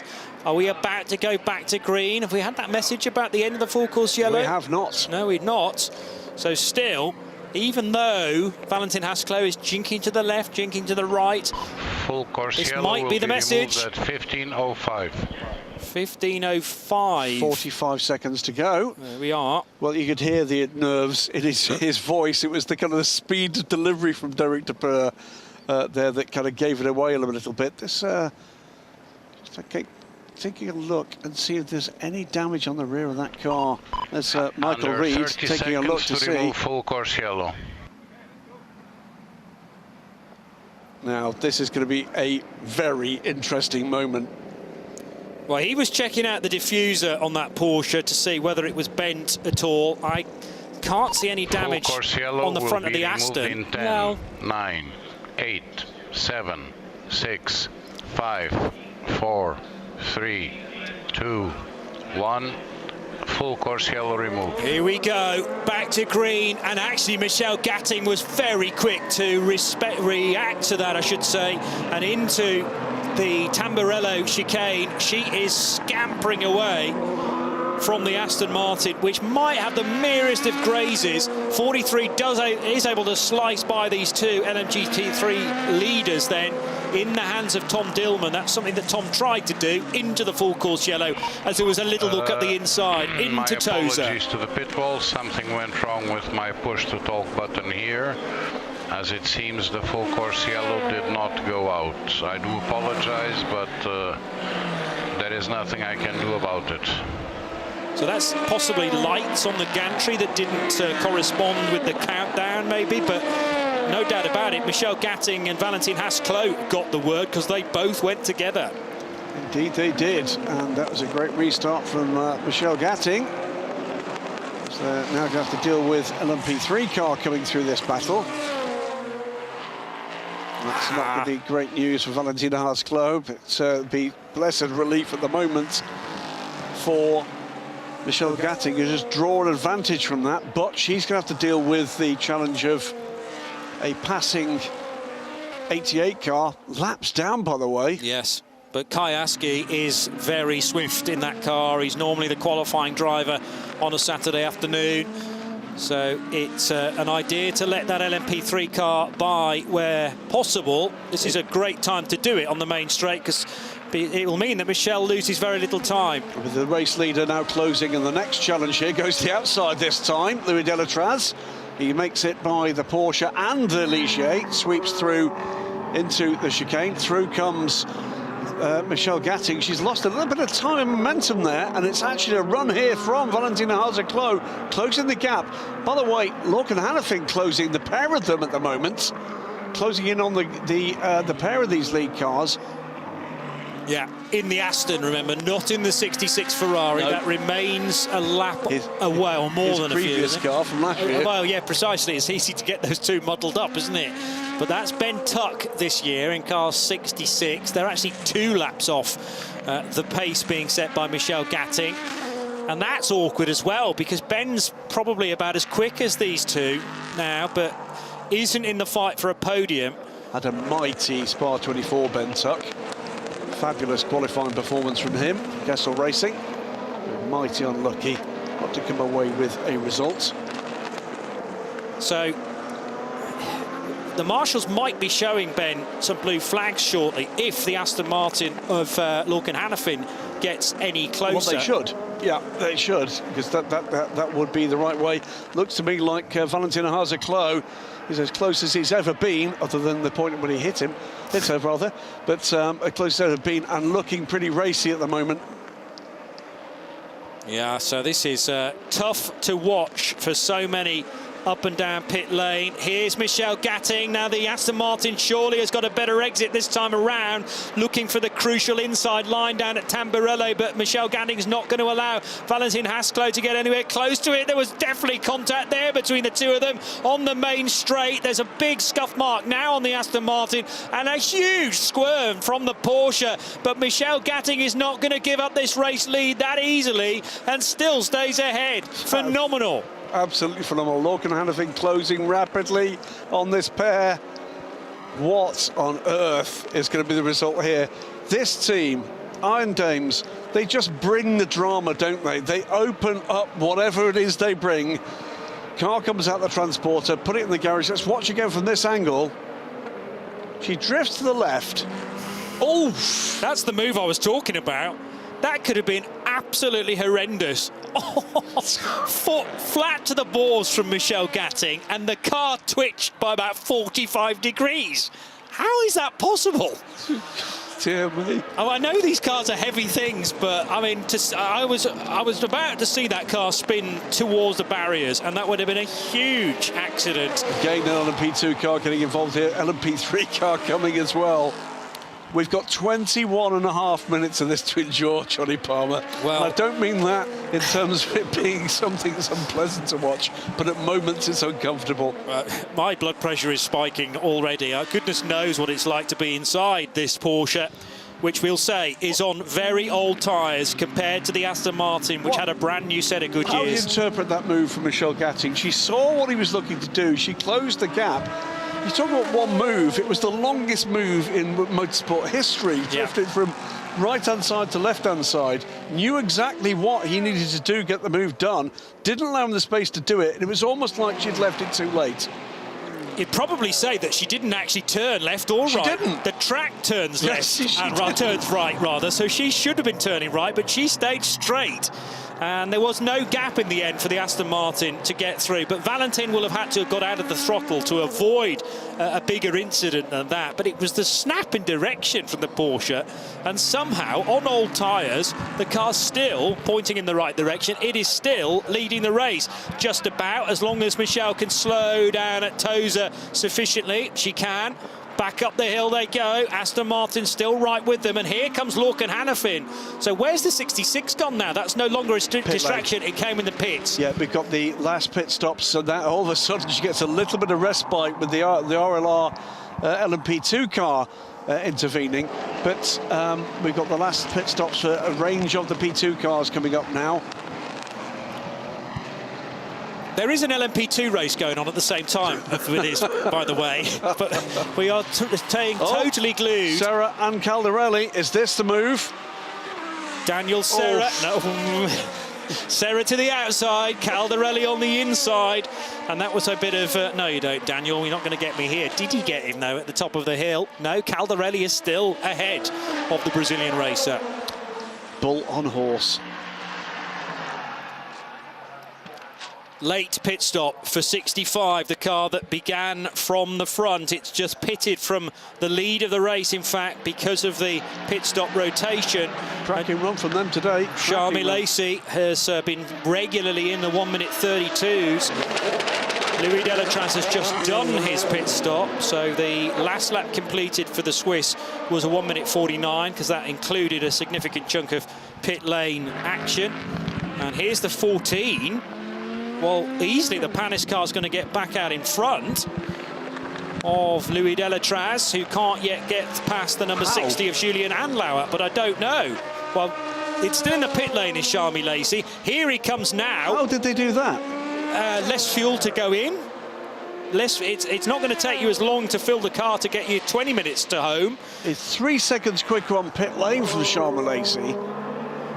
They won't have done tyres, because you only got to do half a stint, if that. No, absolutely it didn't. So that had to be pace on the way in, on the way in. It has to be. Yeah. It must have been a slow outlap. It was a slow outlap.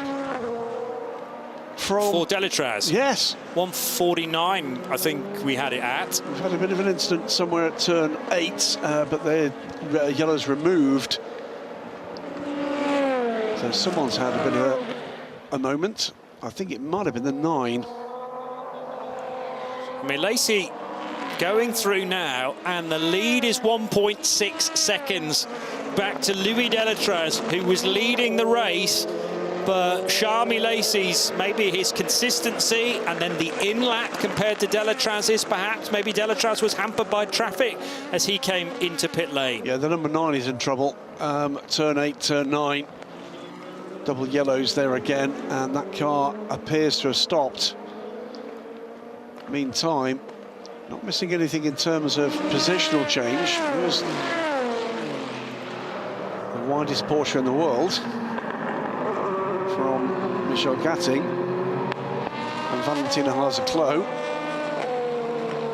considering putting all of the advice his parents gave him about being gallant to one side at this point. Another full course yellow, and this is because of the incident at Piritella, turns 9 and 10. It's the 9. So the 9 car at turn 9. Correct. Being Massimo Cappietto. Yeah, there he is, as you've said, at the top of the hill and in a very vulnerable position. Easy for a car to go off in the same place and collect the Proton Iron Lynx car. Well, all this is helping Michel Gatting on what must by now be more canvas than rubber. I was going to say, not least because of the tyre wear, but also just a gap to kind of gather her thoughts. Look at Lachlan Hannafin here. Yeah. This could be anything. It could be a famous Iron Dames win. It could be a Aston Martin 1-2. Wasn't that the result at Spa last weekend? It was a 1. Oh, it was a 1. Yes. I thought the other come to you Aston did reasonably well as well. Maybe that was in one of the lower pretty classes. Well. It was an astonishing finish at the Spa 24 Hours in a race that I personally found one of the scariest I've ever seen. Yeah, there is that some as well. Very, very odd decisions and some very, very bad driver behaviour. Well, not an ACO race, so we can only... So I can say it here. I was going to say, we can only offer comment without necessarily any further... so we'll leave that there. Yes, let's move on. But it could be an Aston Martin 1-2. It could be that none of those 3 cars finished on the podium. And who's the next in the queue? Well, Daniel Serra. Serra got ahead of Caldarelli, so he must have done that before the full course yellow. You'd hope so. He'll be hoping so. But was that another one of those situations of racing right to the caution coming out? Well, that's 2 factory drivers, isn't it? Daniel Serra for Ferrari, Andrea Caldarelli for Lamborghini. Behind them, by the way, and in that fight is the 51 AF Corsa car for yet another factory driver, but this time a Corvette factory driver, Nico Veroni. Here we go. This is the moment when There's Serra... Veroni in the background there. There he is. So Serra... Oh, there is confusion. It's into certainly the waved yellow area. So was that overtake legal or not? The full course yellow wasn't out at that point, but they were heading into double waved yellows because of Massimo Cappietto stopped at the top of the hill. Look at this. It is 14.5 minutes to go. If you're tuning in, this is under full course yellow. Yeah. It's not qualifying in MotoGP. It's not like walking football. No. Which is done deliberately at a very slow speed. Yes, this is what a prime time to tune in. Where have you been, first of all, for the 3 hours and 45 minutes that we've already had? But you've probably got to us for the best bit, because 14 minutes plus whatever change is necessary to get the overall leader to the checkered flag. And these 3 cars, what must Michel Gatting be thinking here with 2 of the Aston Martins growling right behind? I think she's thinking at this point, whatever is the Swiss translation of come on up and go if you think you're hard enough. But I think genuinely... Except she's Danish, but I know what you mean. We're getting drivers mixed up again. I'll tell you, we're losing ourselves here because this race is so good. This has been astonishing stuff again. I do love this place. It throws drama at you in the most unexpected ways, doesn't it? And the European Le Mans Series just continues to deliver. And I'm still working out whether I like this new LMGT3 format, but to be honest, what's not to like? After Le Mans last month, with, was it 9 different manufacturers in that category in the World Endurance Championship. There's been terrific racing and wonderful variety, which is what all of us love, surely. And I mean, it's very difficult for our director to turn away from this LMGT3 fight and focus on a really close encounter between Panis Racing and now AO by TF back to second place, and Louis Delatraz. And that's going to be, when we go back green, so close. 3.5 seconds under full course yellow translates to, what, 1.2? Yeah. But when you consider we've been racing for nearly 3 hours and 50 minutes, and this is the gap between the top 3 in the GT division, it's nothing. And yeah, we had a safety car, but there's only been one. That was and it was a virtual safety car initially to allow everyone that wanted to pit to do so. Then a couple of laps, which was 3 laps, wasn't it, behind the safety car, because all of those safety car laps, the pit lane was closed. Yes. Full course yellow will be removed at 15, 19, 30. In 30 seconds, we're removing full course yellow. You've got about 30 seconds to hide behind the couch and peep around the side, because we're about to go green flag racing. And where are these 3 cars going to be in 15 seconds' time? It might be the run into Rivazza. It might be the run out of Rivazza. Will be removed in 10, 9. They're going to have to give it a burst of throttle here before they then hit the brakes. 4. Watch this bomb explode. 2, 1. Full course yellow removed. Lorcan Hannafin thought about going to the left, then he thought about going to the right. The Astons might change position, but the Porsche's going to stay in front. No, the Astons stay as they are, in fact. So Lorcan Hannafin, he was the cloud in the pack, if you like. He started to zigzag before the greens actually came out. And now the gap starts to extend a little bit. Good exit out of Rivazza from Michel Gatting in the Iron Dames Porsche. Well, but he's got a good run down here. Is Valentin Haase-Leclerc at some point is going to have a crack at this, isn't he? This is the battle for 3rd place. Vector Sport, Inter Europol, EDEC Sport, Drugovic, Dillman, Van Utert. They're 30 seconds back from the lead pair. Not going to do that on pace, but there is a podium position still up for grabs here. This, though, is all of the podium positions up for grabs in LMGT3. Euro International, by the way, from Ultimate and Team Virage still in LMP3, and it looks like it's Euro International's race here if they don't have to pit, and I'm pretty certain they don't. Good lines through Piratella and down into Aqua Minerale for Michel Gatting in the pink Iron Dames Porsche. And the racing spirit of Le Mans Aston Martin does appear to be slightly better of the 2 Astons. Lorcan Hannafin just that bit more distant. Or is he deliberately doing that, thinking they're going to take each other off here and I need to have ample time to react? So far, that's not happening, though. Michel Gatting was a bit ragged on the exit, but she's managed to weather that storm. 10 minutes to go.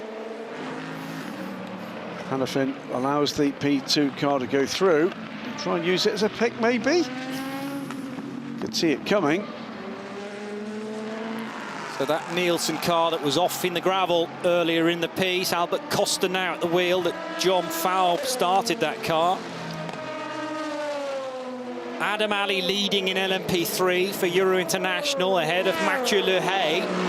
27 seconds to gap. Le Hay's under big pressure, though, from Julien Omrion now. They're just less than a second apart for 2nd and 3rd positions on the P3 podium.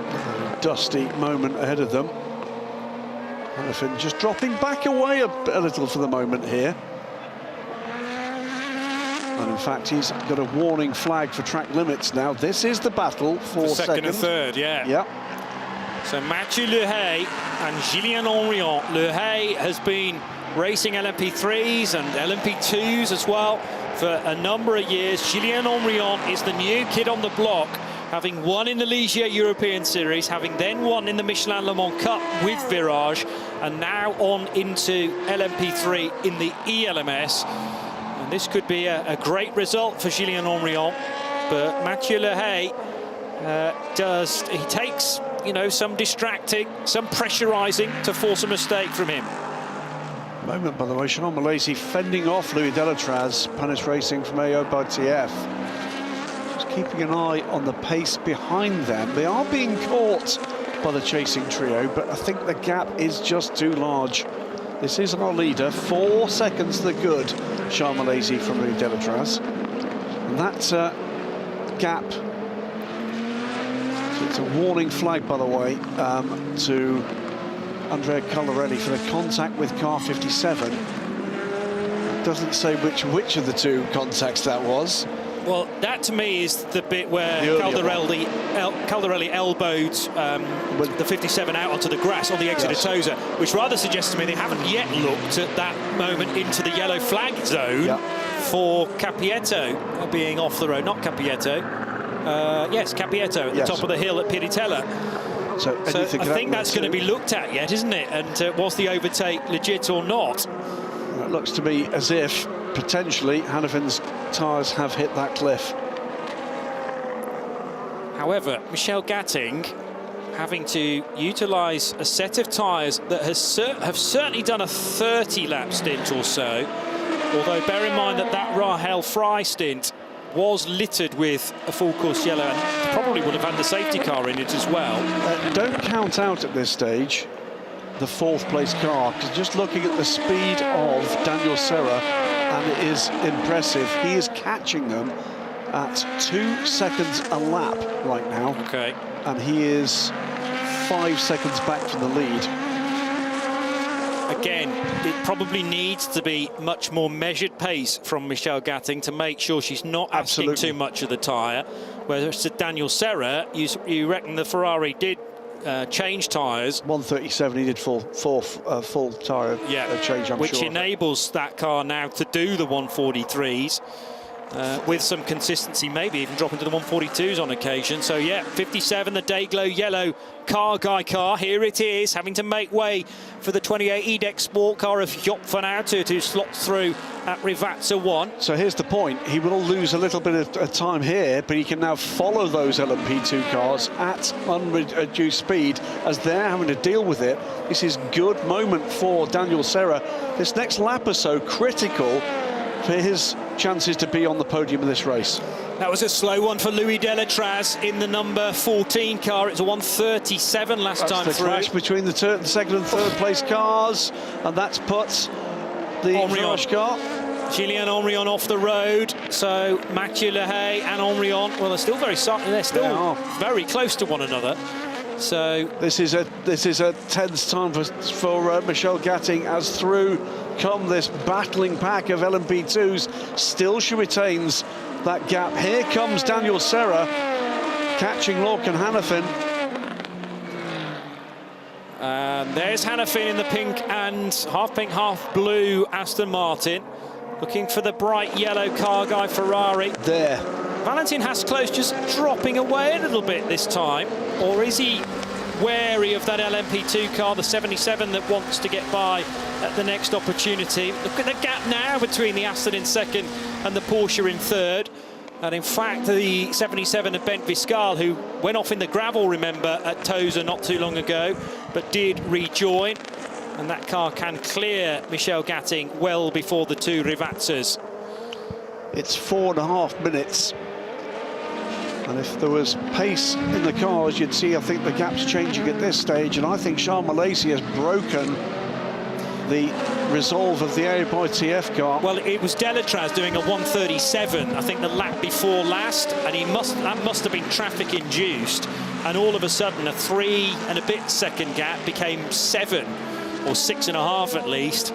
And that's just given Charles Malaysia the required gap. And Delatraz, not that his heart will sink that readily in motor racing, to be honest.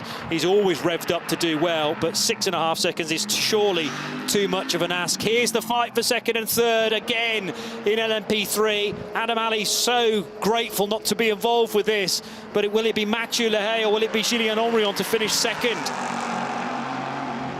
There's really nothing between them. Henrion is clearly the quicker car, and he steps out to the left. That'll give him the inside line into Tamburello, unless Mathieu Lehay can... Got him, surely, yes. Great car placement as well from fellow Frenchman Julien Henrion. A tad younger than Mathieu Lehay, but sometimes Mathieu just has to hold his hands up and say that was a better run out of Rivazza and down the main straight. And Julien Omrion goes from strength to strength. Absolutely. While we're watching this, I can tell you that Daniel Serra is right on the boot lid of the Aston Martin. Great stuff. Battles in every class. Alex Quinn under pressure in the last 3 minutes of this race on Mathieu Vazaviev, the lead in LMP2 Pro-Am. Matthias Besch in that fight as well. 1, 2, 3 covered by 4 seconds. This is the lead battle for LMGT3, and the 22 Ulrich are involved in that. Tricky for Michelle Gatting. Would she let the LMP2 car through? She couldn't really afford to, because then the Aston Martin would get the place. Well, this is the battle for 3rd place overall. These 3 cars are the cars contesting that position. Felipe Drugovich of Brazil, Tom Dillman of France, Joop van Uitert of the Netherlands. It's 2 minutes left. And it is at the moment the Vector Sport car, the black and white machine, which is out front from the principally yellow-nosed 43 of the championship leaders into Europol competition. Sebastian Alvarez, who had to start the race from the pit lane. Vlad Lomko, who did the middle stints. And now Tom Dillman is up the inside. Valentin Hasklow thought about an overtake at Tosa. He's running out of opportunities, though, now. And that Aston does look strong coming out of Villeneuve and into the Tosa hairpin. But that's one of the chances gone now for the rapid Frenchman in the Racing Spirit of Le Mans car of Switzerland. 2 more laps after the one they've completed for this 4 hours of Imola. Car 97 under investigation, track limits. That's Lorcan Hannafin. That's not good. That tends to go in one way and one way only. Drugovich over the line. Dillman, Joop van Uitert. You can't quite throw a blanket over them, but they're really not very far apart at all. And yes, the 97 car now dancing the tightrope as to whether it will finish on the podium or not, because of that penalty hanging above Lorcan Hannafin's head. He's got to ignore it at this point. Yeah. Under a minute on the clock. It's this lap and one more. Do the team at Kessel tell Daniel Serra that the car's under investigation ahead of him for those track limits, and therefore is he going to push even more? Or is he just? Are they just going to say no? Just stay where you are. He's under the Kessel Racing car's under a second from second. Well, good point. Yes. So the 2 Aston Martins within touching distance of a rapid Daniel Serra. The problem is finding the best opportunity to overtake around here.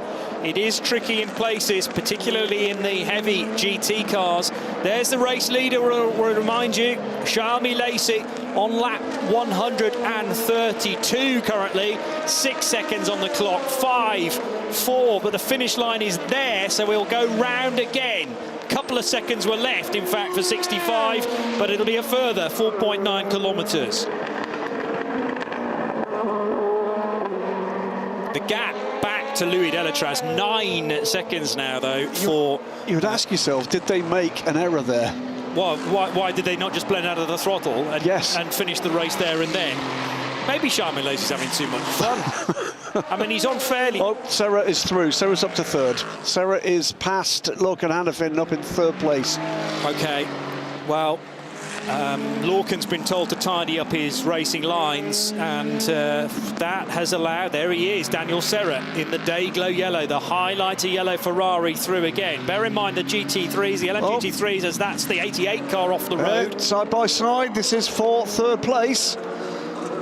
But I'll remind you that the LMGT3s have to go round once again, because it's the overall leader that dictates the race distance. So they've got another lap of this fabulous circuit here in Emilia-Romagna. 3rd, 4th, 5th in the LMP2s, as the LMGT3s remain in the same order somehow. And it must be down to the threads now on these tyres of Michelle Gatting. But Valentin Hasklow cannot force an error from the stern and sort of concrete-like Michelle Gatting. It's the race leader, though, 65, will be Charles Lacey, and he crosses the line to take the victory in the 4 hours of Imola for 2024. We've almost forgotten about the race winner because so much else is happening elsewhere within this race. Here comes Daniel Serra. Now, how many of these cars can he overtake on the closing lap within LMGT3? Looking very likely that Louis Delatraz will finish second in this year's 4 hours of Imola. He does. And he goes across the line now to confirm that. Vector Sport claim the final podium position. Can't take my eyes off this. No. This is an absolute cracker. He's in the toe of the Aston Martin. Comes to the inside. Is the room there? There isn't. This is going to help Michel Gatting, isn't it? Because now all of a sudden Valentin Haskell has to defend all the way to the finish. Algar Pro Racing take LMP2 Pro-Am. That's Alex Quinn, who was put into the 20 car for the final stint. We're not very far away from Adam Ali. Adam Ali across the line in the LMP3 to take victory. It's Serra late on the brakes. He's ripped the rear of the Aston Martin off the car, but that doesn't matter. It'll actually mean it's a bit lighter now for Valentin Haskell to pull it out of Rivazza and still to finish second. But Michel Gatting will win by a country mile compared to the most of the final bit of the stint as the bumper goes flying off towards the barrier. And that's what it means to everyone associated with Proton competition and with the Iron Dames project. How on earth did Michel Gatting get that car to the finish after Rahel Fry had done a stint and a half on the very same set of good years? Staggering stuff. What a great LMP. You know, we've been talking for most of the year about LMGT3. Its day will come. It will arrive today. That was absolutely cracking stuff. What a race from the 85 crew. What a race for the supporting cast as well. It was mainly clean. Mainly. The 85 car there, Sarapovi, cracking opening stint from her, handing to Rahel Fry, and then Michel Gatting, the definitely not Swiss final driver. And minus a rear bumper then, Valentin Haskell across the line. The other one that we'd sorted out a couple of laps from the end was the fight between Gillian Omrion and Mathieu Lehay for second and third in LMP3, but a victory in the number 11 car for Matthew Bell and for Adam Ali, the only car in the whole of the field with just the two drivers entered into it, and it's the bronze and silver combo of Bell and Ali who are the best in Euro Internationals car. They win by nearly 14 seconds over the battling duo of Omrion and Lehay. Algar Pro Racing take the win in LMP2 Pro-Am. They were disappointed with where their 25 car finished in LMP2, just 8th, but delighted that their other car made it to the finish on top. Satnam Singh raced with us. There you go, there's Antonio Ferrari. He's looking focused. Too right. Well, again, you know, everybody up and down the pit lane, it feels, will have been through the mill in that 4 hours. This place just has the habit, really, of keeping you on the edge of the nerves. Derek de Boer had been chewing through most of his fingernails as he reported to Steph Wentworth, and unfortunately for him and his teammate Valentin Haskell and the third driver in Aston Martin number 59, Casper Stevenson, they just fell short. There wasn't a great deal more they could have done on the strategy other than trying to save a bit more time in their pit stop. They chose to go the route of new tyres, and in the end it didn't glean the results. It's gone the way of the Iron Dames. They kissed goodbye to a race victory. They were leading at the time of that disaster in Barcelona 2 rounds ago, and the luck sort of sunk through their fingers at Le Castellet as well. But finally, a first win of the season. They've won in a Ferrari GTE car. They've won in a Porsche GTE car, and now they win in a Porsche GT3 car. Fabulous stuff. And I'm still trying to work out how in LMP2 the 65 car got back out ahead of the AO by TF machine to take on to go on and win the race, and by 11.3 seconds. Eventually, with Charles Lacey, I think, just had the pace at the end of the race, but they're taking the lead there. I agree with you. That's the troublesome thing at the moment. It was odd, but I think that was done on the out and in-lap pace. In-lap pace, in particular, from Charles Lacey, I think just grabbed it.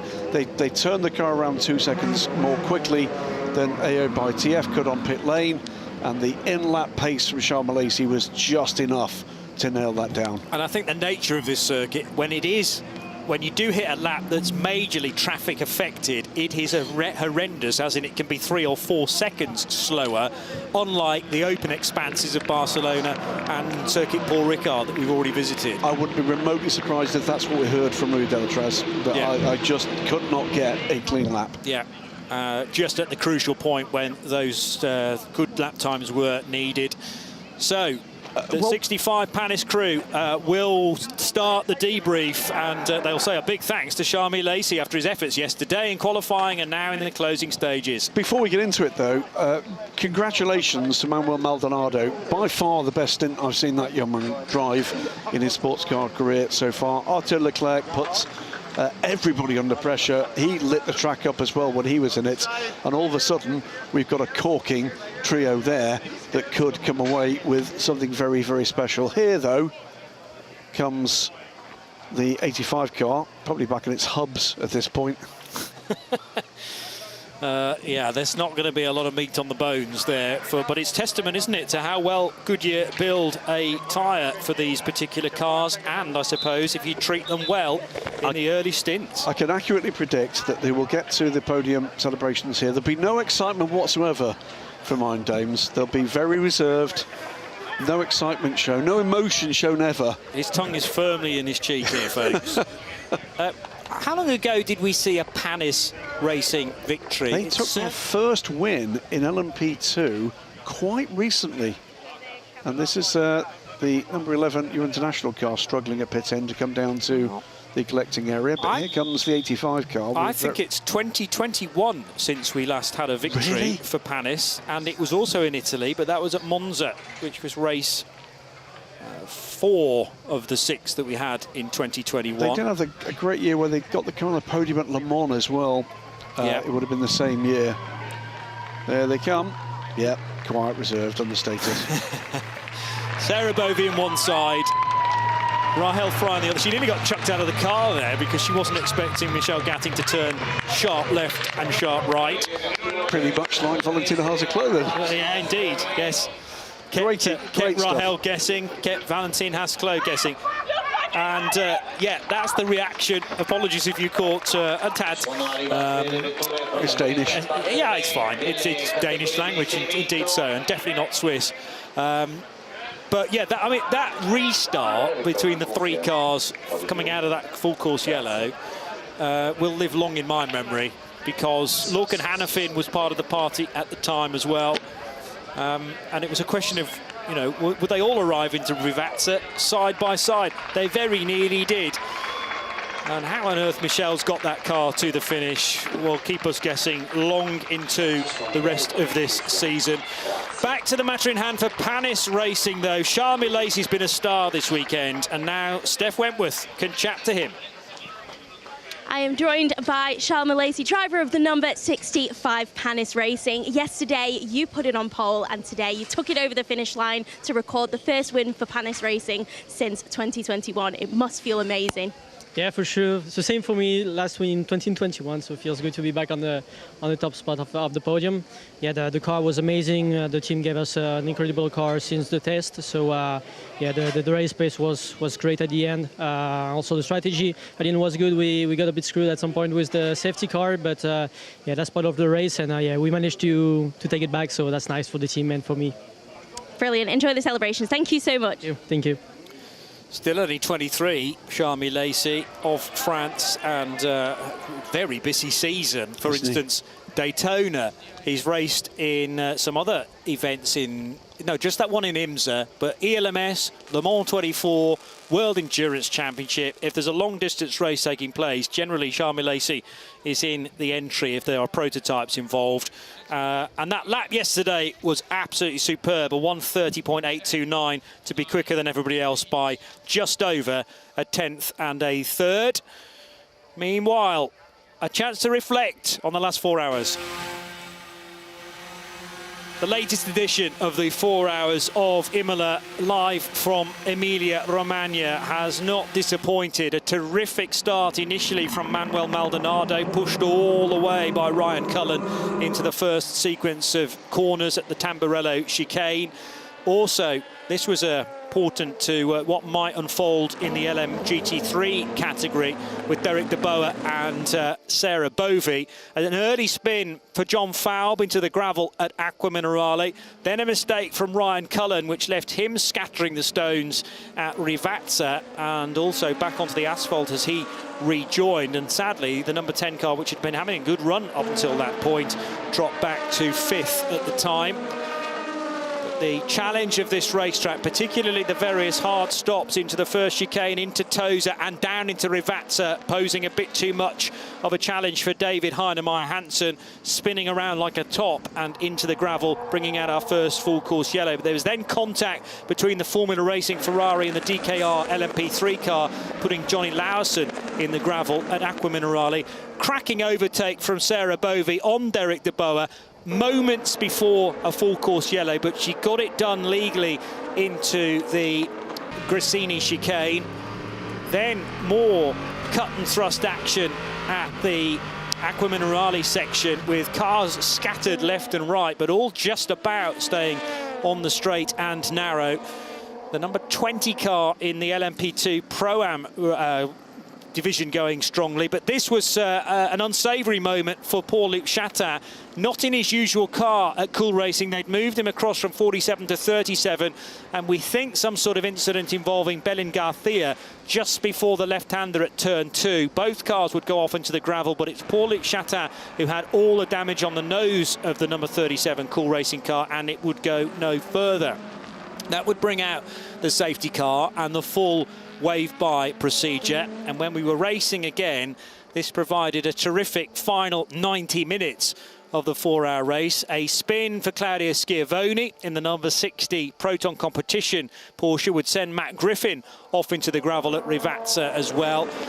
But as soon as Schiavone rejoined, then we were looking at the number 65 car and how well that could go in chasing down our then leaders AO by TF. Good run from the 83 crew as well to a podium. Francois Perrodo along with Alessio Rivera, who did the middle stints, and then towards the end, the closing stints from Mattia Vaxivière. And with just under 40 minutes, all the LMP2s having to stop again for their final gulp of fuel. And then there was a stall for the rejoining Valentin Haas-Clos, which gave the lead back again, or made sure that the lead was still in the hands of the Iron Dames. The way that they did that, though, was to not change tyres for Michelle Gatting, despite Rahel Frey doing a couple of stints, or a stint and a half on that particular set of Goodyears. So Michelle Gatting needing to nurse the worn tyres to the finish, and she just about managed to fend off all of the competition in the process. More on that in a second, because it still remained very busy in certain parts of the racetrack into Rivazza, which is the natural pinch point. How many LMP2s pouring through there? This is like the opening lap of the race once again. Into Europol competition car diving to the right. And speaking of diving to the right, Jean-Baptiste Simonau did that on Bent Viscal, not realising he was there. Such a high-speed squirm from the Porsche as actually the Aston made contact with the back of Michelle Gatting's car in the fastest part of the circuit on the main start and finish straight. A late pit stop for the 65 Panis racing car with about 20 minutes to go, and then it was a fight to rejoin the racetrack ahead of the AO by TF car of Louis Delatraz. Actually, Charles Milesi did that comfortably. There was a very late full course yellow, which really brought together the top 3 in LMGT3, and they were circulating with centimetres between them. The restart was hilarious, but still went the way of Michelle Gatting. Side by side between the two runners is second and third in LMP3, but here Julien Henrion got at the inside of Mathieu Vaxivière to snatch second in the closing 15 minutes or so, and then we were treated to a terrific fight for the podium finishing positions between Felipe Drugovich, Tom Dillman and Joop van Houten. The victory, though, in LMP2 goes to Charles Milesi in the 65 Panis Racing crew, along with Manuel Maldonado and his teammate Arthur Leclerc. Pro-Am goes the way of Algarve Pro Racing, LMP3 Euro International, and it is the Iron Dames who take their first victory this year. in LMGT3. Well, straight to the podium we go, and here's the national anthem of France.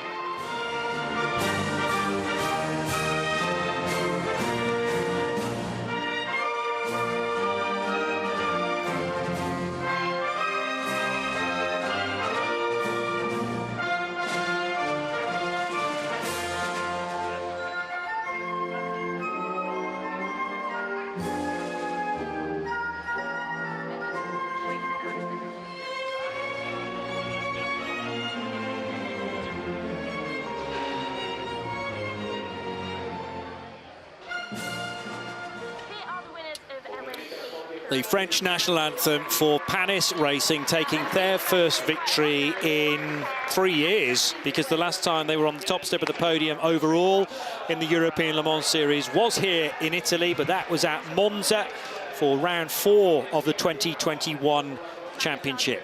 Shouldn't forget, by the way, great finish there from Vector Sports. Filipa Drugovich bringing that car home, and good run as well by AO by TF. But 2 new winners in the European Le Mans Series. Manuel Maldonado with the first race win. Arthur Leclerc in his first season of the series, taking a win at race 3. And Charles Lacey, as he said to Steph Little earlier, back on winning ways. Yeah, well, he was a World Endurance Champion in 2021 with Team WRT.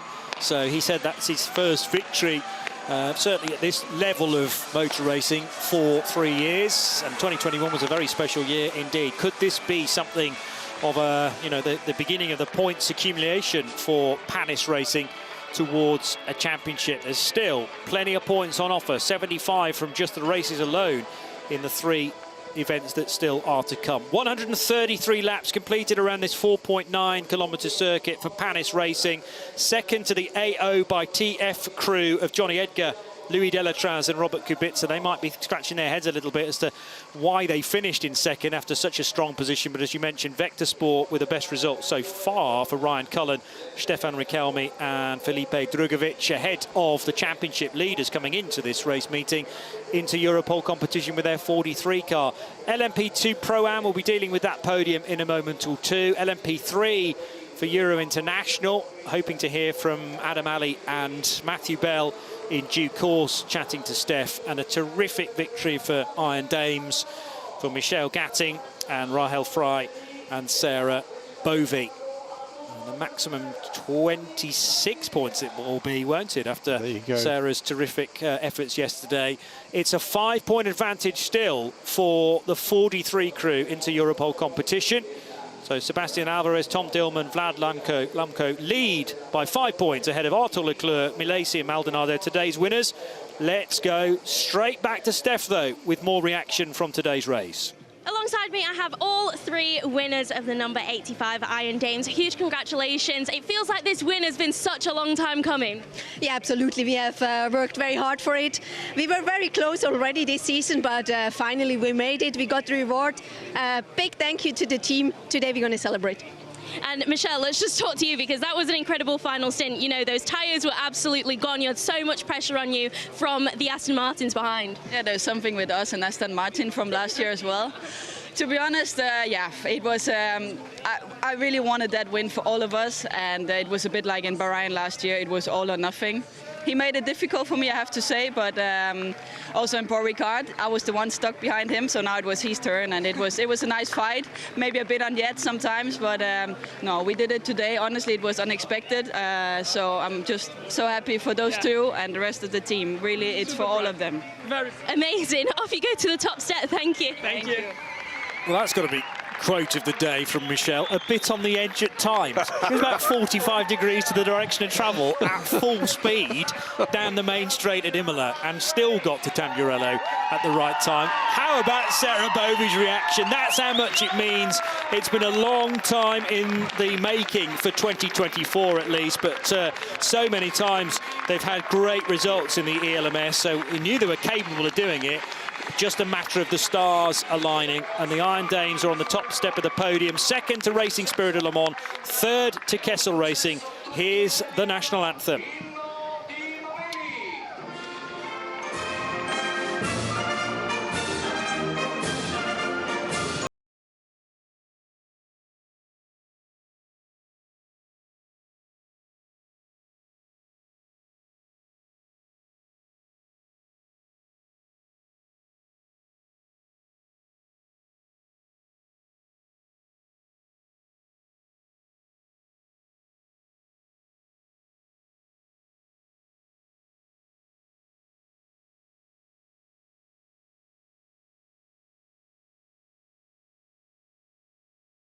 anthem of Italy with the links to Iron Links. The Iron Dames crew, though, take victory for the first time this season. Racing Spirit of Le Mans of Switzerland with Valentin Haas-Clos as part of the driving lineup. Of course, he was the one that made the contact with the Porsche on that main straight. Derek De Boer, perhaps his best race meeting so far in the ELMS. Casper Stevenson with those middle stints and properly sturdy ones from the Brit, you have to say. Great run to the end as well from Kessel Racing in third. Esteban Masson, Takeshi Kimura and Daniel Serra with a spirited run. Mike McGregor from Dunlop, apologies, from Goodyear hands out the trophies. Showing my heritage there. At least you didn't say the other manufacturer. No, I wouldn't do that. No. But there you go. Quite the results, quite the headline. Keep writing headlines, these ladies, don't they? Certainly so, and there's no reason why that will not continue. Great photograph for many to capture down at ground level as the pyrotechnics are released, and now the champagne will spray as well on what's been another warm day. Cooler than yesterday, admittedly, but still in the high 20s and occasionally dipping into 30 degrees Celsius. So this will be welcome relief after a hard-fought run. And those blood pressure levels will have certainly been creeping to their maximum at certain times during that 4 hours. So the 63 Lamborghini crew for Iron Lynx lead by a couple of points over the Aston Martin team for Racing Spirit of Le Mans, and the Iron Dames right back in the fight, just 3 points off the top on 40. Spirit of Race, the championship leaders coming into this round, dropped to 4th position on 37, so 6 points away from the trio, the top, the championship. So that's all down to consistency, isn't it, for Andrea Caldarelli, Axel Jeffries and Hiroshi Hamaguchi? They've not won a race, they top the points. Don't have to win a race to win a championship, as we've found so many times in the European Le Mans Series. And that's the crew from Spirit of Race 55 now into 4th. Another chat now with winners with Steph Wentworth. I'm now joined by the winners of LMP2 Pro and the number 20 Algarve Pro Racing. A huge congratulations to you both. A massive victory, really. Yeah, it's incredible. I mean, we've actually been really quick all weekend. We were a little bit back on the starting grid, but Richard Crichton started off really a great race, and then Richard carried on, and then it was all about strategy with the other cars fighting for a podium, and we had the best strategy and the pace to win. So really happy. And it was a really tough race, isn't it? It's a difficult track here. It's a very, very tough track, and that's what makes this all the better. Obviously, we're racing with an amateur driver in Crichton, so, you know, this is almost like a street circuit, very bumpy, unforgiving, traffic's difficult, and he had his best stint of the year. And then, you know, I got in and was able to have a very solid stint. We went for a very brave strategy on tyres, and I think that's, in the end, what helped us into the position we were in. Then I handed over to this expert, and what can I say? I'm delighted. Well, congratulations, guys. Enjoy the celebrations. Thank you. Okay, thanks. Alex Quinn to start, Richard Bradley to close that interview. Crichton Lentudis, the man not there, but he did virtually exactly the 60 minutes that is required of him. Then they got the bronze out, and as Alex made the point, Richard took over, then Alex to the finish, and on paper, when they utilised that strategy, that's a very good way, a strong way of going about it. And I think that's going to put that team back into a title hunt. I think we've got the top 3 teams in the championship. We're going to be on this podium. Crichton does make it out for this podium celebration, and delighted to see. Excellent stuff. And as the crew from the number 20 Algarve Pro Racing team make their way to the top step of the podium, it'll be another different national anthem. We hear there is Crichton Lentudis making his way to the top step together with Samantha Cox from the team. Here's the national anthem of Portugal.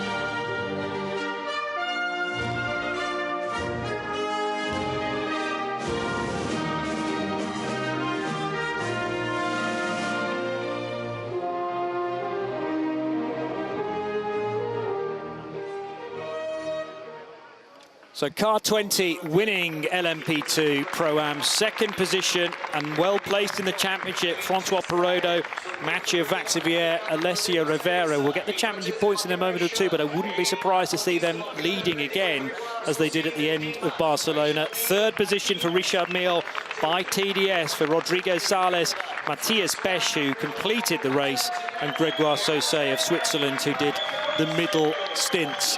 And again, the very smart Imola trophies now being presented to, well, are we potentially going to call all three of these teams now championship contenders? The 20 car's got a few more points to get before it's fully in there, I think. This is their first podium finish this season. Okay. I think it's going to be a full set for Richard Mille by TDS. First, second and third here. And of course, I think you're right, are going to leapfrog them back into the championship lead with a second win for the season. Yeah, well, it was the 77 Proton competition crew that had the nightmare, not least because of what happened to Bent Viscal late in the piece. Rather shoulder barged into the gravel trap at Tosa, and that took that car off the lead lap as it was recovered. They did at least get to the finish, so it'll be points for 8th position for car 77. But Giorgio Roda's the star on a Saturday. They've got to convert that into more regular points. I'm wrong. Well, 3 points actually the advantage for the 29 crew of Richard Mille by TDS. And then the AF Corsa trio, the Perrodo, Rivera and Max Vaxivière combination in second. And the 20 crew are there in third. OK, 10 further points back, so 13 from the top. But a few more good results as we've had today, and that could definitely bring them back into contention. 77, meanwhile, having mopped up those 3 extra points for the qualifying efforts of Giorgio Roda, find themselves in 4th. And as I say, we'll be wondering how they can convert Saturday's speed into a more consistent run across the 4 hours. Grégoire Sauzet, Matthias Besch and Rodrigo Sales therefore reach the halfway point of the 2024 season with a 3-point advantage over the AF Corsa crew in number 83. Albert Costa, Colin Noble, John Falb in the 24 Nielsen car, 5th position in the LMP2 Pro-Am Drivers' Trophy. For the final time, here's Steph Wentworth then, looking after LMP3. Here are the winners of LMP3, the number 11 Euro International team. I'm seeing you guys here quite a lot now. You're quite the pair, and it just seems to work. Yeah, it seems like the car works great for us, and we're at our home race as well, so that gave us a massive advantage too. So thanks to the whole team for setting it up well, and we were able to drive it to a win. Matt, you started us off. How was that stint for you early on in the race? Yeah, so my first lap was pretty good. We're making a habit of starting a little bit further back than we'd like, but I'm usually pretty mega on the first couple of laps, so I think I was 3rd by the end of the first lap. It was a tough race. I'm glad it wasn't as hot as it's been earlier in the week, because you don't get a rest round here. But an unreal place to win. Awesome for the championship, and yeah, we're on the board now for a win. Brilliant. Right, enjoy the celebrations. Thanks, guys. Thank you. So Adam Ali, Matthew Bell in the number 11 car, taking another victory this season. Late change to put the Team Virage car and Julien Henrion to 2nd, the car he shares with Bernardo Pinheiro and Julien Gerby, overtaking the ultimate car, number 35. But it's the 2nd time for the Italian national anthem for LMP3.